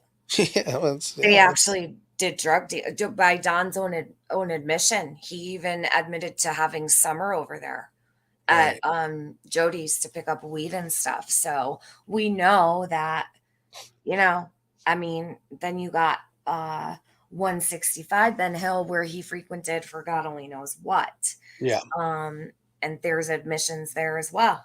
So he did know his neighbors. Candace knew her neighbors. Sure. Some of them anyway, or a couple at least. Yeah, I mean, they probably don't have a lot of neighbors out there anyway. Yeah. Mm-hmm. For sure. out since this has all happened. We got some real good neighbors and good folks everywhere. But The most important thing is to bring Summer home safe. I'm sorry that you feel this way about us, but we love our children with everything we have. We've never went without. Thanks to Summer's daddy and my husband. He's always provided for us and has worked as much as he could and can and still is. And I'm sorry that you guys feel that way, but that's my baby, and nobody would ever treat her like that as long as I was around. That part bothers me because I really don't know what was asked to her. Um, like, what was the question? I wish I knew. They treated her like what? That's so strange. It is strange. What do you think about it, Josh? Like, what? I think that this is one of the most unemotional pleas for a Yeah. child that I've ever seen. Whether that means anything to the investigation, I don't know. But somebody in the chat just said, "Well, people attacked Brandy, and Brandy didn't act like this." I agree with that. I mean, you want to it's apples and oranges. No, I just don't think that there's. I see nothing. I see no urgency. I see no. No. They look defeated, and that's about it. Hmm. Yeah. For Or whatever just reason, over it. Like, yeah. yeah. Like already over it. Like, well, Well, maybe they're so distressed that they can't maybe. give a proper interview. I don't know. Possibly. I've seen a lot of parents go on TV asking about their kids, where their whereabouts, and every single one of them has some sort of emotion. Now, I'm not saying that doesn't make them guilty of anything, but it's strange, and with the totality of everything else.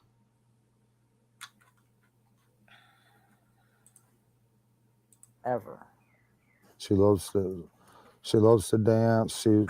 She would always want me. She says, "Daddy, hold my hand so I can twirl." And she would just like to twirl and twirl and twirl till my arm got tired, But I put out there that one of Summer's favorite songs was Godzilla, and they say, and they're jumping all over me about past tense was, well, I'm sorry about that. It's just, She also liked the song by New Breed.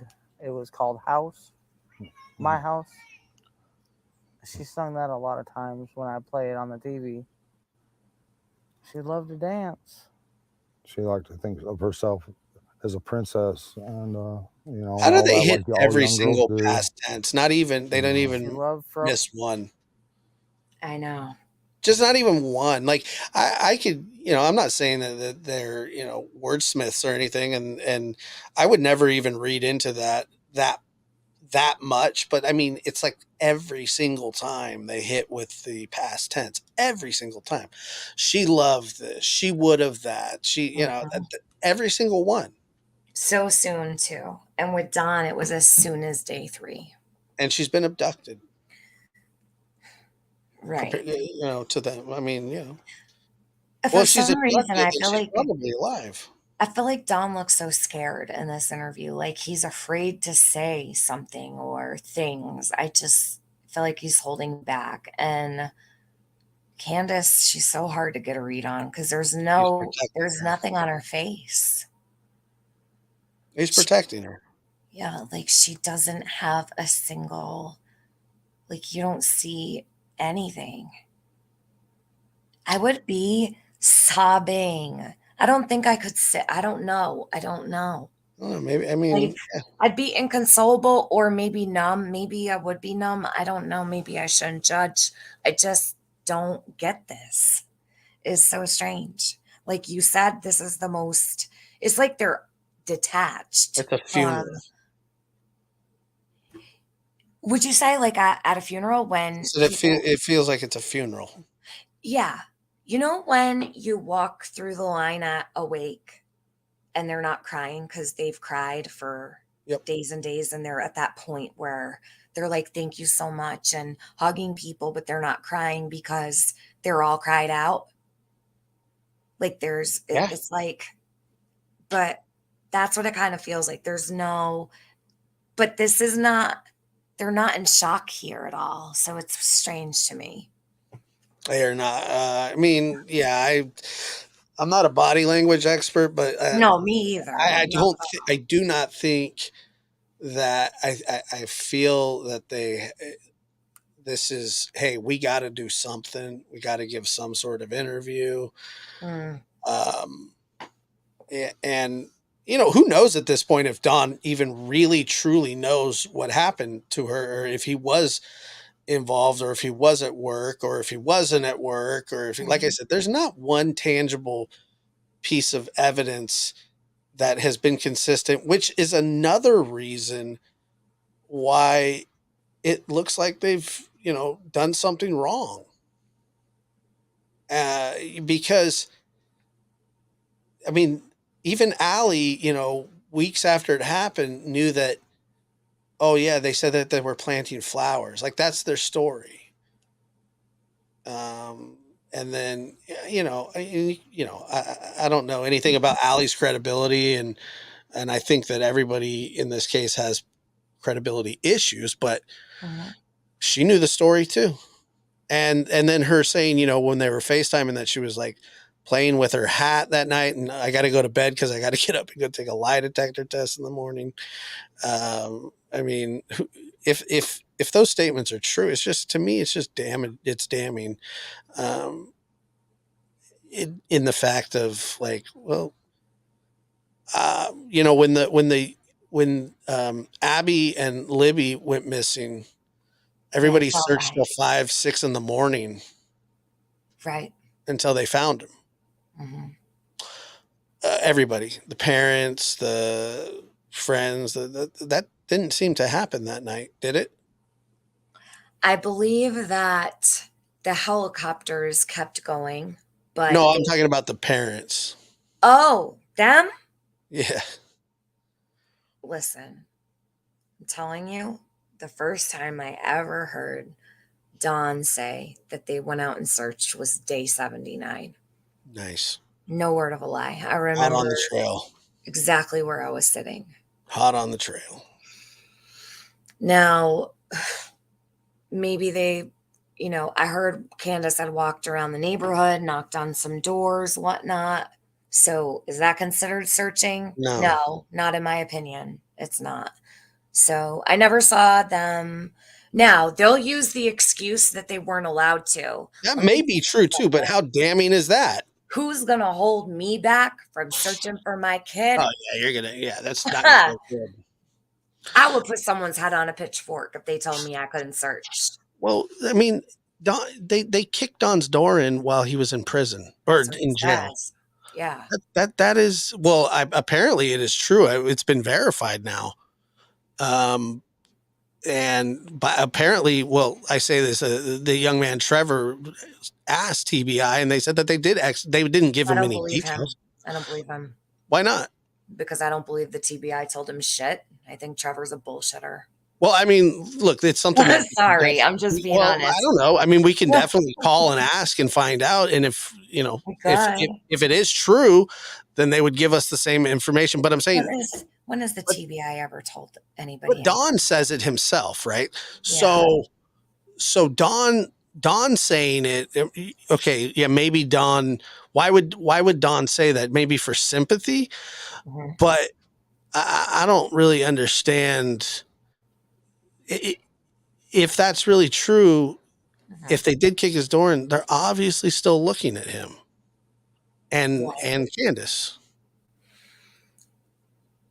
It gives me hope to know that they've been back there recently, for sure. I'm waiting for the day that that's what I like to hear, that they're still, Yeah. whether it's a safe or whatever, who knows what, maybe a friend of theirs called in that there was a safe in the house and they were worried about what was in it. I don't know.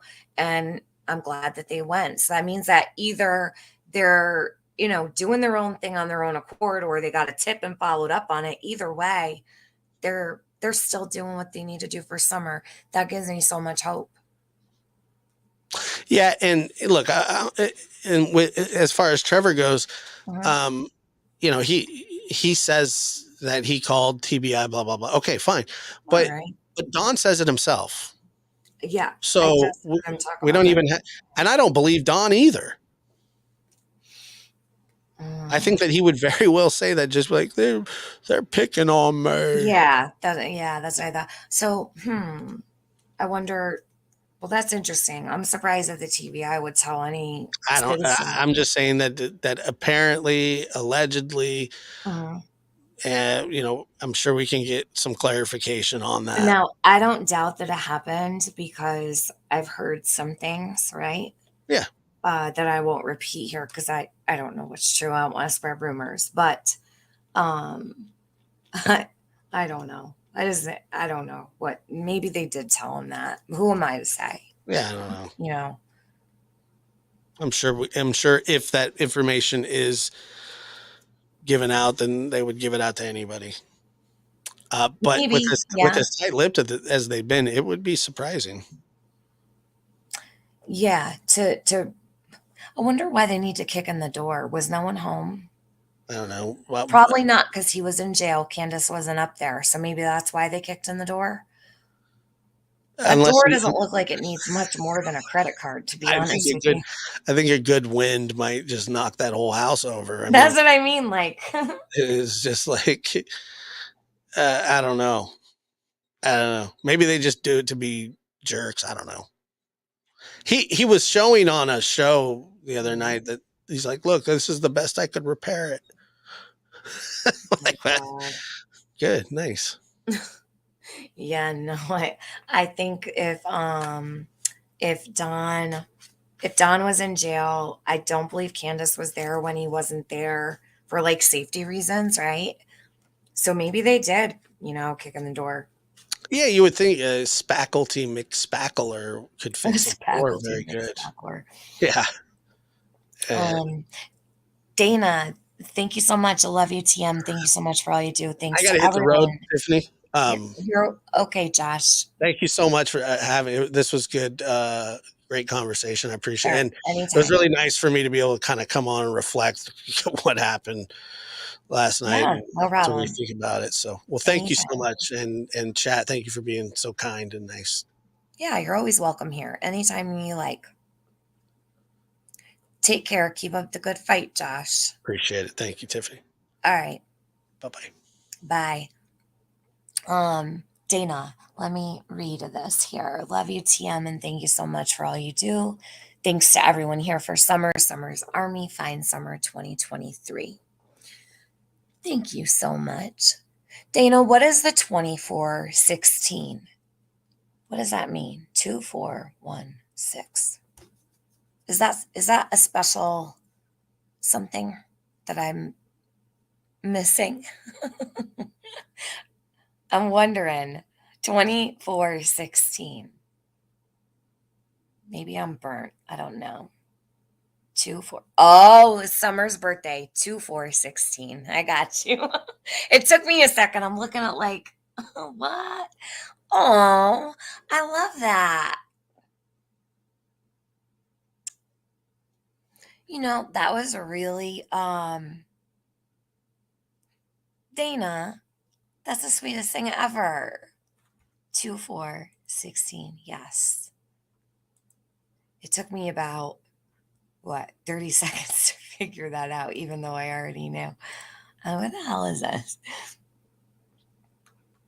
How creative you are. I wonder why the Wells keep going back to people who bash them to heck. I don't know. Maybe they like the abuse. Maybe. All right. I'm going to finish this up. I did, hold on. I'm wondering if I get rid of this. This is the one. I'm just going to close these out, the ones that I already got. So get rid of this. All right. We'll finish this. I don't want to leave this unfinished. I know Josh just wanted to hear like one part, but I don't want to cut it in the middle. Frozen. She loved to be that Elsa and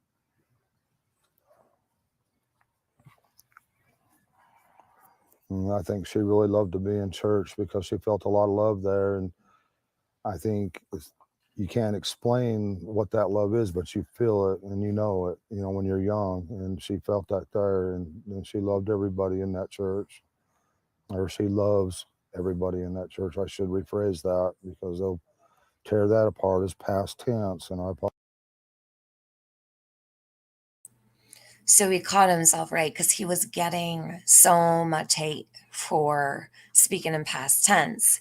And this is the thing, he still does it. Don't worry, Don, you don't need to stop now. People have been talking about today's date, 2/2/20. Today's 2/3/2023.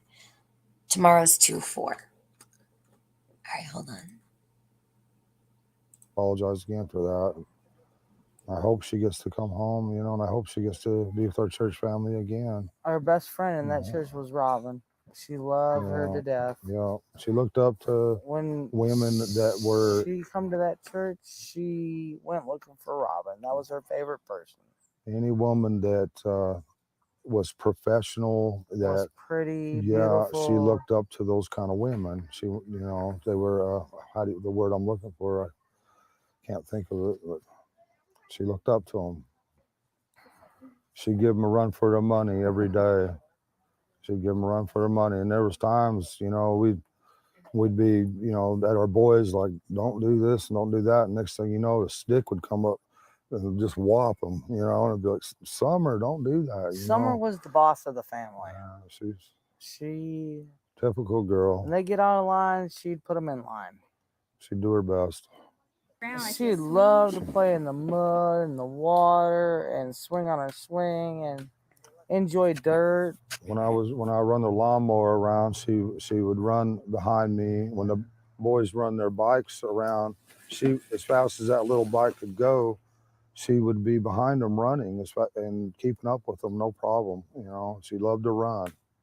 She just loved to run, and she could pull herself up on that swing, her full body weight with her two hands, and she could do that. None of the other boys can do that, but she can. Was she in school yet? No, she's going this year. This was supposed to be her first year. She's been. We did all the what? I took care of everything. Yeah. I had her already taken all of her shots and registered in the school ready for this year. I just never expected for anyone to get a hold of my heart like she has, because I try to guard my heart as much as I can, but she holds my heart in her little hands, and I love her with all my heart. I'd do anything to have her back. Your little girl. If there's any way, if you can find it in your heart to please release her somehow. I don't know how you might do that. I mean, because you're probably scared of going to prison for the rest of your life and everything else, I'm sure. But please find it in your heart, have mercy, and find a way of letting her go, and where we can get her back. And just please have mercy on her, and and us, and her brothers. And she's such a loving, good spirit. Please don't hurt her. Please let her come home. That my biggest fear is, her being tormented or locked in a dungeon or basement or something, because she loved to be outside all the time. That was her, unfortunately, her downfall. Because a lot of times the boys would be inside and we'd be like, "Where's Summer? Why'd you leave her out there alone?" you know, go get Summer now, you know, and that's happened over and over again.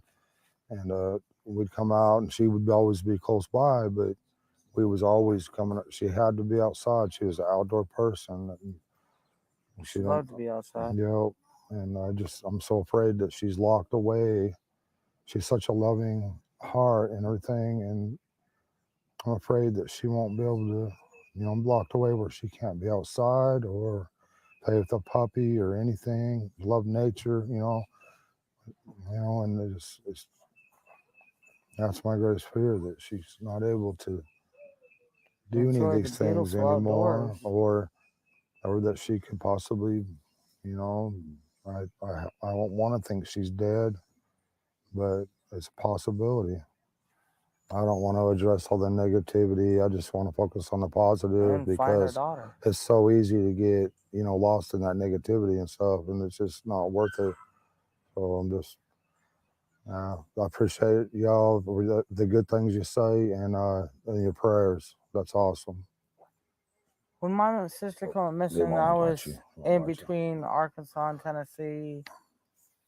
I don't know all of what happened or what did happen, but I hope that they find her too and bring her home safely too. But yeah, there's nothing. I mean, she disappeared without a trace. They haven't found anything, haven't found a body, nothing. And you know, when you see cases like that, that's why I lose hope on Summer. You know, I want to keep hope, but sometimes I lose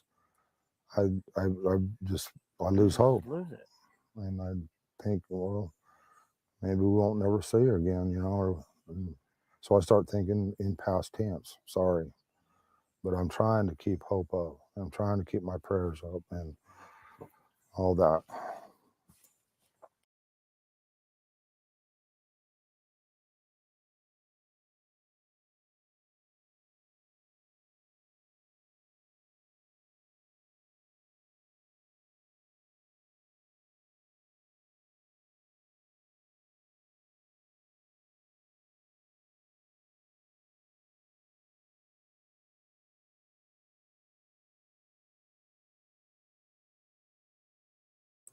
All right, that was the end of that. So what I'm gonna do is I'm gonna end it here, because all right, that was the end of that. Let me see. What I'll do is I'll do the next stream I do, I'm gonna do the other 2 interviews with Jeff Bobo. I'm gonna start the one I was doing when Josh came up. I'm gonna start that one over. It's not gonna be today because I'm tired now. I've been live for 5 hours. That's too much. So I mean, like, I can't keep going and going and going. So I'm gonna go rest. I'm gonna get something to eat. Everybody have a good day. I am not doing a stream for Summer's birthday. No, but there is a stream that is going to be on the Don Wells official, or what is it called? Don Wells Family Official. They're doing a stream for her birthday, and I'm in support of whatever is going on that they're doing. I like to see a nice show for Summer. That's all. But no, I will not be doing it. I don't do streams for the birthday girl who is not able to celebrate her birthday. I don't feel right about that. I don't think it's appropriate. I think that if anybody's going to do anything, it should be her mom and her dad, like the people that love her. You know what I mean? In her real life, the people that gave birth to her, that made her and created her, that's their place. That's just my personal opinion. We had someone last year that went live with a cake and streamers and all kinds of fancy shenanigans, and I was absolutely disgusted by it because Summer's not able to celebrate. So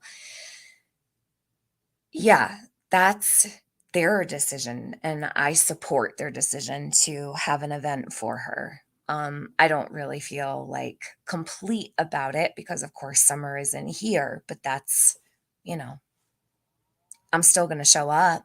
I'm still going to watch, and I'm still going to think of Summer, but I would never have a birthday stream for Summer. Absolutely not. That's out of line. I don't know. I don't know. Like, that's just the way I feel about it. But thank you guys, and I'll be back soon. Maybe, maybe tomorrow, if not tomorrow, Sunday. So I'll see you then. And for those who joined membership, I'll post the Discord link for you. All right, give me a few and I'll do that. Okay. Have a good day. Bye.